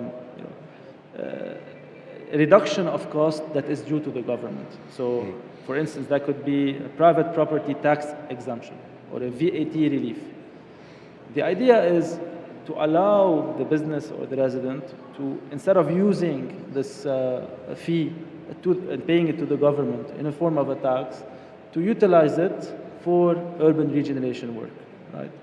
So that's your bucket two. And then third is the financial incentives.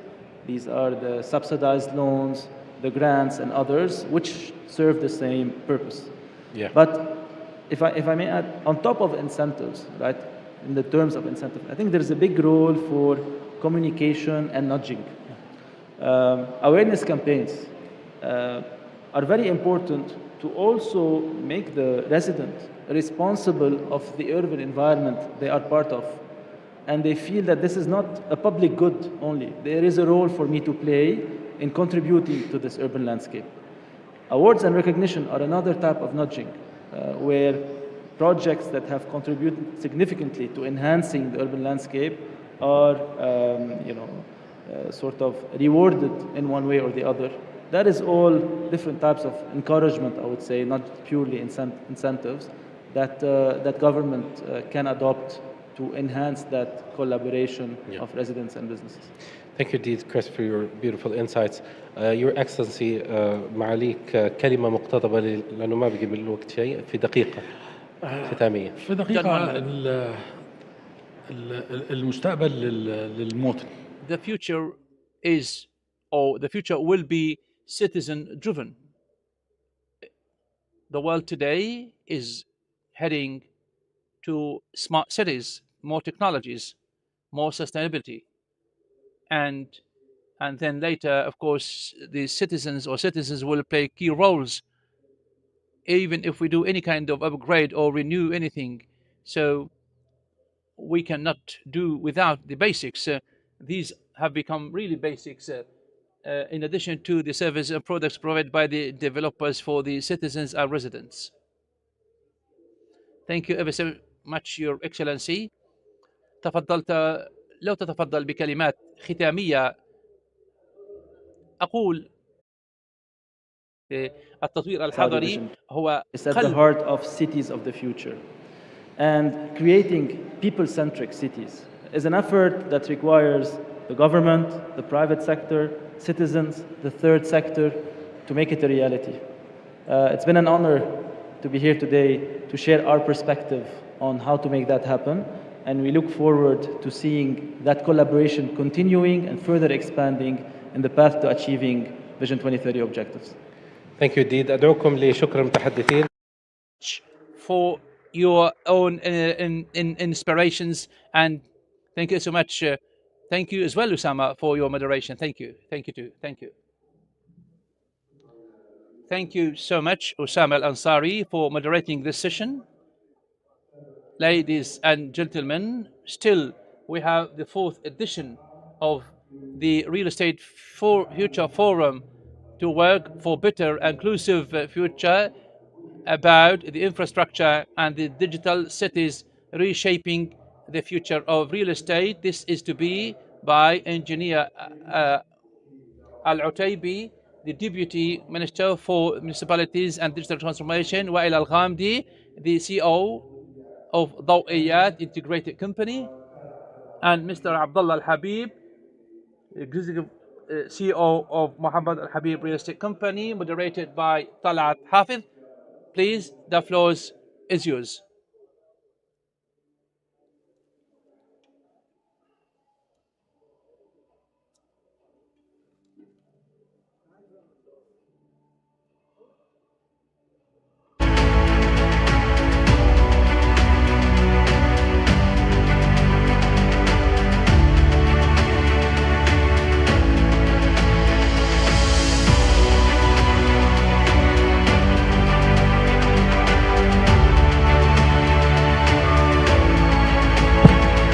بسم الله الرحمن الرحيم والصلاة والسلام على المرسلين عليه وصحبه. Upon you all. Ladies and gentlemen, I would like to welcome you all to this session that is about the digital transformation environment in the Kingdom of Saudi Arabia, particularly about a very important sector. In addition, it is such a great sector that is increasingly growing, not just in terms of the typology of buildings and the ideas of, but also in digitization. Today, it has been very important, and smart cities, smart housing, and digital, whether infrastructure or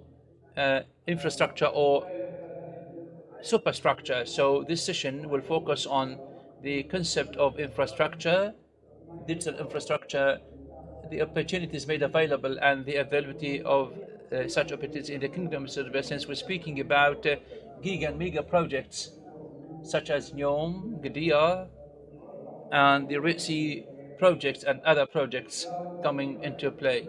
Without further ado, honored and excited first, apologies for His Excellency Said Al Utaibi for not coming for this session for his own circumstances. But today we have good speakers in addition, or next to me, His Excellency Mr. Abdullah Al Habib, and he is the CEO of Muhammad Al Habib Real Estate Company. Muhammad, hello. Hello, hello, hello. His Excellency Engineer Wa'il Al Ghamdi, CEO of Dawiyat Integrated Company. Muhammad, I'll get started with you. As a real estate developer, today, how important regulations are to be there to support, as seen by the Ministry of Municipalities and Housing.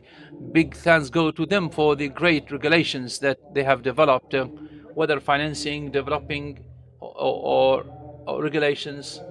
But again, we are now going through a different stage in terms of the digital transformation and different digital infrastructure. Please. First, thank you so much and welcome to this forum.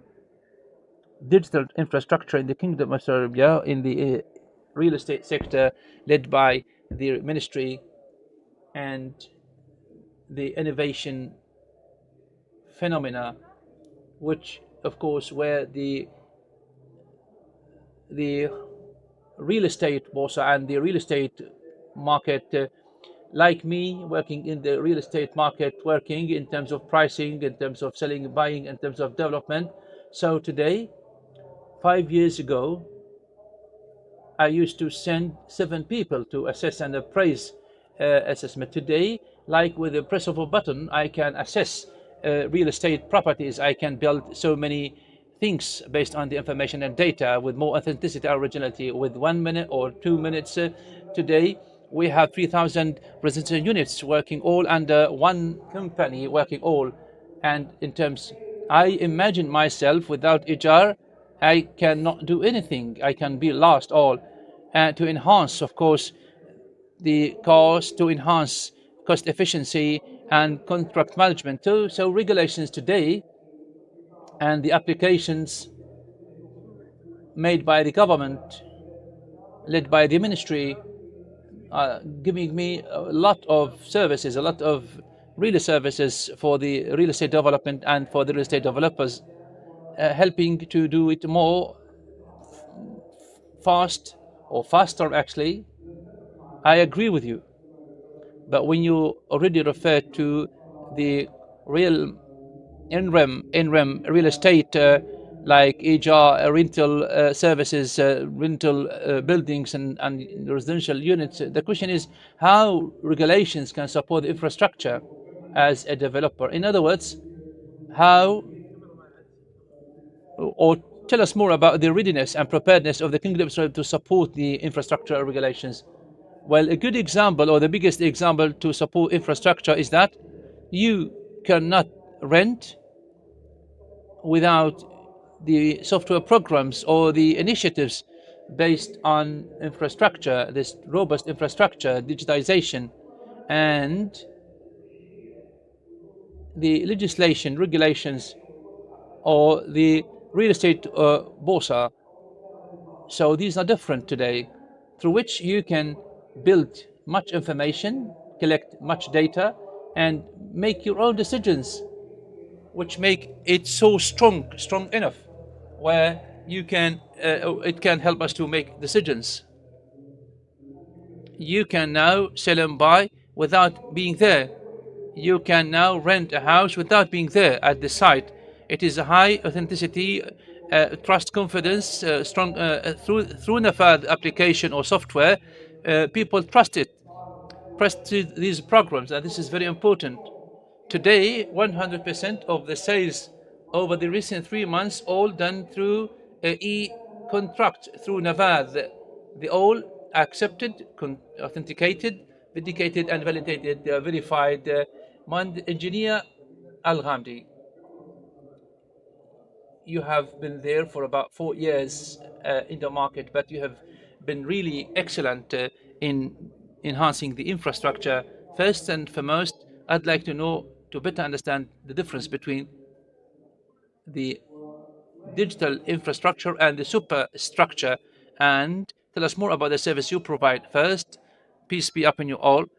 I'd like to express my appreciation and gratitude to all the people organizing this this forum. It is a great forum. Thank you so much for the organizers. Back to your question, Mr. Talat. Digital infrastructure per se is a group of optic fibers connected with the giga data project or micro data project networks known as, or towers known as, the digital infrastructure.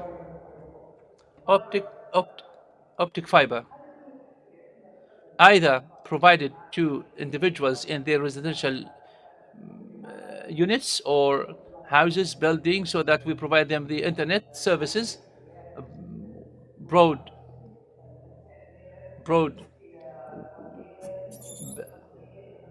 all the way up to 8 giga, and it is the fastest and the biggest one. We also have data centers that read different sensors installed across the centers, malls, streets, roads, or government buildings, and they collect different information. So infrastructure provides services, digital services, to collect data and information. The purpose of which is for data is so that, for example, when Abu Muhammad is in his office, you can click it, you can execute the contract that you have, and the like. They are all based on data. This part is technical. And I would like to add a little more. In addition to what I've said, Mr. Talat, the legislative side and the coordination between the different entities of the government, data and technology information, at the end of the day, are tools, but if not integrated, we can do nothing. The digital or e-government, in close cooperation with the Ministry of Municipalities and Housing, in close cooperation with Ministry of Justice, with different platforms. The simplest one, EJAR, registering real estate properties, and this kind of harmonization with the strong governance, with the strong laws and regulations, made the real estate developers at ease, at comfort, very much confident, making the seller, while still at ease and comfort, made the bank itself that gave the loan to the developers to make all these projects while still at ease with just the press of button. This is what is done, or this is all done by the digital infrastructure to enable the different platforms, the different technologies, the different software programs to make expertise and the user experience at best. This all goes under one clear-cut regulations that is done by the ministry, thankfully. Also, what we're talking on air, that even your company provides services very much like project management. In other words, you can provide this, of course, and to see whether he is working, like where and how. And could you explain this, please? Technology is a tool. Muhammad,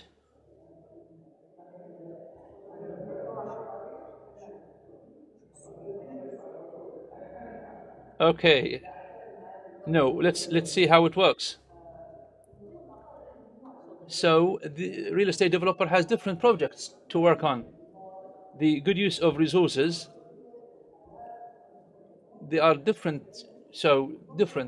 They all require strong project management.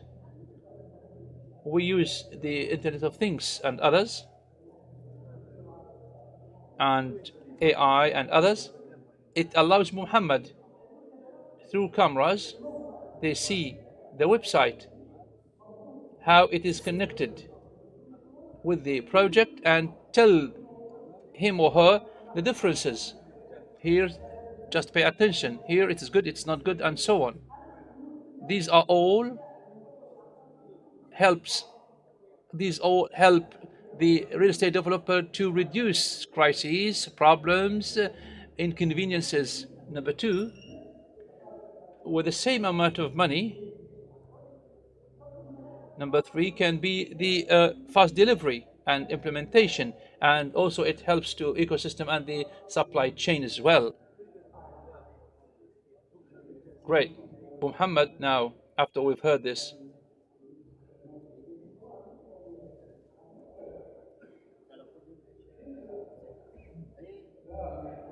no, that's okay, that's okay, that's okay. But again, today,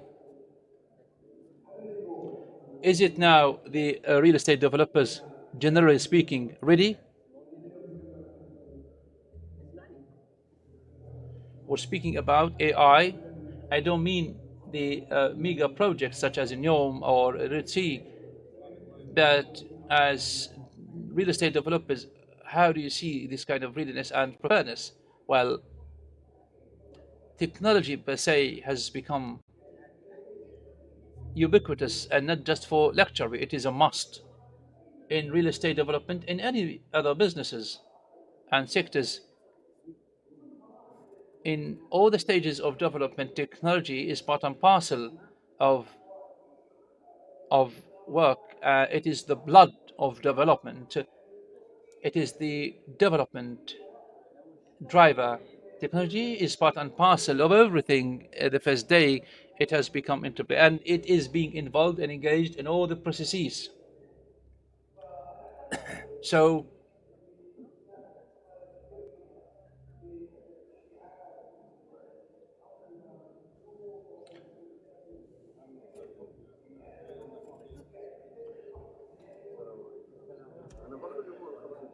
you can look into the real estate property, but the future of this infrastructure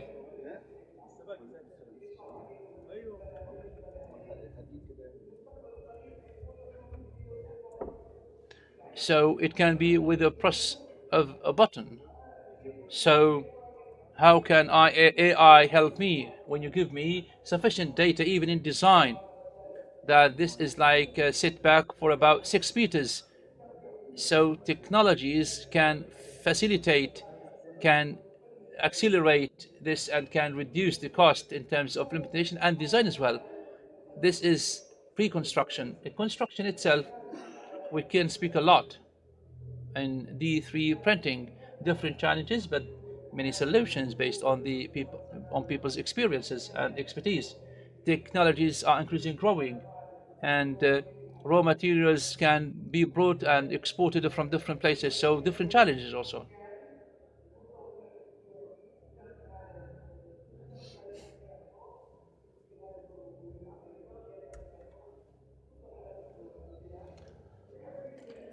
The other one,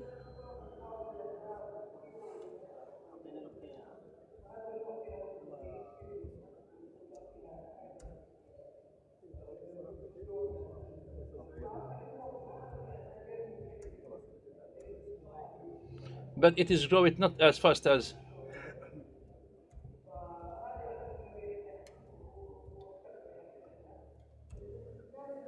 the other side is maintenance. I think that there are different technologies that have come into play and that help us really in terms of waste management, recycling, water treatment, and this all can impact the design.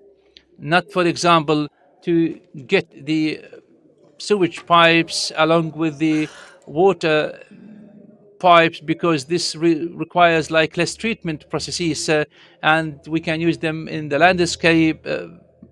Also, the security issues and the technologies that have come into play that provide us like more time, enhanced cost efficiency, traffic issues, and also we use like the big beams where we can use for different purposes, enhance the quality of life for people. So back to your question, many real estate developers use technologies greatly. But again, technologies is increasingly always being developed and being innovated and created. But I believe today any real estate developers without having a sense and mindset and spirit of competitiveness will be pushed away. Whether an individual or entity needs to be always technology centered. Well, today as a strategy, we focus. In the past, it was a good thing for us, like to apply the smart goals. No, we need to build communities, build societies, not just like smart city, but also smart life and smart communities. Back to Engineer Wael. How do you develop the environment, the real estate environment, based on your own experience for 5 years, given the different increasingly growing changes in how can we assess technology and real estate environment? Give us like a scale out of 10, from 0 to 10. What is it that we need or to reach all the way up to 10?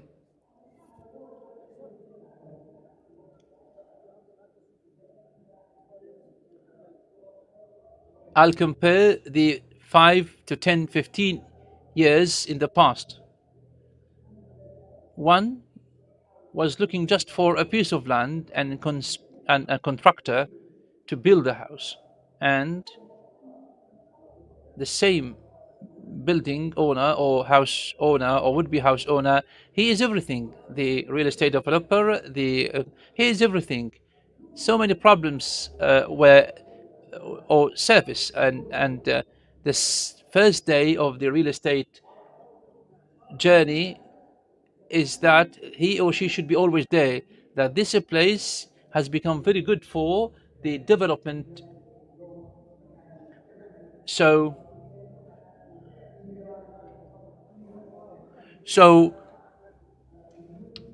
we have seen different services the first day, and also the value is higher or is becoming higher and higher. More interest in environment, really, in terms of forestation, planting trees. And here comes another role with the development of the role.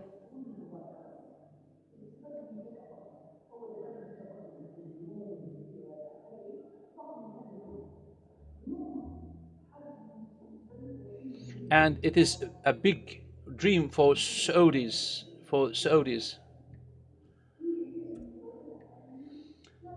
Different other developers also have seen different experiences that can be. So today it is, if we come to a residential and housing complex, compare it 5 years or 10 years in the past and see it now, and you just see how much developed it is now. This is one of the benefits of Vinyom today, if we compare it, yes, in terms of housing and cities. So it is like these are all big steps, big jumps, really.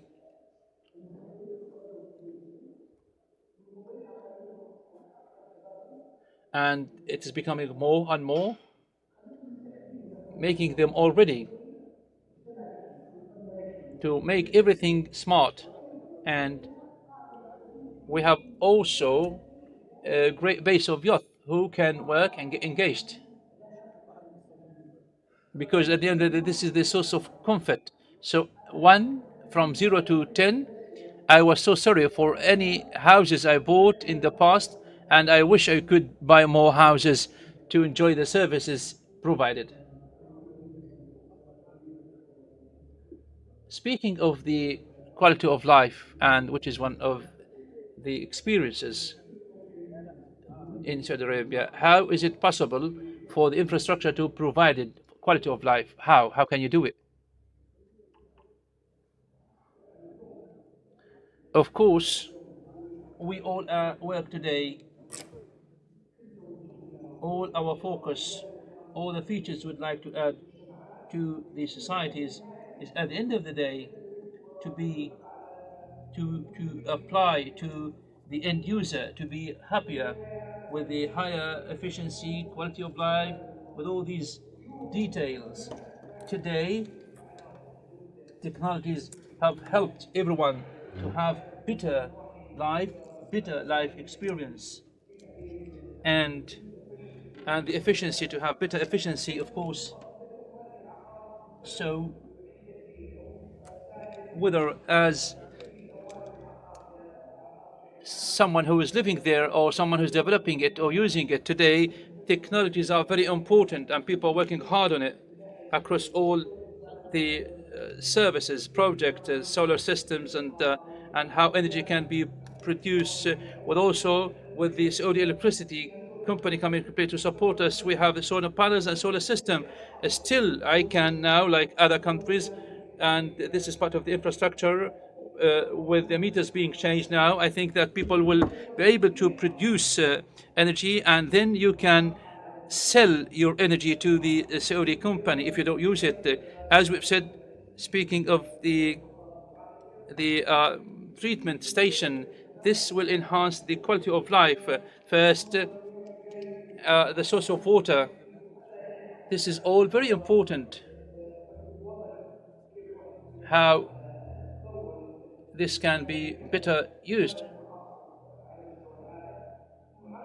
And also, treating water from any station, any points, to purify water in such a way like would be make consumable for agriculture uses of people, and also we have now come to new technologies that support us to make water even potable, drinkable.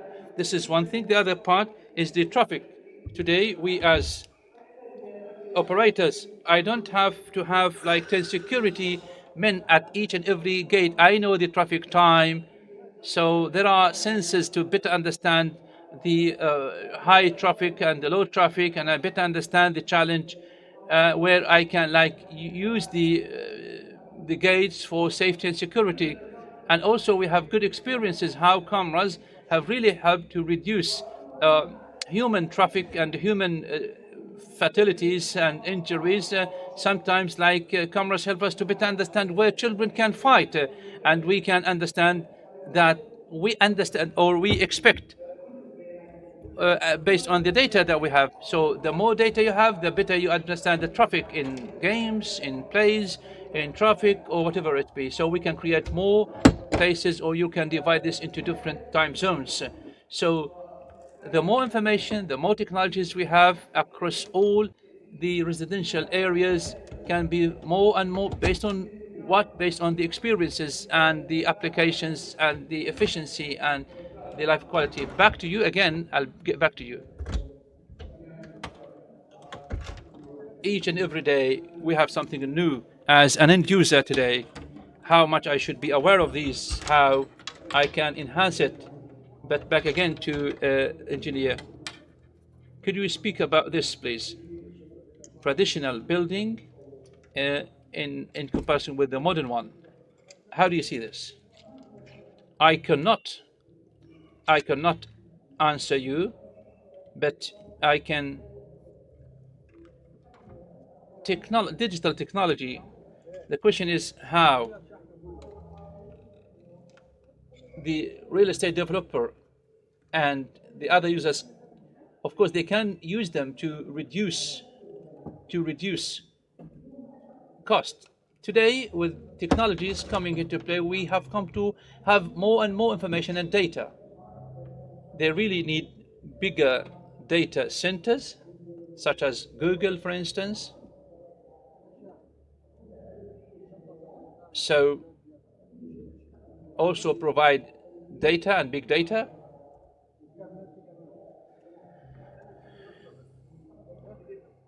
This is all has really helped for the real estate. And also it is very important that this can be enhanced, this kind of planning. The piece of information and how fast it is based on the banks and the marketeers, this all help to reduce the cost while enhance the quality I believe this is all relating to cost and how data can help to give the real estate developer a good opportunity to make decisions. You were talking about the supply chain. Supply chain are very important, really, and everyone is talking about this. The question is how digitization and digital infrastructure can further help in the supply chain. Well, in fact, supply chain is a big issue. I mean, a big talk to show, given the different international development with the international demand on this. Of course, with Vision 2030 in the Kingdom of Saudi Arabia, we have seen this, and we have seen this across the Kingdom of Saudi Arabia and how it has really enhanced.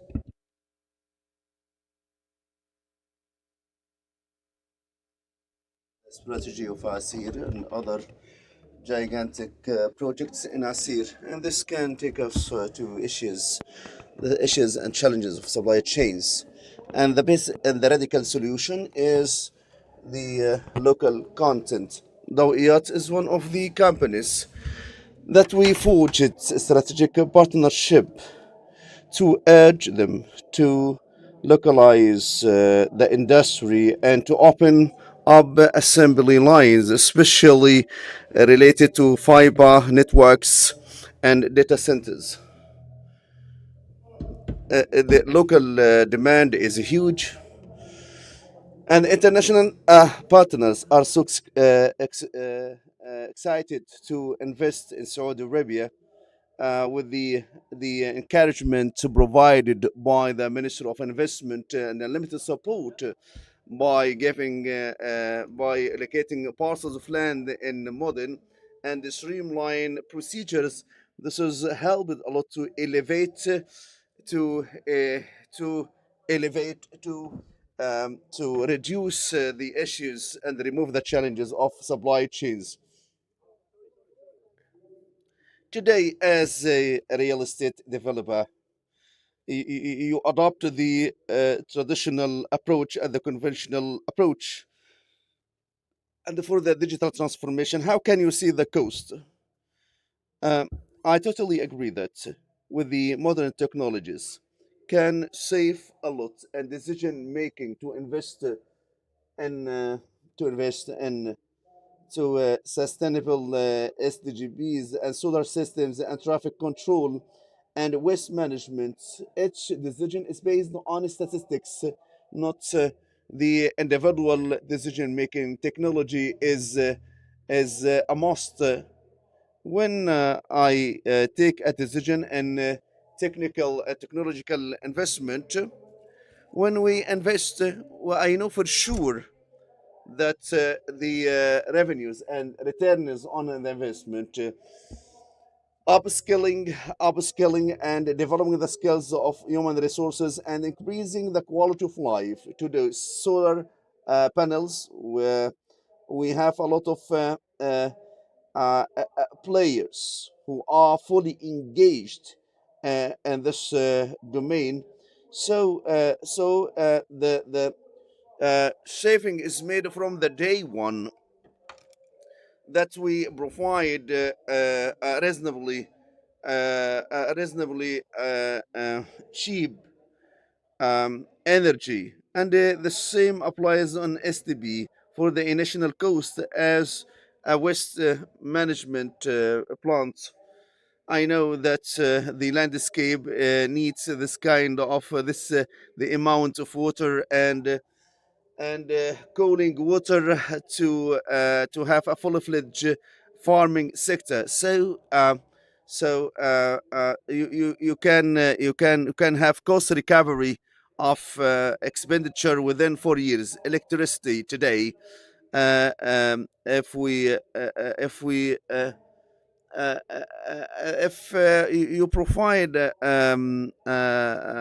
a rather comparative cost for electricity compared to the Saudi electricity company, this can be reflected on the consumers.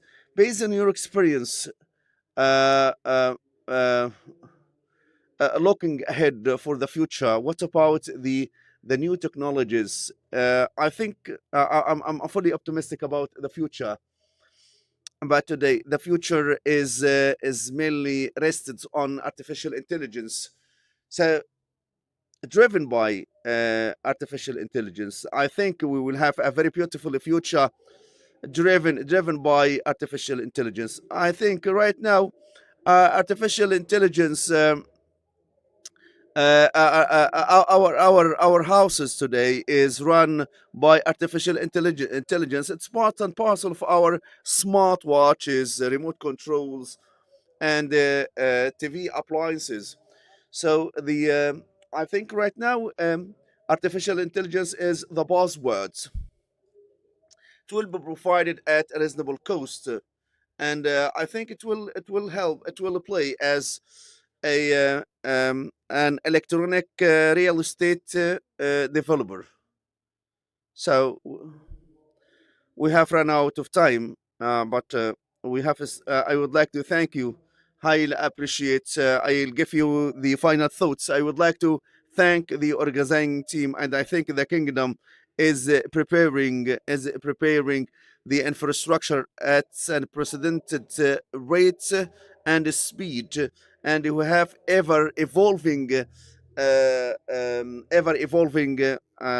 infrastructure, digital infrastructure. This can help us as developers to advance our businesses and to overcome the boundaries, push the boundaries, to be initiative, to be proactive, and to be the pioneers to adopt modern technologies. And we are able to do as such.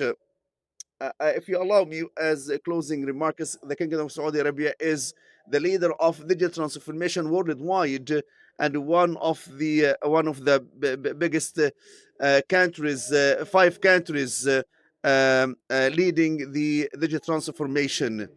In a nutshell, to summarize what has been said by Mr. Khalid and Mr. Abdullah, the Kingdom of Saudi Arabia is experiencing and undergoing ambitious vision under the guidance and the leadership of the custodian of the two holy mosques and the Crown Prince Mohammed bin Salman. Prince Mohammed bin Salman, different aspects of life, and I totally agree with you. Who could ever dream that 5 years ago this paradigm shifts, and this is a radical transformation in real estate, civil and smart cities, and this is the first step of one mile, and having a supporting financial sector and supporting real estate sector and advanced companies such as the Yachts. I think we have a better future. Thank you, Mr. Wael and Mr. Al-Ghamdi. Thank you all. Thank you for your fruitful insights. Mr. Talat Hafiz, thank you for moderating this session. And we will continue with you with the keynote speaker on the role of real estate registry transformation in real estate industry and the urban development. Before the keynote would like to showcase the key accomplishments and achievements of real estate registry in 2024. We are so proud of the achievements that we have achieved.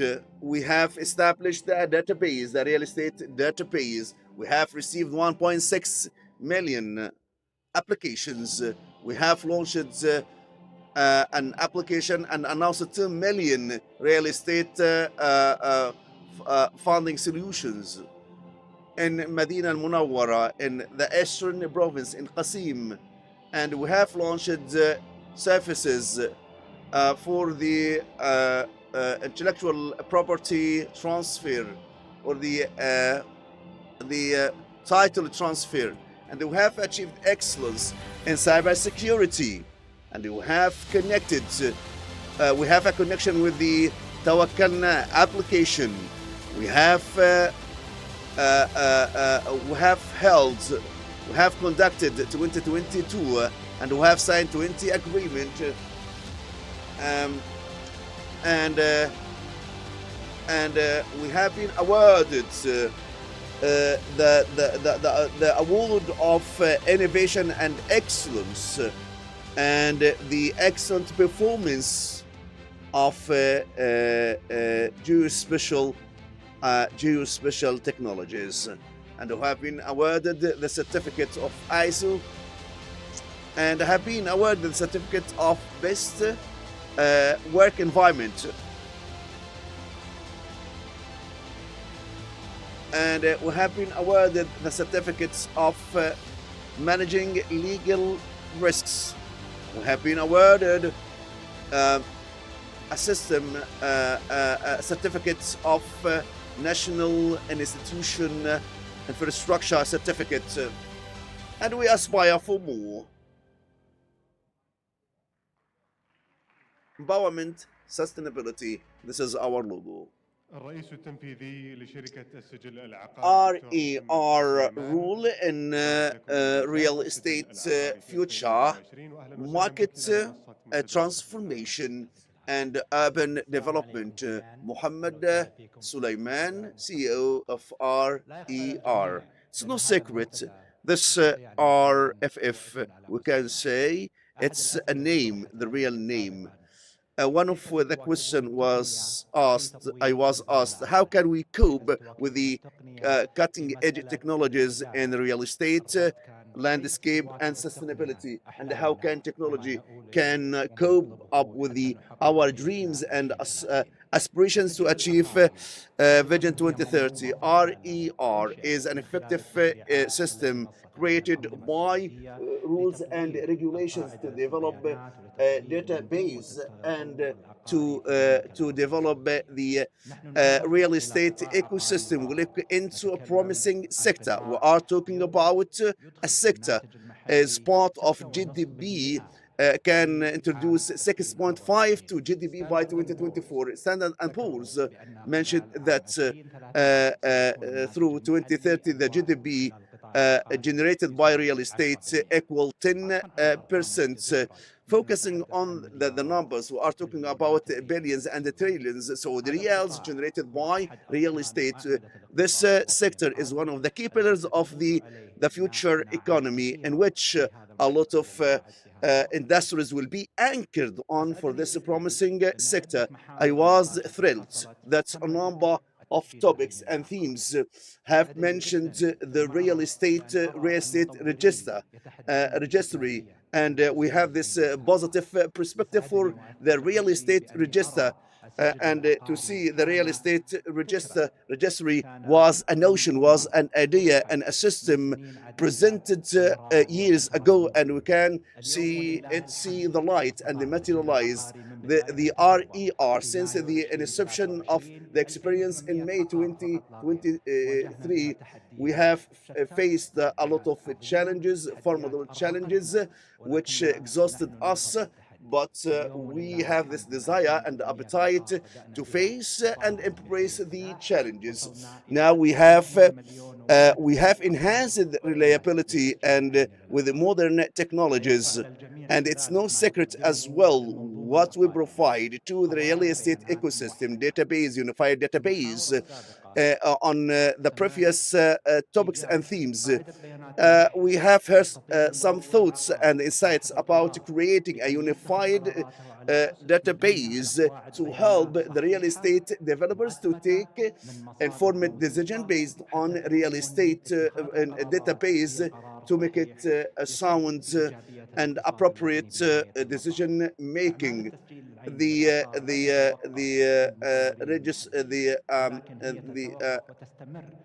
We have this kind of real estate registry to attract foreign capital, to have secure pays, and which foster the development of real estate landscape. What is going on in the landscape? It can be described as a paradigm shift, which is a mechanism or ecosystem that we have been fully familiar, and we are ushering a new epoch which fully aligned with the Vision 2030, the continuous automation of real estate registry. It's not, it will be confined to or limited to the transfer of titles from one place to one place by one click. But what we are doing today, exceeding the geospatial or the information related to the owner and to know the type of the property, but we set the boundaries and wouldn't have any impact without knowing if we have this kind of violation, duplication, or any kind of mistake mistake in this property. So the such reliability will help the investors to encourage them to have bold steps to go into the market based on this kind of reliability, because the registry will contain highly reliable information and data to develop and to fuel the progress in this regard. What RER is doing is a drop in ocean. We started with the basic transactions which have been approved by the wise leadership in RER. What makes this registry a unique? It has given the space for the operator and the investors and investor to take to benefit from the sector, the services that we can provide, the workshops organized between us and the financiers and developers, to be able to leverage and to provide services across channels and the platforms to meet the requirements and needs of the market. Wafi and on a plan sale and offer plan sale. On a plan sale provides a seamless financing journey by engaging the beneficiaries with the developers to benefit from such data, and this is today RER provides inclusive platform, which is WAFI related to developers. Today, the financier can feel comfortable regarding the funds provided to the developers by using this effective tool with the clearly cut dimensions and building database. What will gonna happen with this registry over time? Still, we haven't reached the maturity required. Our aspiration is the sky limit. The sky RER targets to cover the properties across the kingdom 80% over the next 5 years, and we still have 4, and will continue to build our ecosystem in a sustainable manner and to build an ecosystem with the enablement for the real estate sector. If we announced 1 million property, but we aspire to reach 4 million property, and this is a formidable task, but it's not a formidable task for our citizens. So we look into the challenge as if a roadmap for us. If we achieve 4 million, God willing, we will have covered the half of the distance in a virtuous span of time, which will support the different aspects of real estate sector and developers. Small and story.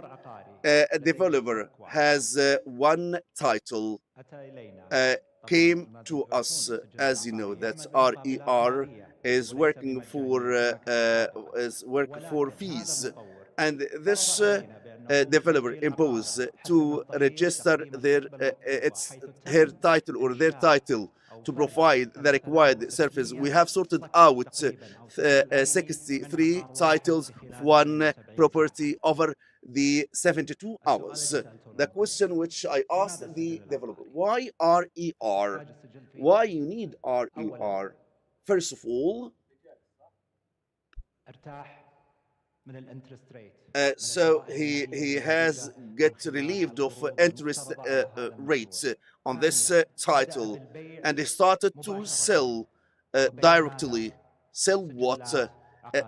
Real estate registers under the umbrella of RER, which is the new system that we aspire to create a prosperous future. This kind of experience that we have attracted a number of developers to benefit from different from our services. One of the key ways our efforts in this platform is to spread awareness and workshops. RER has a workshop on RER business, which will bring together the beneficiaries of real estate, not only the individuals, bankers, and stakeholders, and the owner of the properties, which is portfolio management. It's a unified and a single portfolio for you and for the bank to run your portfolios with through coupons, and the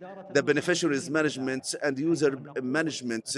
The experience of real estate transactions will be in the hands of the beneficiaries, and this is the source of our strength to develop and to drive this this sector, and our confidence that the beneficiaries understand the nature of this sector. What is the journey of RER? From day in day out, we develop sophisticated services and fresh products without cooperation with the real estate sectors and the beneficiaries. So we listen carefully. So we have all ears to we are all ears to the beneficiaries to meet their aspirations and needs in a positive manner, and to support the economic cycle for this sector. On sale plan, we have some estimation 337 billion Saudi Riyal is part of the pipeline and the roadmap for the required license. This is a staggering number. And Mr. Mohammed Al-Bitti today, the NHC will inject 300,000 housing units, and it's a formidable task for RER to cope with such injection, to cope with the demand to transfer such titles and to manage as such under one system and under one database. Who are the beneficiaries? The PropTech companies. 6 companies signed and have been linked to our database. We are building the economic indicators and the real estate indicators related to platform to benefit from unified data to have full access. Right now, we are witnessing paradigm shift in such sector under the leadership Engineer Majid Al-Haqil, His Excellency, the Ministry of Municipalities and the Housing, will support us to be able to complete this journey, the thorny and the tiring journey, which is addressing any failure and the challenges to be able to create products grow under the umbrella of urban development. RER has finalized the registration more than 25,000 headquarters. So if we have initiative now, this initiative has transformed into reality, which will impose itself on overcoming the challenges and forging ahead for automation of real estate services. We are here to support companies with the SMEs companies in automation and real and PropTech. We are here to support developers. We are your voice for the beneficiaries. So any services in the future, it will generate from your ideas, not our ideas. So we can say that our ER is sustainability, empowerment, and prosperity. And we hope that we build awareness regarding RER, and we are under your disposal and your service. Thank you.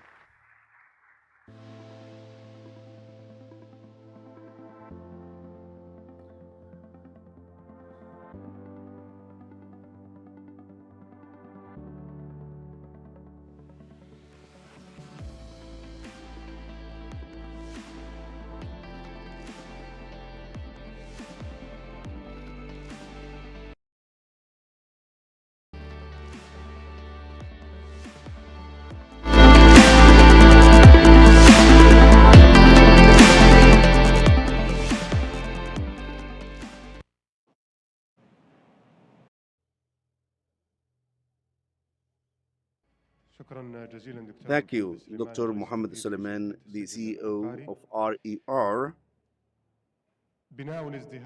Building prosperity, the strategy to achieve economic growth, is the title of the next session, in which Mr. Abdurrahman Al-Tawil will participate, Deputy Minister of Municipalities and Housing, Dr. Hassan Al-Hazmi, the CEO of Nidru Investment, and Mr. Bandar Al-Bahiri, the Vice Chairman of Al-Uthayim Investment Company, and Engineer Badr Tamimi, the Vice Chairman for Comprehensive Planning, and Mr. Walid Bawakid, Director General of Planning and Strategy at Roshan Group. This session moderated by His Excellency Naif Al-Ulayani. So we invite the esteemed panelists to join us on the stage to start this panel discussion.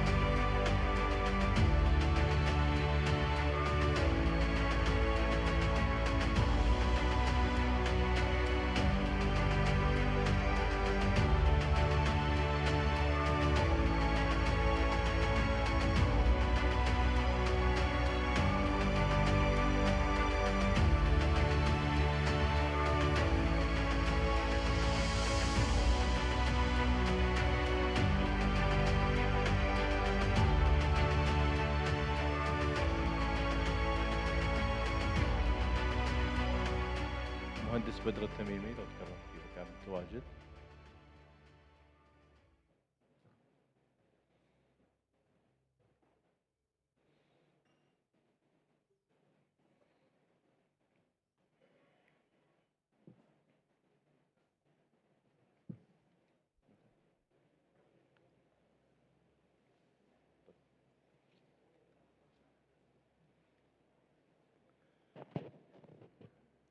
مساكم الله بالخير جميعا واهلا ومرحبا بكم. Good evening to all, and I would like to welcome you, our distinguished attendees and participants. I'm honored and privileged to moderate this session, which is under the title Building Prosperity, Real Estate, Strategic Strategies for Economic Growth. We're gonna address prosperity and real estate and the relation between the private and the public sectors. How can they partner up to build this kind of prosperity? Today is an eventful day, and a lot of announcements, positive announcements were made today. I would like to start welcoming my panelists, Dr. Atwil and Dr. Hassan Al-Hazmi, CEO of Badr Investment Company, and Mr. Bandar Bahiri, Vice Chairman of Al-Uthayim Investment Company, and Mr. Abdurrahman Al-Dahimi, CEO of Diwan for Real Estate Development, and Mr. Walid Bawakid from Roshan Group, and we are waiting Engineer Badr Tamimi to join us on the stage. And I would like to welcome Bandar, the Vice Chairman of Al-Uthayim Investment Company. I would like to build upon what Dr. Mohammed Suleiman, he was talking proudly, and he was full of information. He was talking about 2024. They registered 2.2 million deeds and titles, and the target is to reach 4 million. And His Excellency, the Minister of Housing, stated that they would inject 2,000 housing units. Mr. Abdurrahman, such information, such statement, such such achievements builds the prosperity and the economic growth. If you could shed light on your relation with the private sector. I'm so honored and privileged to be on the fourth edition of RFF, and we are so proud of the real estate momentum in Saudi Arabia at the level of the Ministry of Municipalities and Housing. Um, uh, uh, there is no work done at the real estate sector by the government, but the projects are delivered by the private sector. The new business model created at the level of the ministry in a partnership with the private sector is to create a national housing company has created a paradigm shift in the real landscape, and I'm so proud. I'm so proud today. I'm so proud. I'm so proud to be with the private sector. This kind of momentum, it's not a traditional one, despite the short span. This forum started 5 years ago, and the ministry is planning to launch 300,000 housing units and will exceed the 100,000 housing units. This is in cooperation with the private sector. Today, what make us unique, it's not built a single partnership model, but we have diverse partnership models. We have commercial and residential projects.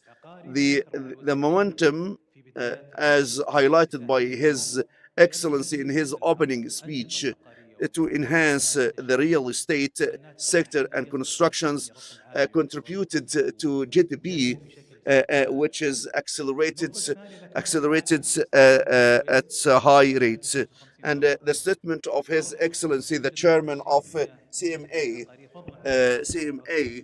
he underlined.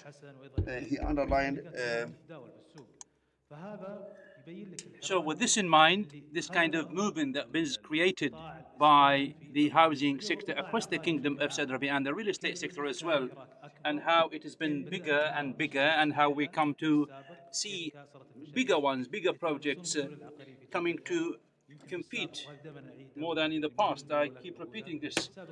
In the past, we were very traditional. Now we have come to a new stage, and this, of course, has really impacted, creating more job opportunities. Now, the house is not just like to live, but also to enjoy, to spend good time. And this, of course, something that we really aspire, we are really ambitious for, whether in the private or elsewhere, in the private sector or elsewhere.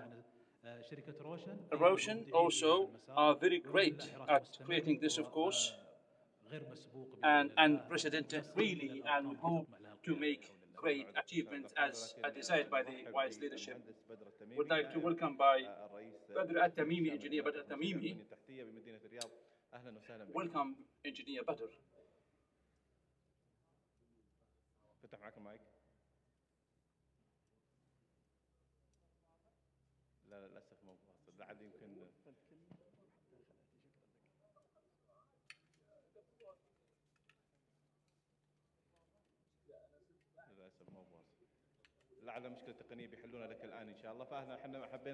So we wanted just to welcome you, Dr. Hassan, speaking about the relationship between the private sector and the public sector and how much they really interact and how it is being seen. First, good afternoon. Thank you so much for the great people in the General Real Estate Authority for the fourth edition. The difference between the first edition and the fourth edition, big differences, of course, are seen. And, of course, the great projects and great being made. First, speaking about prosperity, this is the one that is being repeated always by the excellencies in Davos with Larry, and prosperity, stability, and eco-prosperity. Prosperity, you give me, it is a blessed country, and we are living generation by generation, and we see how the boom in 1970, the first 5-year plan, and the high pricing of oil, more capital, meaning that the government is making more and more projects, and the private sector is a contractor implementing these work or these projects. About the 80s, the boom stopped, and then back in 2000 came into play. All the way up to 2014, all the companies came back again to work with, along with the government. Today, 2014, all started, and oil prices declined. It was at the beginning when it was announced for the 10 development plan to start to 2015. In 2016, it was the launch of Vision 2030 of the Kingdom of Serbia through the different pillars and different tracks and pathways for development and growth to depend on the non-oil income. So Vision 2030 of the Kingdom of Serbia is based on this ambitious nation and the prosperous economy and the thriving economy. Today, Riyadh, of course, is living such a great stability, great boom based on the harmony. Perhaps the real estate sector is the first one that has really achieved and was well reflected on the Vision 2030. His Excellency Minister of Municipalities and Housing has assured that the government does not provide any service. It is all done by the private sector. 30% in the municipal sector. They are ambitious to make it up to 70%, and they're talking about how they enable the private sector, how to increase the revenues, while it was all declined. I mean, the oil prices when COVID-19 pandemic came into play unexpectedly, while, of course, financing were more and more. You can go anywhere, anywhere you like.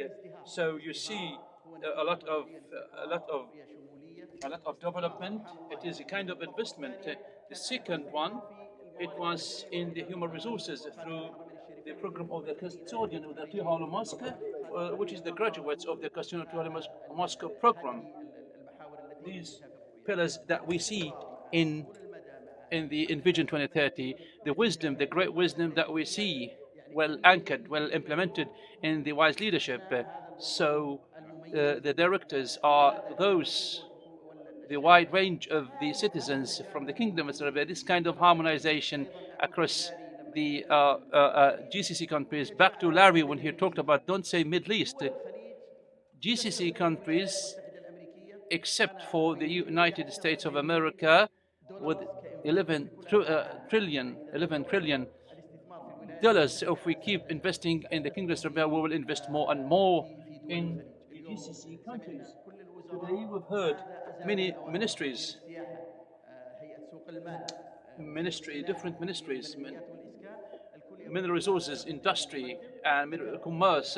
His Excellency Deputy Minister talked about the qualitative investment. Today the company moved. It was all 90%. It was 10%. Today we make it up to. So there is a real competitiveness. We need like more and more. We need to work on a competitiveness or customer experience that is, or a competitiveness that is driven by customer experience. We need to see our positioning in terms of the quality of experiences. So it is the market that will choose. At the same time, we go all the way up to achieving more and more. Thank you, Dr. Roshan, please. We are very proud of this. But this is something that we see. It is these great opportunities. And it is a different one. So you have high quality services or products. The question is, how do you see the real estate sector and how you see your contribution and engagement in the Kingdom of Serbia? Hello everyone, peace be upon you all. I need to answer this question from two parts based on the strategy and vision of Roshan, which is based on expansion, adding more and more assets to the real estate portfolio, starting of the basic assets such as housing, housing and residential buildings to real estate. Now, Roshan, given its own demand or the demand and the development across different sectors in the Kingdom of Saudi Arabia, contributes widely. For example, as you see, this is part of what we've seen in the Kingdom of Saudi Arabia. The World Cup, Football Cup, of course, 2034, and the different pitches or playgrounds that are being established or will be established. And of course, many of these, of course, would support and help, of course, different program projects of the Kingdom of Saudi Arabia Vision 2030.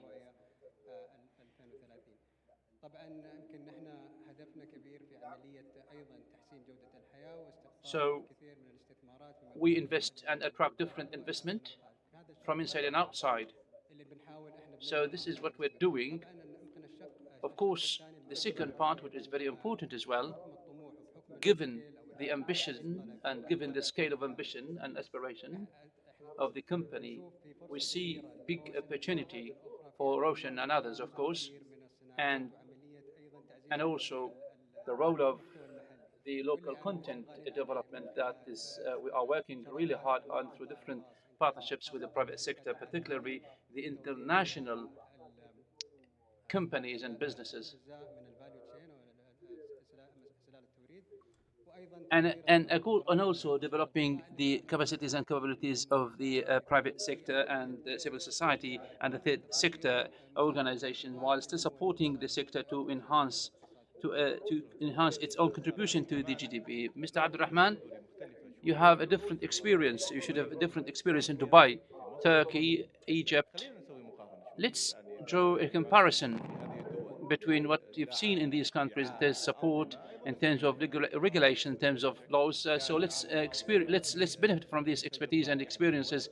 So, like last year, you had a good experience in different countries. So tell us more about your vision, your perspective, based on the private sector and the contributions for each, based on what we've seen 2024 and 2025 in terms of regulation, those that all have been developed. First, thank you so much. Could you keep closer to the microphone? Thank you so much for the organizers. And I would like to welcome our guest, Mr. Abdullah Al-Hamad, His Excellency, the CEO of Real Estate General Authority. Each and every country and city has its own strategy to support sustainability. So with this in mind, some previous experiences such as tourism as an approach to support the vision itself, or take industry and the infrastructure as again, making it like different strategies to support economy. What we see in the national Saudi economy, it is fully holistic vision and perspective, like different economies, different regulations, much advanced, much developed regulations and laws, and also they are uniquely in depth. Some countries, of course, the regulations are not deep, but now today, as you see, they are really also the diverse industries and sectors, also the manufacturers, Roshan, NHSE, holistic vision, they all integrated between the companies to make it and provide more and more. And Neom and Ria. So with this in mind, you see, we see this and higher and higher. This is something that gives us more and inside a kind of developer where it can achieve or help us to achieve in the Kingdom of Saudi Arabia. Today, it is the purchasing power, and we see the strong economy, but the purchasing power is based on foreign investment. We started from within, from inside, and we have heard this today from Kuwait about the development of the foreigners in terms of the land ownership or the building ownership or the land or ownership in general. So this is something that's good for sustainability. That is good. After that, great infrastructure today. We're speaking today not just Saudi Arabia or the Middle East or Riyadh in terms of infrastructure inside the Kingdom of Saudi Arabia. Today we're speaking about a great infrastructure from north, south, east, and west. Great, really great projects and programs, big opportunities we've seen in the other companies is all combined in one country. Well, investing in Egypt and United Arab Emirates is almost one thing. What about Turkey? Do you think that some Turkish people may be invited to invest here in Saudi Arabia? Do you talk about these points? Well, honestly speaking, today, last year, we have seen the desire of all countries, Chinese, Russian, Turkey, Egypt, and all really wish to get engaged in the Saudi market, and some like just want not just to build.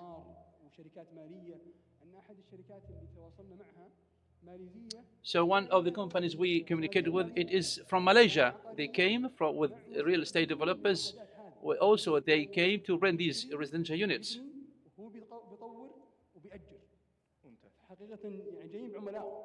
They came for the great opportunities. Thank you so much.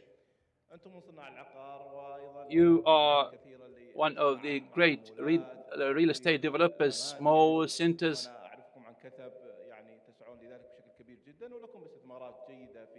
and you have great investments across the Kingdom of Saudi Arabia. Today we're talking about this.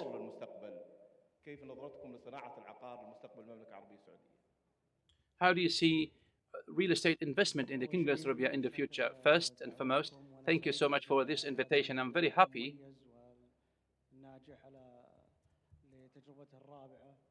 And this is the fourth successful forums of real estate future. Speaking of this, of course, all see what is being developed. So it is really being increasingly growing, all supported with incentives, motivational, inspirational, and inspiring ideas. The first one is that we have a motivational, inspiring vision for the Kingdom of Saudi Arabia that is clear-cut, very clear.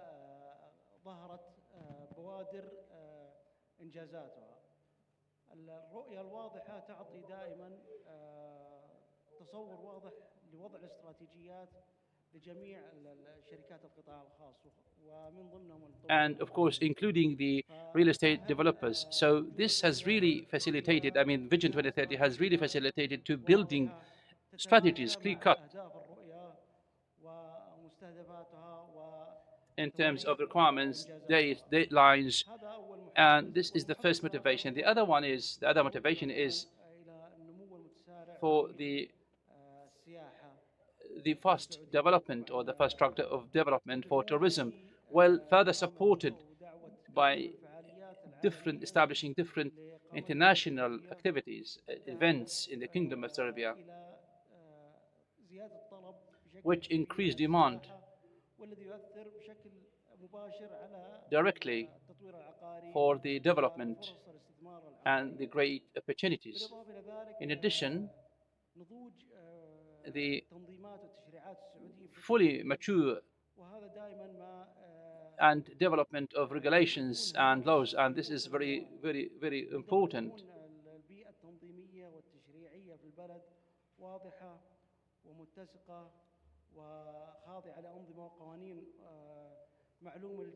It is all known so that they can take more decisions to invest more and more. And this is something that we have really seen just recently in terms of the different regulations that have come into play, impacting the market, generally speaking, and the Saudi economy and the real estate development, making it like able to attract more capital flows, inflows, and this in turn has helped to develop the real estate sector. With this development coming into play, now we have come to have more innovations, new ideas other than the one that we used, based on new capitals coming from abroad with the new strategies and new ideas, adding to this sector. Again, other like new authorities specialized, like the development of cities, smart cities, all municipalities. This all help to have more specialization of services, making it more possible. I mean, the practice and the real estate development to use the best framework for more development. Again,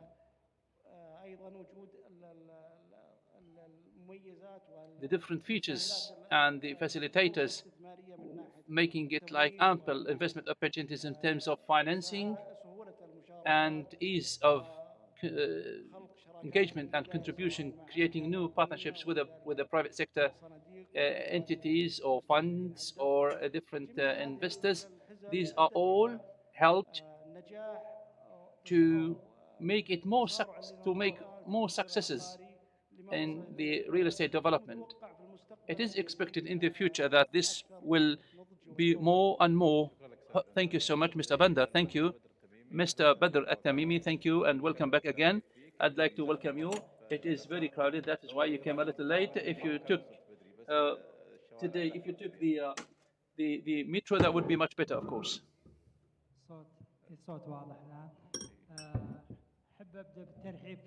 I would like to welcome you, and also I would like to welcome Their Excellencies, distinguished audience. I myself would like to take this opportunity to here at the Real Estate Future Forum to explain the role played by the infrastructure to supporting any economic development and growth across the city or region or across the Kingdom of Saudi Arabia. Honestly speaking, with the infrastructure being available, strong, robust, to support primarily for any economy, socially, economically, and culturally, of course, as a representative of the Center for the Infrastructure and one of the newly established entities.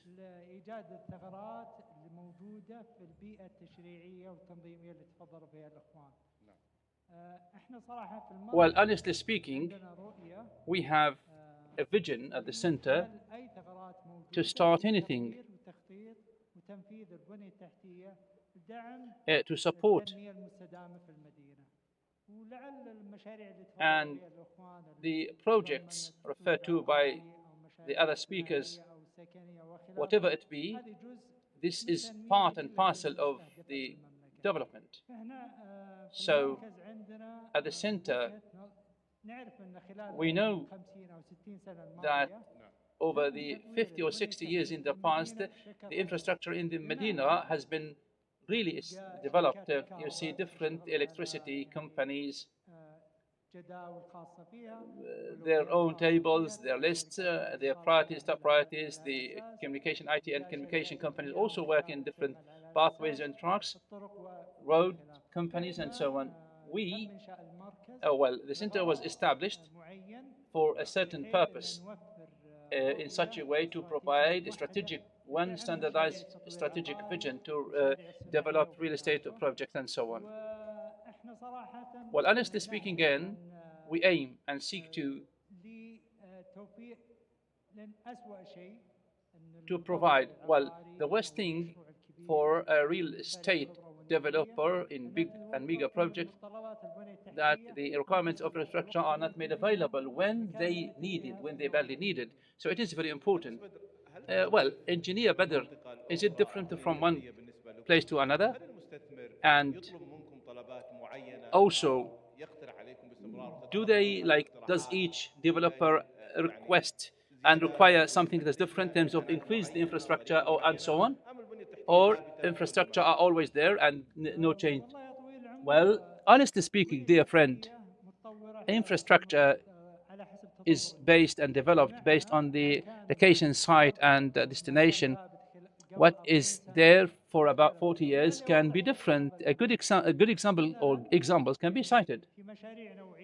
There are quality projects that require what is known as waste management, where you see systems to take and collect the waste, recycle, collect and sort out, and so on. This is part of the infrastructure so that it becomes very important. Another example in terms of the electric vehicles, mostly 20 years ago, this kind of concept did not exist anymore.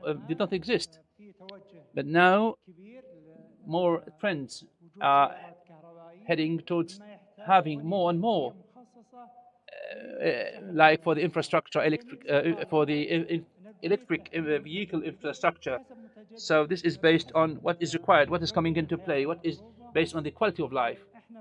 And in the center, we're looking forward to provide infrastructure that is renewable and that requires more sustainable in such a way, so when they come to high quality projects, we can support them, at least speaking of the regulations, coordination, cooperation.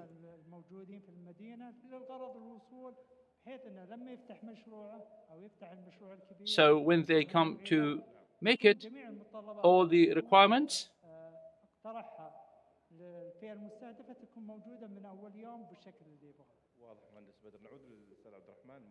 back again to Abdurrahman. Speaking about the economic growth and development is not just like a real estate or economy. No, we're speaking about the industry of the local content. 12% of 12% contribution to the GDP. Now there is a strong partnership with the private sector. Let's speak about 2025. What is it that you will give to the private sector in 2025? And what is it that you hope from their side? Well, His Excellency always refers 2025 is one of the most important years. After 5 years of work, hard work, more maturity, more seriousness, as His Excellency said, His Excellency Muhammad al-Butti as well said, so many residential units have been now put into action with the real estate developers. Recently, we have now come to 180,000 residential units. In 1 year, we will have 100,000 residential units, because this is something unique. There will be high competitiveness and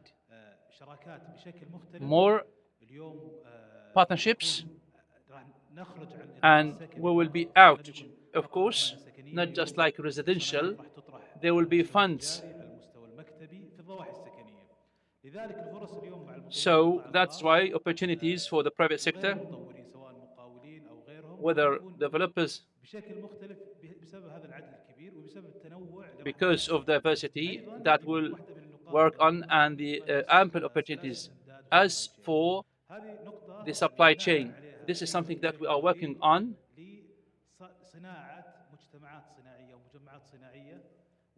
And also logistic ones, and this aims to provide the supply chain in the residential and housing projects will increase the local content percentage or rate. There is a new partnership with CITIC, a Chinese company. It will come into light just in the upcoming time.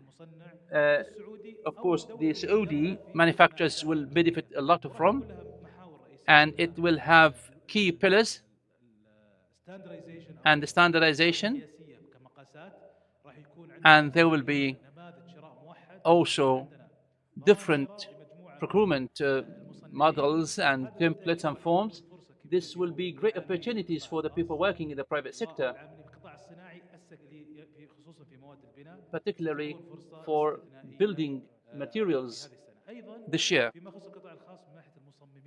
Also, the people working in the master plan, we have big, large, enormous lands. That is last week. One of the places known as Al Wurud suburbs was launched, and also one more will be in Jeddah and one more in Riyadh. So this is something that is great. And it is a great opportunity to make more partnerships with us.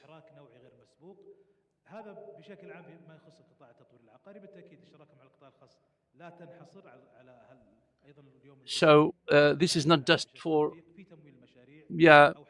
banks. They support financing. This is what really impacts positively on the prices of the residential units and how fast they can have their own financing services today. Of course, we're working and on the quality of life across these projects. Great parks and gardens will be created, big green spaces. A good example to cite, Khuzam garden or park, 5 million square meters. It will be created and established just immediately. I mean, and there will be more and more activities, more events, more projects. We are still continuing and across the private sector entities. I'm not speaking about partnerships. The private sector is now or has become the leading in the private sector, real estate sector, and this is part of the vision. He said that we need the private sector to lead the economy, the national economy. These are ample opportunities made available. So these are ample opportunities. 120,000 residential units, the big gardens and parks for contractors. So there will be designs, there will be work activities, maintenance operations for these neighborhoods and districts. This is all to be done by the private sector. These opportunities will be made available for the private sector in 2025. Work that has taken 4 years and now increasing, growing. 2025 and 26, it will be really this year an exceptional year. Dr. Hassan, the listed companies represent sustainability. What about the impact of such companies listed, about the impact of the growth, economic growth? We've heard today that foreign investors can get engaged in Mecca and Medina by or through the listed companies. Could you speak more about this? Thank you. His Excellency Al-Guwais talked about this, about ownership in the listed companies that invest in Mecca and Medina, and he said a little earlier about their readiness to disclosure, about honesty, about all these issues. Once ready, then you can get your company listed. And this is something that gives us really, it is really all challenges, the listed companies.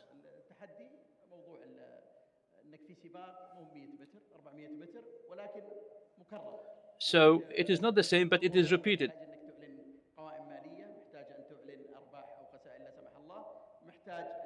So what you need is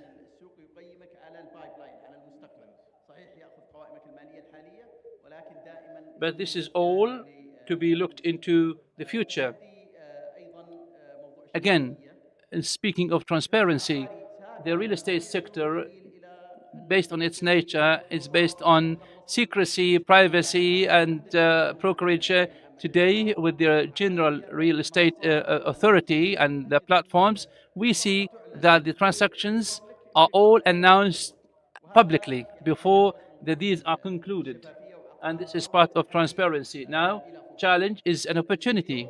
Today, because you are a listed company, gives you a good opportunity. Today, I'm speaking about a CEO of a listed company. I can now buy assets, and I see that this company is a sustainable company where I see that we feel proud of being part of this company rather than working with someone or at someone. I work at my own.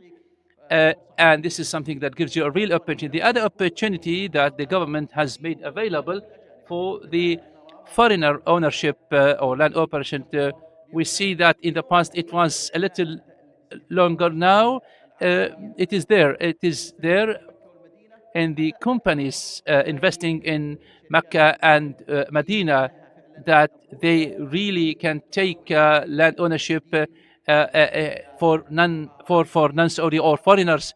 I mean foreign investors, and this is something that is good for increasing the opportunity. Aladdin, for example, the volume of investments and the real estate project we're working in Mecca, more than 3 billion Saudi riyals of course. This is something really positive.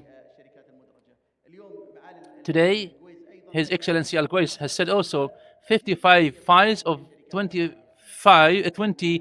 of these are all listed companies. Now we see preferences. We see the committee related to selling on the map. Once you are listed company, then you are eligible to sell on the map. The real estate register has now been announced. Out of 2 million deeds or instruments, 2 of which are for Laden in Riyadh. I believe the organizing committees, investors, and the country itself needs more and more listed companies in the real estate sector to address these challenges. Today, 25% of the amount of money are there in the real estate funds looking for governance, sustainability, and the non-conflict of interest, and this is something provided by the listed companies. Thank you so much. We have now different funds in Mecca and Riyadh, and now we announce our project in Shipan in Riyadh, and also with a developer. It is we are a listed company that helps developers to attract more and more. One more company that is listed in London that works only and now coming to Riyadh to look for data and information. So you will not find them unless otherwise you see this in the listed companies. Mr. Walid, technologies has become very important.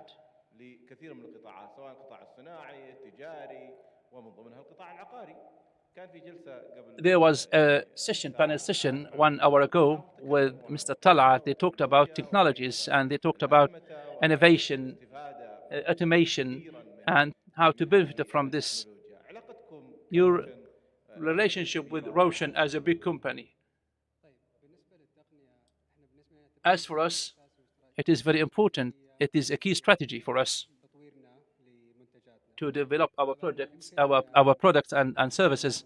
One of the most important points through our discussion, particularly relating to technology, it represents a golden opportunity, really, how we can develop this based on the scale.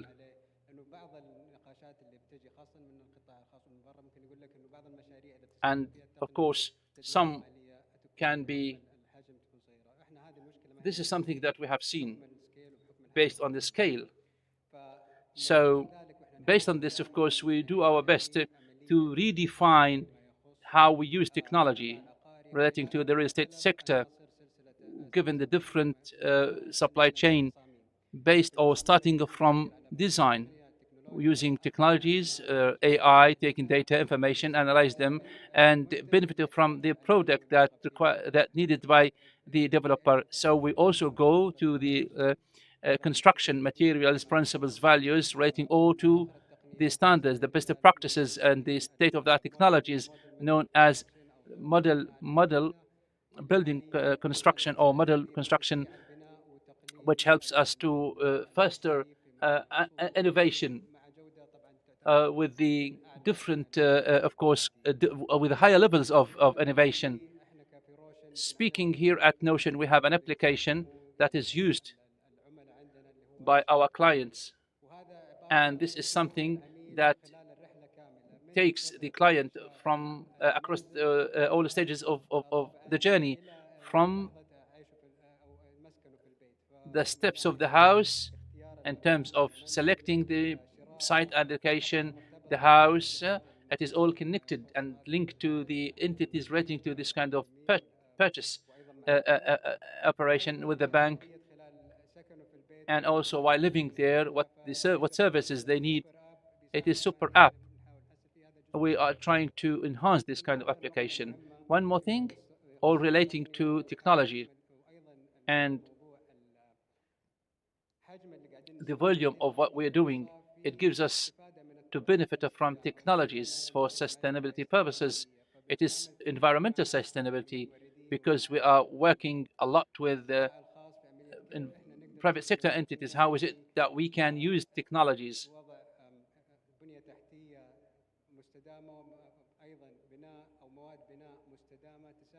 and also helps us better to reduce impact, and this helps us, or which is part of our objectives.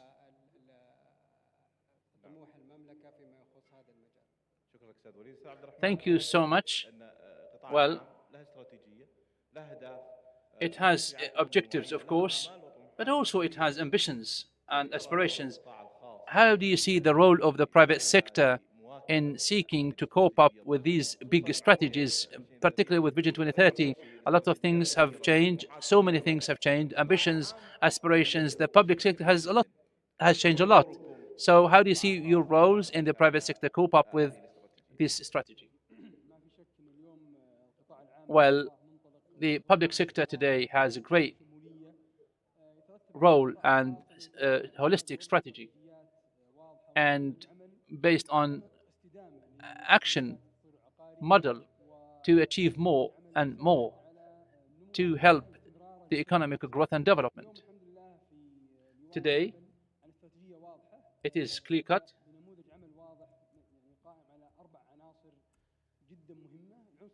The first one is to better understand the client and achieve their roles and also requirements, and also the different requirements and strategies. The third one is the good use of the tools, direct and indirect debt. This is very important because it is a cell on the map and the cell on the map. The fourth one, which of the work model, is to better manage the project. The biggest challenge for a developer is how to achieve projects at the high levels of quality on the deadline and the timeline with all the requirements met. So these strategies, once these strategies put into action, we do believe that the company is further sustainable and also has a clear-cut strategy and vision that goes in line with Vision 2030 of the Kingdom. So, Mr. Bandar, could you speak a little more on your vision in Al Uthaym when it comes to the industry of the real estate development? Well, Al Uthaym company in real estate, and not just based on the real estate sector, it goes in line and cope up with the updates. It has built its strategy and has re-established strategies after Vision 2030 came into play and was announced to cope up with the targets of Vision 2030. The previous strategy was a little more traditional,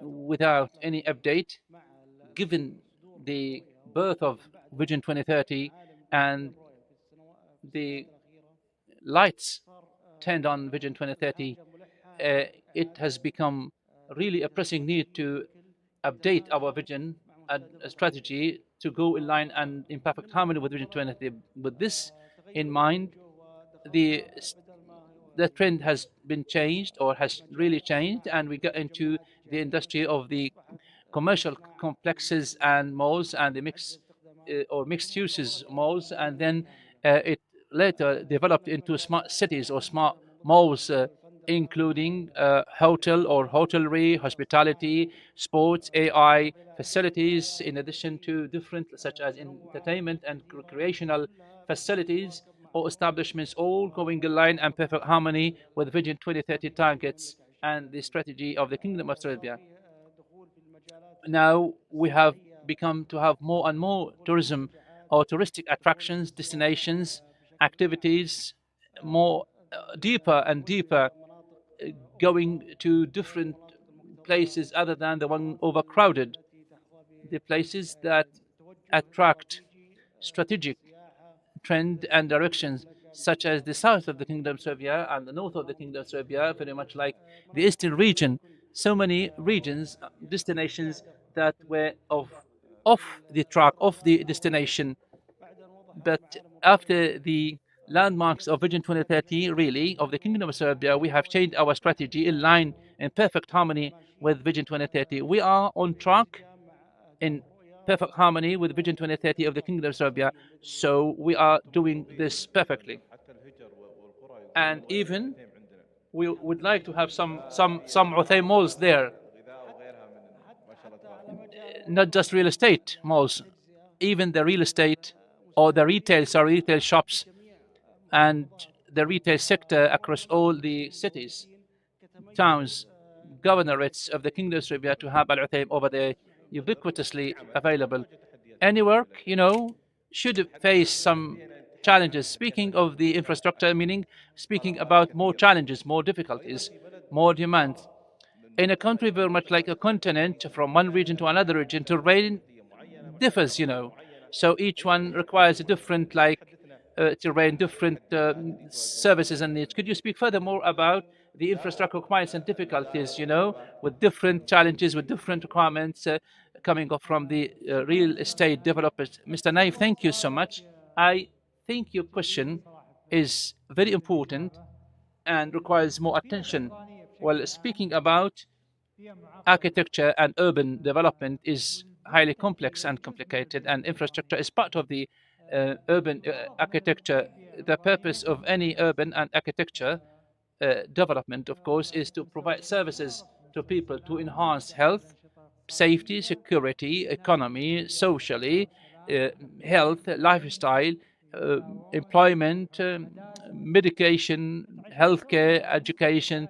To address this kind of perfect harmony or at high levels, it is very important to work across all levels. While planning comes into play, number one, strategic planning, this is very important, so that you need to understand and see where people are heading to live and where they can access, commute. So in development of infrastructure should go in perfect harmony with the urban development.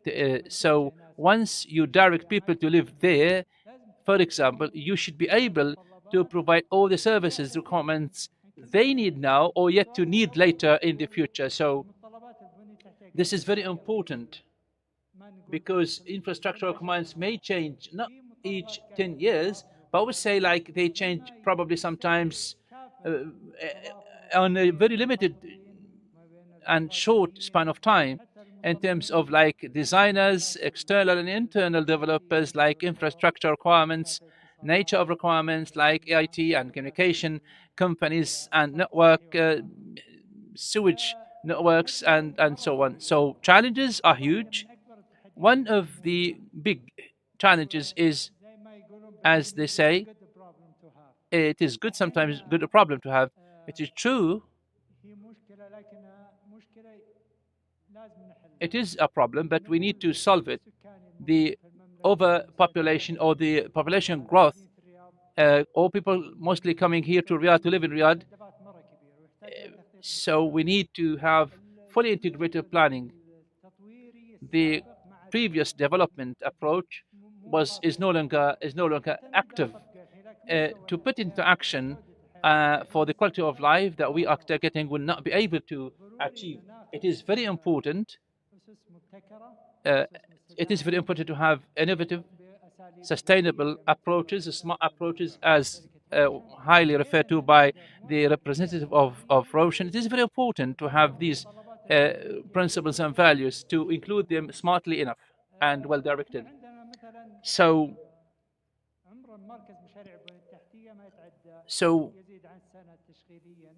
the age of the projects is not more than 1 year, but we are taking great steps so that we can come to a high level of harmony where people live there, and even like developers, at the end of the day, the legislators and the decision makers and the policy makers can feel in perfect harmony with the designers and developers. Well, recently we have established one plan for the infrastructure development, and there will be a ceremony, launching ceremony in February, of course, where all the infrastructure requirements and needs will be all achieved and implemented. So we understand, for example, when such a road to be established, to be built, and so also, for example, how many developers are working on the same site or location, and also, for example, when such a road can be locked or blocked, like 1 kilometers away, so that no infrastructure can come here and be established unless otherwise everything is fully completed. You know that Riyadh is hosting so many events, Expo, World Cup, and other mega conferences and big events and forums and summits. So what we're trying is that we're trying to harmonize each and every party working in the infrastructure development without compromising and reducing the quality of life, and also without compromising the cost efficiency, because the amount of money being spent is so huge. It is both developmental track, vertical or horizontal, you name it. So this is very important to better understand that if any ample opportunities come into play, then you'll better understand when, how, and when to plan all in perfect harmony. Well, this platform is themed something? Yes. This platform was launched and is known as the holistic plan for the infrastructure. And we have also more than 15 providers. Any project that will come into play this year, 2025, and it is well integrated. And we use the state-of-the-art technologies, AI, and also to schedule and come up with the best solutions and also reduce the noises and the services. So you have launched a platform with all the information made ready. Yes, true. With all the information here in Riyadh or elsewhere in the infrastructure center, we have it at the level of Riyadh, and it is expected in the future to apply it in other cities. And also you have the start and end points of the product. Yes, it will be fully automated in such a way that the developer of the infrastructure in the Saudi electricity company, for example, will come here and develop this and this in this time and will finish up at this time, so that we can share the ideas. Thank you so much. 1 minute to have final word.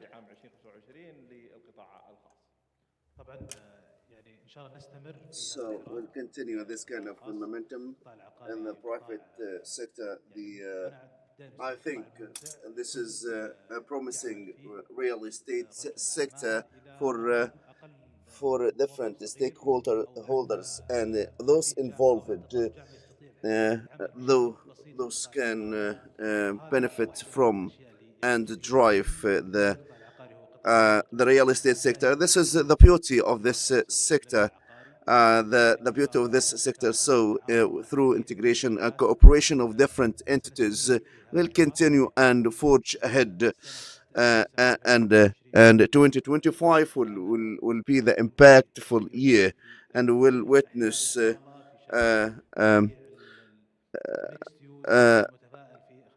a complete change in the mixed use. I'm so optimistic today, and God willing, we will continue in our business, and this year will mark us a new chapter, for the empowerment, which is the ultimate goal of the Minister of Municipalities and Housing, Mr. Hassan. You have been raised in a small village in Jazan. How can you see the impact of the real estates on the small towns in Jazan and beyond Jazan? In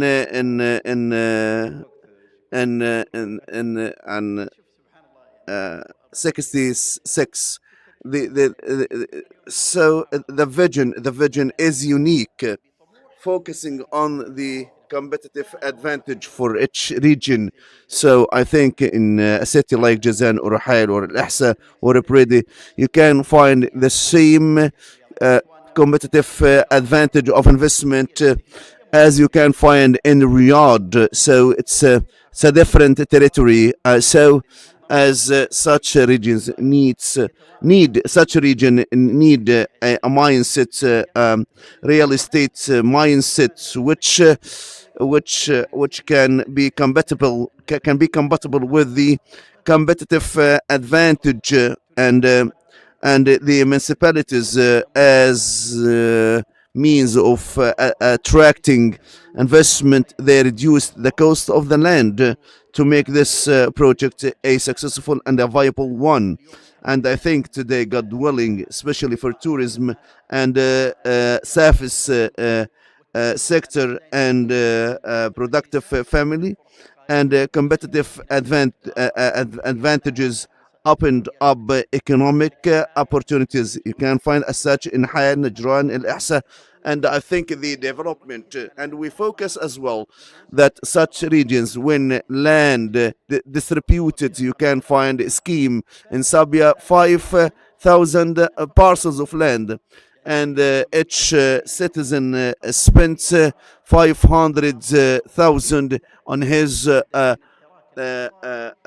parcel of land. And this is going to create economic momentum, generating capital over the next 15 years. And this is the case in Ha'il Skaka. If we are realistic, we can create the appropriate business model which will achieve prosperity as long as we have this kind of stability.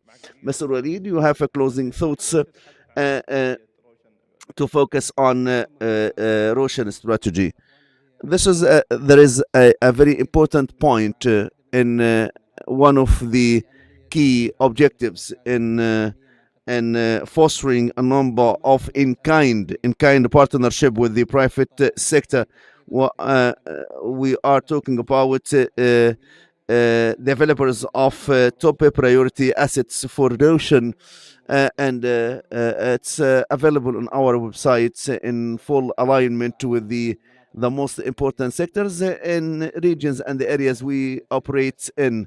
We are talking about the opportunities with the financial institutions, and we are talking about suppliers and vendors regarding the same sector. Our ultimate goal, as much as we can, to provide investment opportunities, sustainable ones, which win-win situation for between the group and the private sector. And God willing, the future is promising.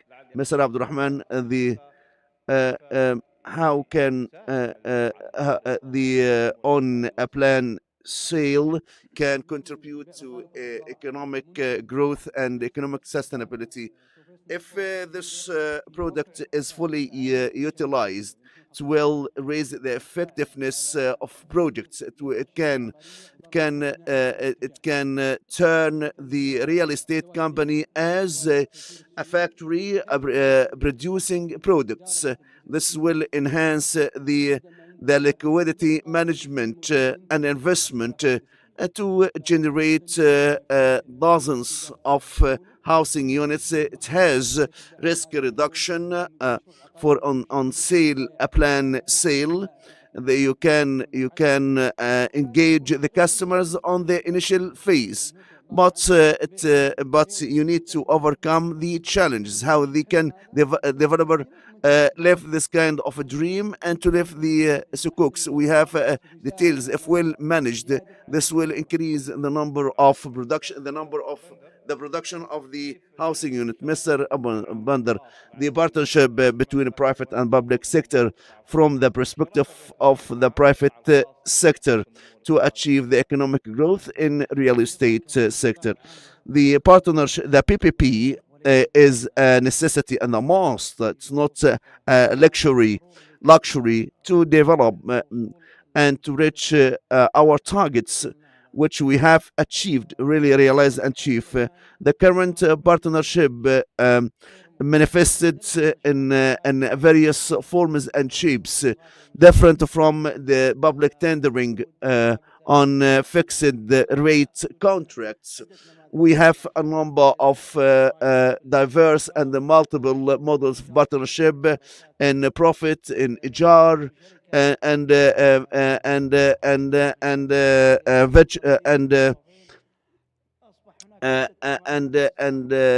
venture this has created another market, a different market, a market, a growing market, different from the past. And thanks to God's Al-Uthaym Investment Company, we have fostered 17 partnerships with the government agencies, with the municipalities, amanas, agencies, and the government state-owned companies such as Roshans. We have entered and fostered the partnerships and excellent and successful and partnerships with amazing results. And finally, Mr. Badr, Engineer Badr, in 1 minute, how can enhance cooperation between the government sector and the real estate developers to ensure the success of infrastructure? And I would like to comment I think the vision, if we have clarity in our vision and address as such to any government agency, I think the private sector will be a genuine partner. We should have a transparency and exchange of information, and we should we need a lot to do at the level of infrastructure. I think the new highways should be constructed and completed to realize the vision. We should have two-way communication, and I think the private sector cannot find a trusted partner than the more trusted partner than the government, and to realize high returns on investment. So we have massive opportunities we could explore with the private sector. Thank you, Engineer Badr. I'm so happy and privileged to hosting you, and Mr.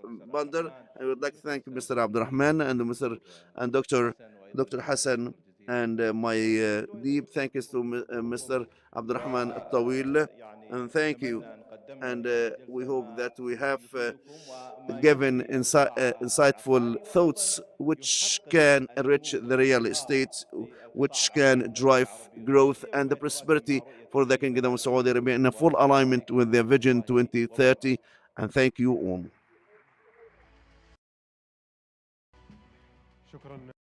Thank you, Dr. Naif Al-Alayani, for moderating this session. Ladies and gentlemen, we come to the final session, the closing session of the first day.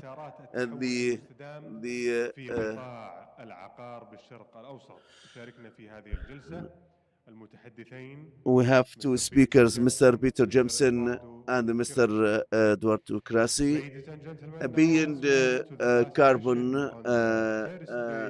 the path to sustainable transformation.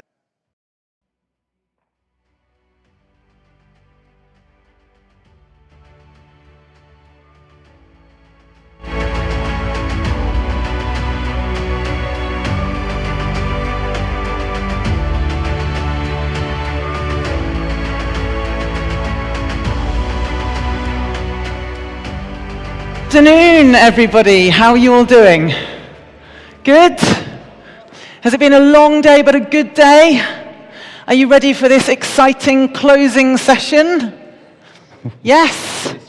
Excellent. So we're just going to allow people in to maybe take your seats for this final session of day one of the RFF 2025. So as soon as we're ready, I'm going to introduce our two fabulous guests for a really exciting conversation that we're going to finish off this first day with. So thank you to everybody who's spoken so far. Thank you to all of our panelists. Thank you to all the insightful speakers. It's been very, very informative. I'd love to get a bit of energy in the room, though. That would be nice to finish us off before we all go into a bit of a post-lunch lull or a pre-dinner lull. So are we ready to hear from two leading experts in this field? Yes? Can I have a yes? Yes, thank you. I like that. I had one yes and a clap. That's excellent. So we have two amazing industry leaders who are going to be joining us now. They're both driving sustainable innovations in the real estate and the infrastructure sectors. My first guest for this panel is Edoardo Gerarci. He's the managing director and a partner at BCG, and he's bringing with him over a decade of experience in transforming mega projects, also crafting decarbonization strategies across the Middle East, including a groundbreaking ESG framework and thoughts around ESG frameworks for multi-billion-dollar development. Sound good already? I love the fact as well that Edoardo is also truly living his values. He is a man who walks the talk because he's currently renovating one of the greenest homes in Italy. That's pretty cool. Maybe we'll get him to tell us a little bit more about that as well. And then alongside him, we have Peter Jameson. He's a global topic lead for sustainability and climate at BCG, also a managing director and partner there. And his areas of expertise are also very wide-ranging, from decarbonizing the global shipping industry, also huge experience in real estate, as well as pioneering green innovations. They're both co-authors of a very key white paper that's going to be presented here at this forum. I'll tell you a little bit more about that at the end of our session. But together they're here this evening to help us demystify that topic of sustainability and show how all of us leaders can really turn these big ambitions that we have into actionable realities. So if you're ready for a session that's set to inspire and challenge and inform us, let's give them a hugely warm welcome as we explore beyond carbon, paths to sustainable transformation in Middle Eastern real estate. Can I have the most rousing end of day RFF 25 round of applause, please? Peter, Edo, come and join me on stage.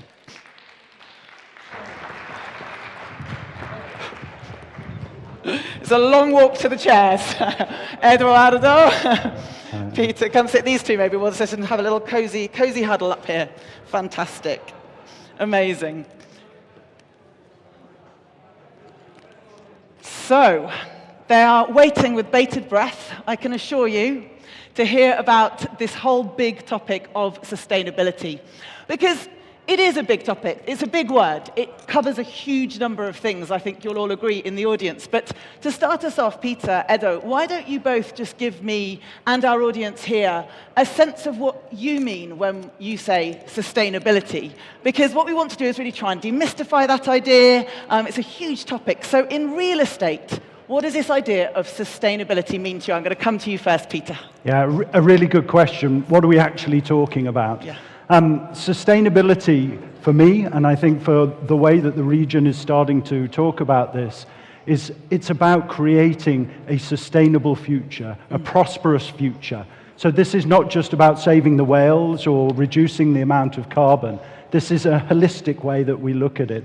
And very often the word that is used and the way that we look at sustainability is through the lenses of environmental, social, and governance. The environmental side, again, it's not just about carbon, it's about what are we doing to the ecosystem around us? Are we taking and protecting the wadis or the local environment we live in?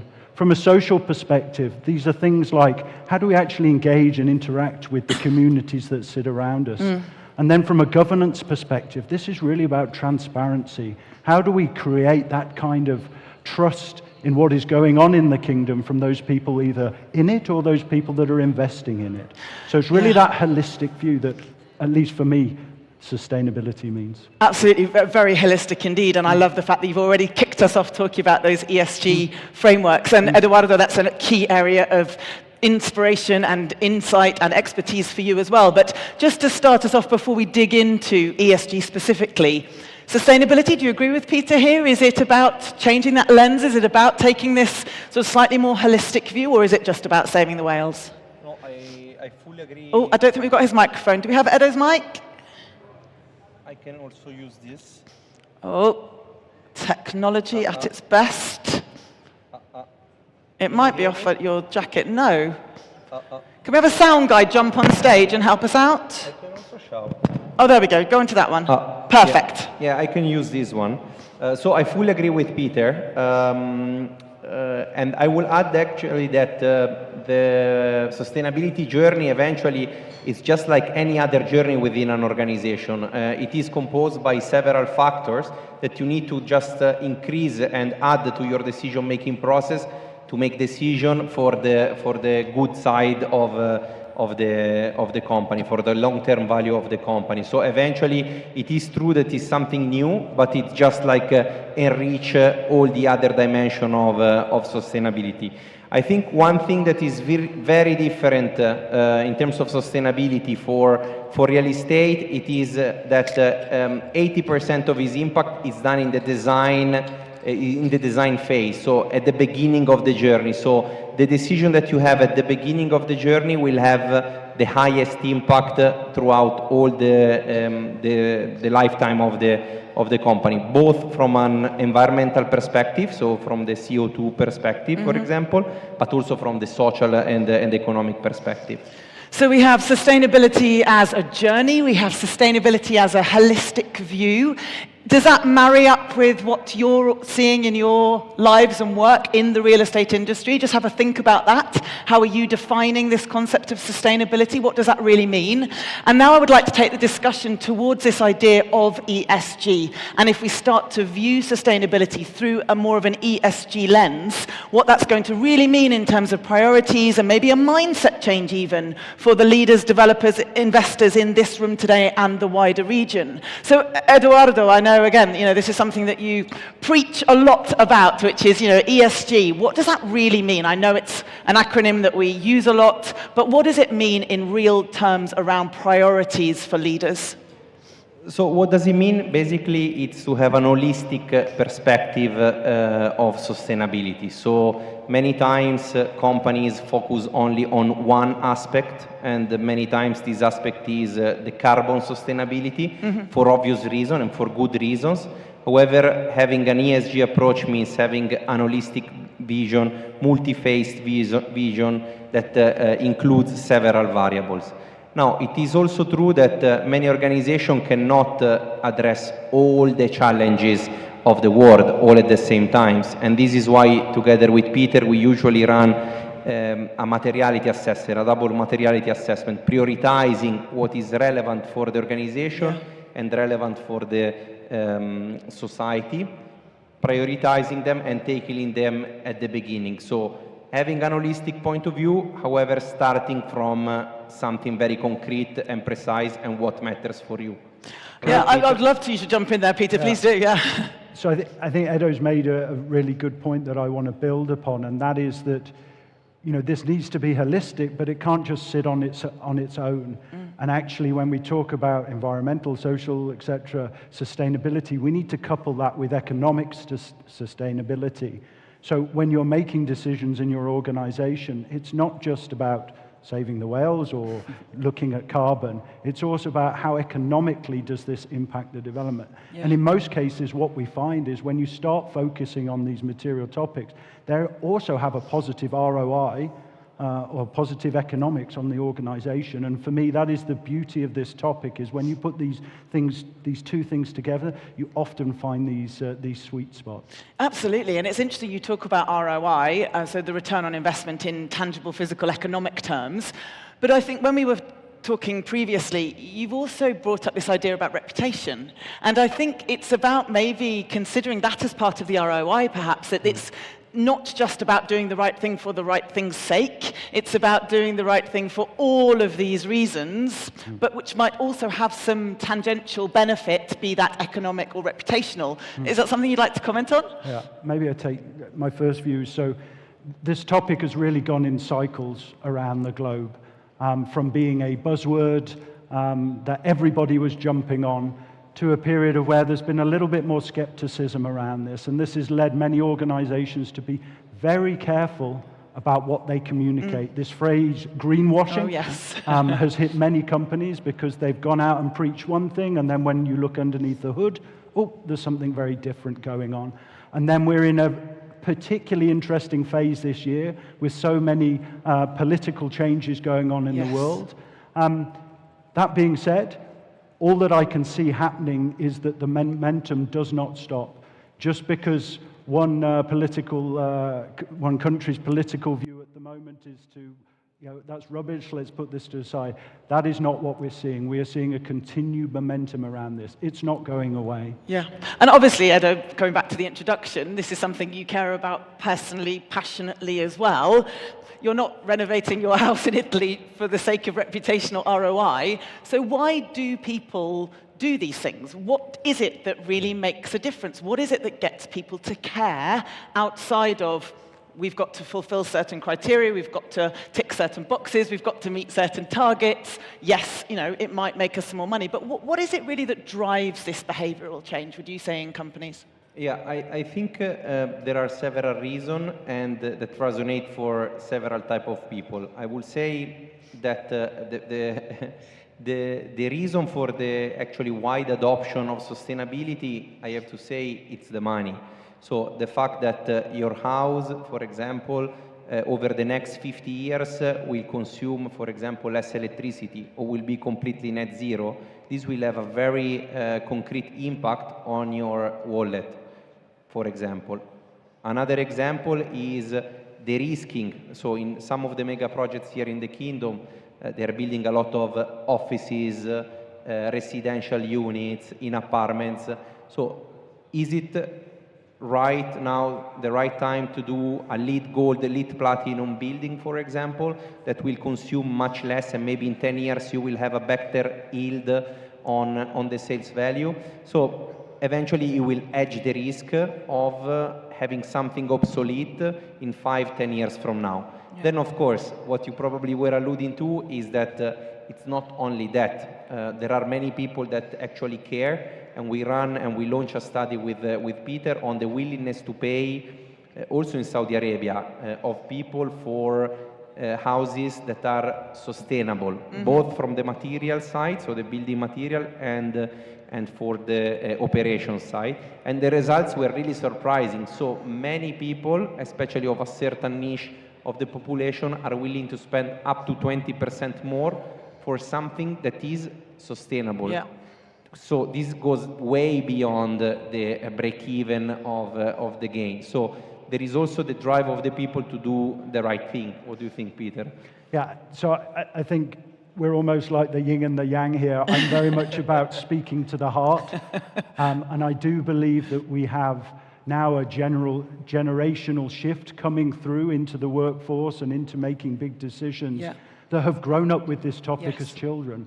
My 8-year-old daughter, when I decide to take the car instead of walk to the shop just around the corner, she's the first one that taps me on the shoulder. And I think that's the kind of thinking that will change from, the old grey-haired people like myself to those that are growing up now. Yeah, I agree. We're having a conversation over lunch about exactly that, how it's the younger generation, our children, who are saying, turn off your car at the red light, or why are you even taking the car, or hang on a minute, this has got too much plastic, or they're so much more conscious of it than I think any of us were in our teenage years, that it is something that we can't just pay lip service to. But I don't think anyone in this room would say that you don't have an ambition to do things in a sustainable way. Would anyone be brave enough to put their hands up and say, yep, I don't want to be sustainable? Of course not. We're not going to hear that because it's so embedded now.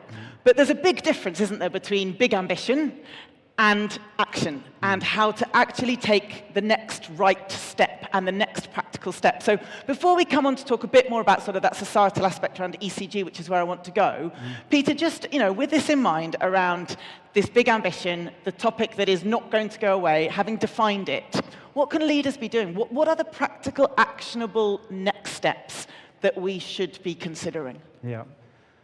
Wow, that's a big question. Well, it's only a little question, really. So let me boil it down. So for me, there's 6, but I'll go through them very quickly. Number 1, don't try and do everything. Yeah. Focus your efforts. Don't try and spread yourself thin on 50 plus different topics, initiatives. The second one is, this shouldn't just be a topic that sits in one corner of an organization. This is something that should be lived and breathed in every part of the organization. That's tough how you get there, and we'll come back to that later. Yeah, let's. I'd like to talk about that. The third one is, be very clear about what you're trying to achieve.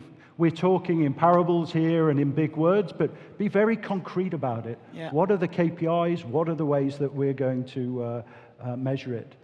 The fourth thing, and this is, as a football fanatic, this is really important for me, is it's not an individual sport, an individual organizational sport. You need to engage your ecosystem. So who are the partners, who are the suppliers, who are the government bodies that you're going to be working with on this topic?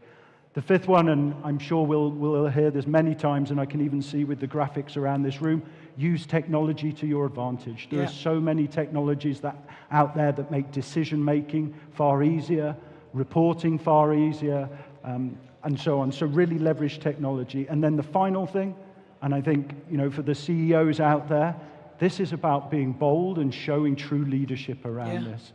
Because when you have that North Star, we know where we're going to go, we know what we're going to measure, you need then somebody to stand up and to champion this. And it needs to come from the top. Yeah. Well, very inspiring, very challenging words. And let's go into this in a bit more tangible detail, because I think we could talk about some of these metrics and some of these next steps ad infinitum, and we could have a fabulous discussion. But let's really get into some of the nitty-gritty that might help to change our minds on where we should be focusing and prioritizing. So, Eduardo, you have huge experience, don't you, in the mega projects and the big giga projects. And these principles that Peter's just outlined, I'm sure you're seeing have an element of success.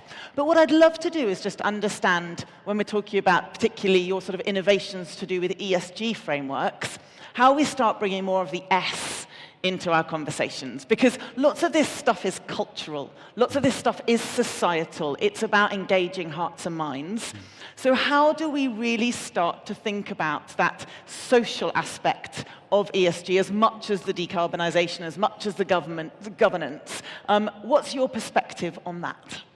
Yeah, no, this is a great question, especially because it's extremely relevant for Saudi Arabia, and in the current environment where we are, where there are these huge mega and giga projects all around the kingdom, which touch upon actually a very rich texture of tribes and communities around the kingdom. So it is extremely critical for the kingdom and for this mega project to not only consider these communities, but actually leverage them for their success. We have done actually a few community strategies across the kingdom, and what we have found is that the mega projects and the organization that they manage to leverage this community, for example, as part of their workforce for certain tasks, for events around the mega projects, are the mega projects that actually have the biggest advantage. They have a real leverage and edge against the others. So they really leverage the community to extrapolate some values out of it. I don't know if you want to say the examples. A really concrete example here, one of the mega projects had a couple of challenges around attracting the right workforce, and they had a challenge around communication. They decided, okay, we're going to focus on community engagement. One of the concrete initiatives there was to open up access for jobs within that mega project. Within 24 hours of a job posting going online, 5,000 applications from the local local community were received for these jobs in here. And before that, the engagement with the community was virtually nothing. So just very, very simple initiatives like this can really start to raise the topic and give back to both, to the mega project, but importantly, give back to the community as well. I love that because, you know, a big topic of this whole conference is about humanity. It's about the people aspect of things. And some of the problems I think we have when it comes to development and, you know, new projects around real estate is getting people on board. It's a people issue first and foremost so often, whether that's a cultural people issue, whether it's a jobs people issue, whether it's a workforce people issue, whether it's any of those things. Ultimately, it does come down to the benefit to community, aligning these big sustainability goals with local ambition, don't you think? So I do, but look, there is a flip side to this. Oh, and tell us that. And this is the risk side of it. So if you go out and you say, yes, okay, we're going to engage in the community, and you put these initiatives in place, it only takes one mistake, one thing you do wrong that impacts the whole community, and that credibility and that trust that you've created has been lost. So, for example, if you suddenly, you know, decide that you're going to tear up the road next to this community, which increases their travel time to work each day, you're going to have a very angry community. If that hasn't been communicated to them, if you haven't engaged them with this, then suddenly that credibility and trust, which is so important between communities and these developments, is lost. And go. Yeah. And Joe, I just would like to compliment. Wow, wake up. It's a big wake-up call. I just would like to complement this point because the way to avoid this, to mitigate what Peter has said, is to apply a very comprehensive structure framework. And we usually ask 3 questions to ourselves. First of all, is who are these communities and what are their needs? So you really need to understand the needs of this specific community in particular. For example, there was a community, I remember, near this mega project that they had a park with a football pitch that was not refurbished and the kids couldn't play. We refurbished the pitch and the community was extremely happy. So this is number 1. Second is to tailor the initiatives to the community, extremely precisely and extremely specific. And the third one is a governance model. So have a governance, so a central body within the organization, which cannot be, for example, a super micro function within marketing or something else. It needs to be a body that oversees the full community space, that together with the community think through the initiatives and how to put these things into practice. Yeah, I think this idea of community centricity in our focus, in our approach, is something that we're going to hear a lot about over the next few days as well, and it's something I think we can all take very much to heart when we're exploring this idea of the human element. But just to conclude this part of our conversation, Peter, you've talked about this risk of getting something wrong. Do you think that risk breeds inaction? And how do we mitigate this fear of doing the wrong thing, which means we might do nothing? Yeah.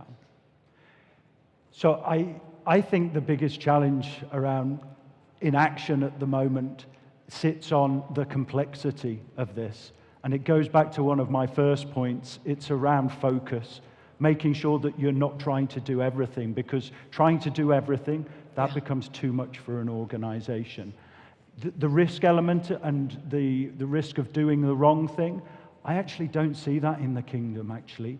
I see actually very forward-looking, very bold ambitions followed up by bold actions. I think my call is be careful, look at those risks and manage those risks in the right way. Yeah, and to Edo's point, it's really about if we understand what the community needs, wants, is going to benefit from, it then becomes quite hard to get it wrong, doesn't it, if that's our focus and that's our heart from the outset. So let's talk about this requirement for adaptation, because we've understood what the topic is, we understand that it's got some different key elements of focus, that we can view it through a different lens, but it needs more than just mitigation. I mean, climate risk is absolutely real. Climate change is real. We just have to look at the floods recently in Valencia in Spain or the wildfires in California to know that things are changing on this planet Earth that we call our home. So how do we really start to understand that necessity for adaptation as a critical response rather than just continuing to mitigate against a future that might never arrive?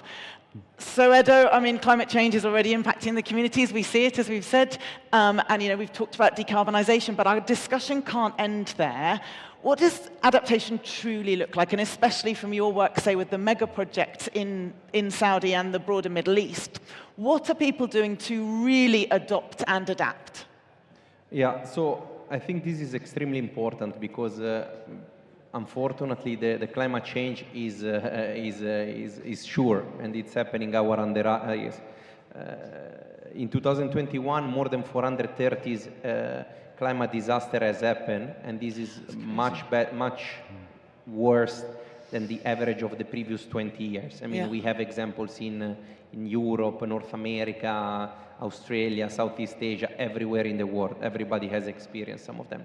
In Saudi Arabia as well, we have run an assessment of the risk, and there are huge risks for Saudi going forward in terms of increase of temperature, water scarcity, hails, and extreme events in general. So, as you mentioned correctly, adaptation is critical. Now, when we talk about adaptation in BCG, we always talk about adaptation and resilience. Yeah. So there are two aspects of the same coin. Adaptation is about adapting to the climate change and trying to get the best out of it, and sometimes also get an opportunity. So try to minimize the damage and sometimes getting opportunities.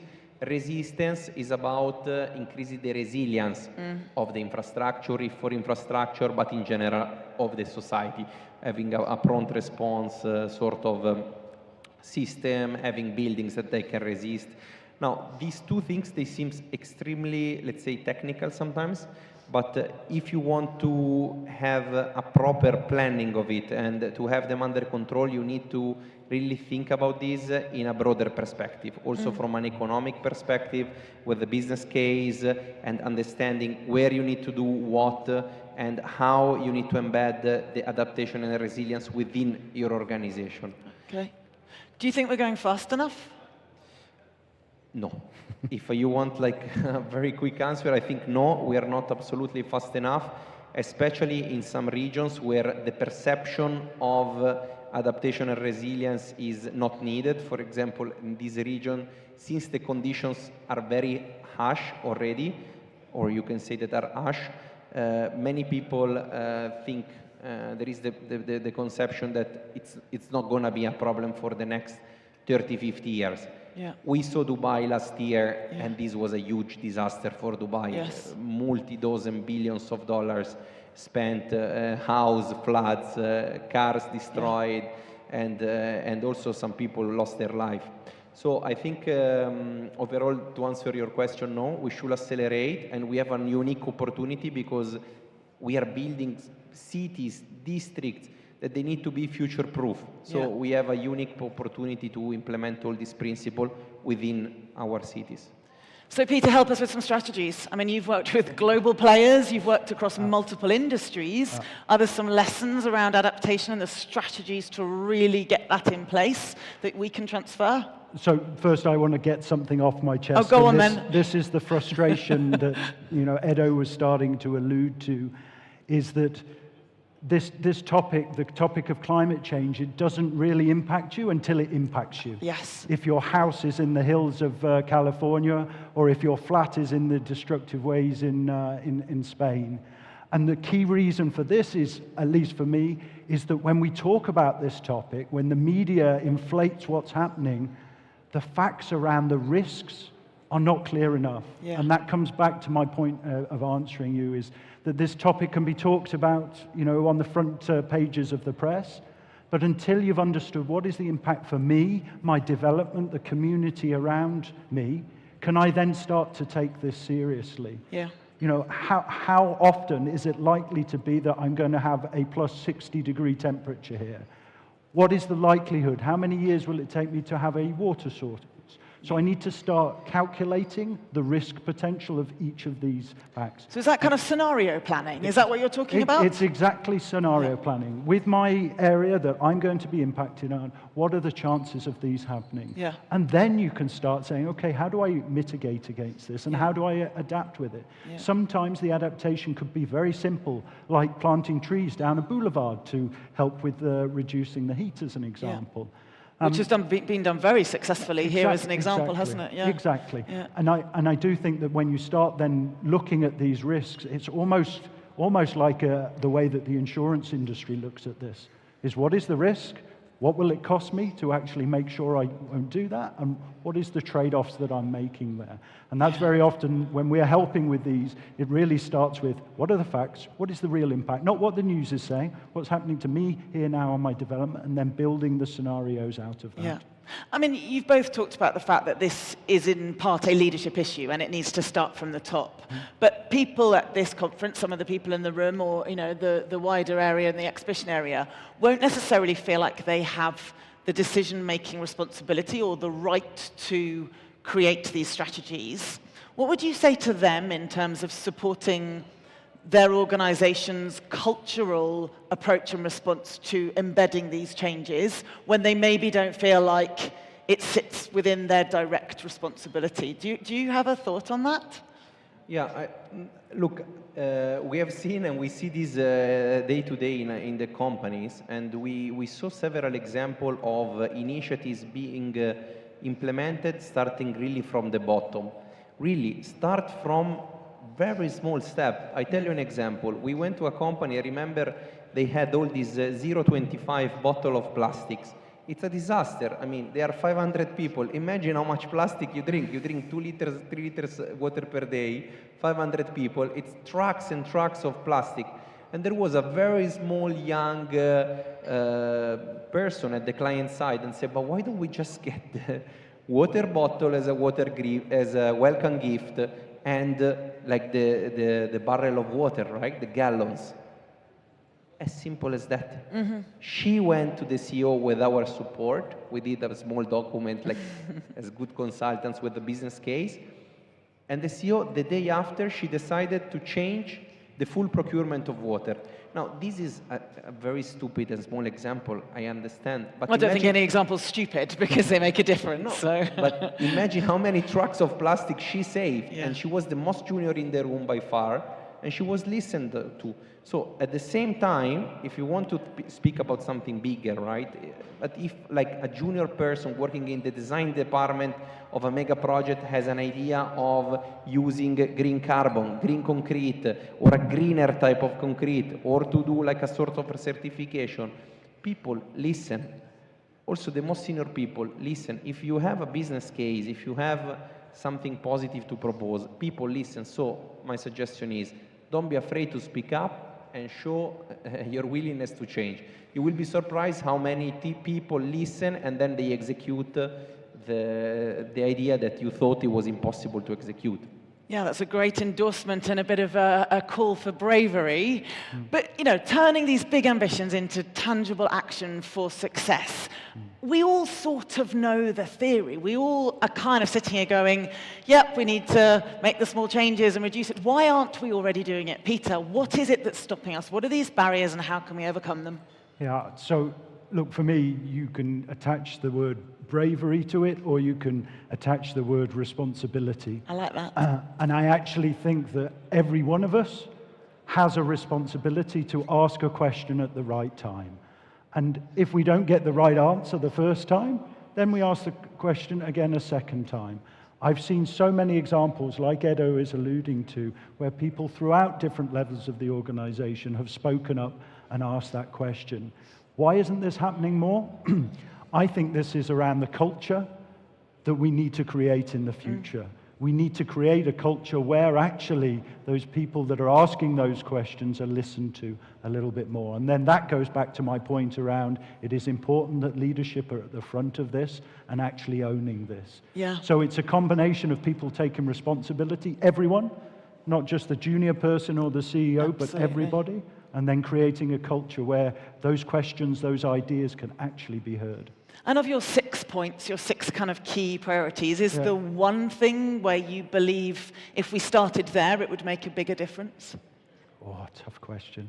Can I pick 2? You can have 2. Yeah. Only because I'm feeling very generous. So I come from an engineering background, and I have learnt throughout my business career that if you don't measure it, it never gets done. Okay. So measurements and targets, number 1.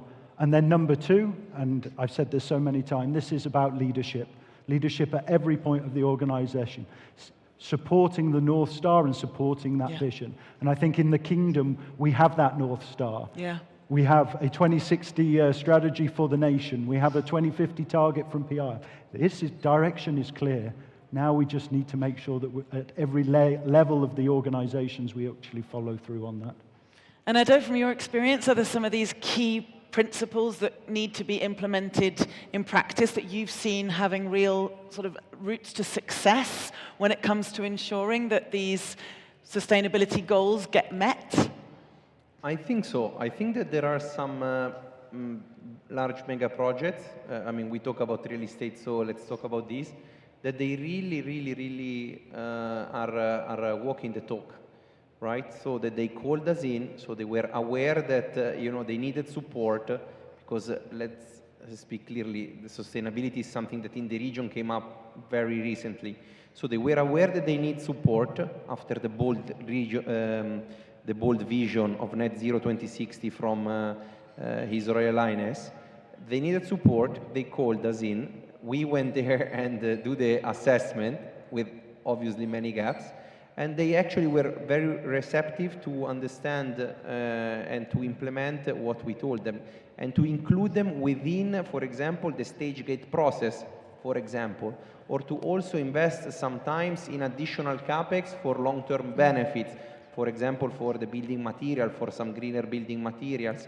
Or, for example, I remember an example of a client, he was so against certification. He was calling me Captain American, even though clearly I don't have an American accent. But,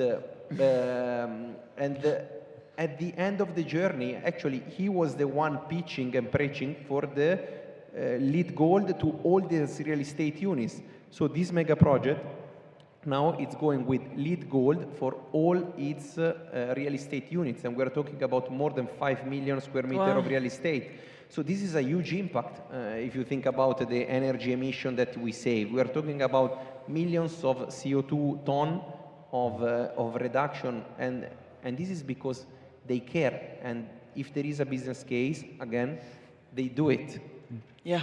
Absolutely, and we can all very much play our part. So I think to wrap up, I'm really feeling that the call to action here is that you know, the future of sustainable real estate is going to depend on people taking, well, having bold ideas and taking real tangible action regardless of role, seniority, belief in permissions, but finding a way to engage and embed that culture that says if we don't do it, the risk of inaction is far greater than the risk of the potential actions that we can take. Would that be a fair summary, Peter? Is there anything you'd like to add to that as an endorsing rallying cry as we finish?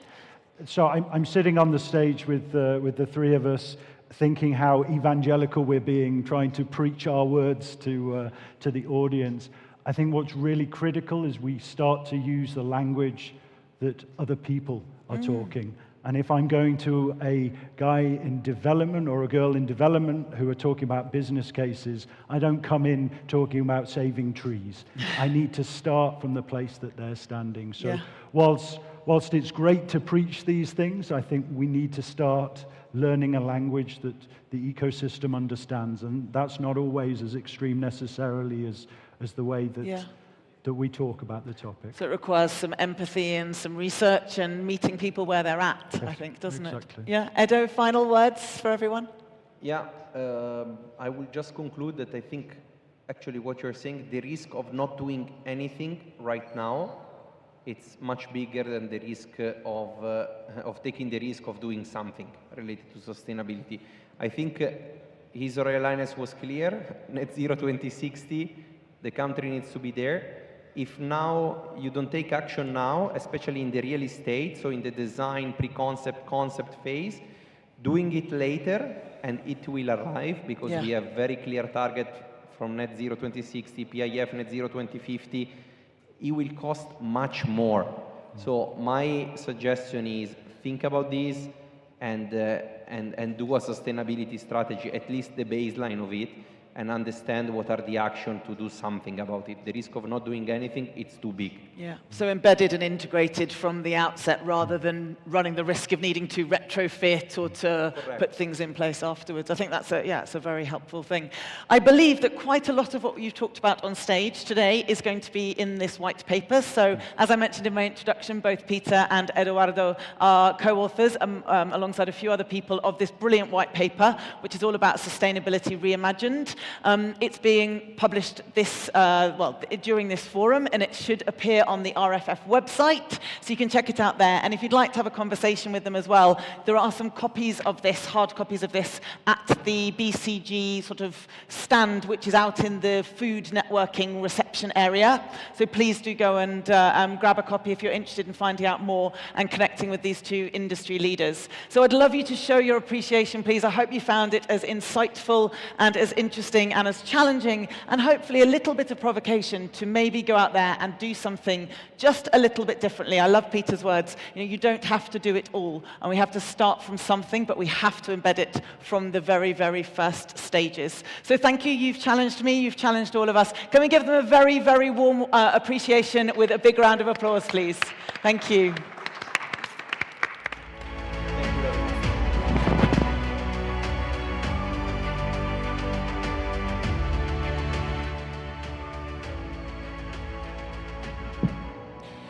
Thank you, Miriam, so much for moderating. Closing the first day of RFF in 4th editions, I would like to extend our deep thanks and appreciation to their Royal Highnesses and Excellencies, and see you tomorrow at 9 a.m. We will continue with a number of panel discussions and sessions focusing on an innovative approach of finance and government partnership in real estate Asir region as an international leading tourist destination, and other different themes and topics that we seek through which to answer a number of questions about the future of real estate. Until we meet at 9 a.m. tomorrow morning. See you then. Thank you.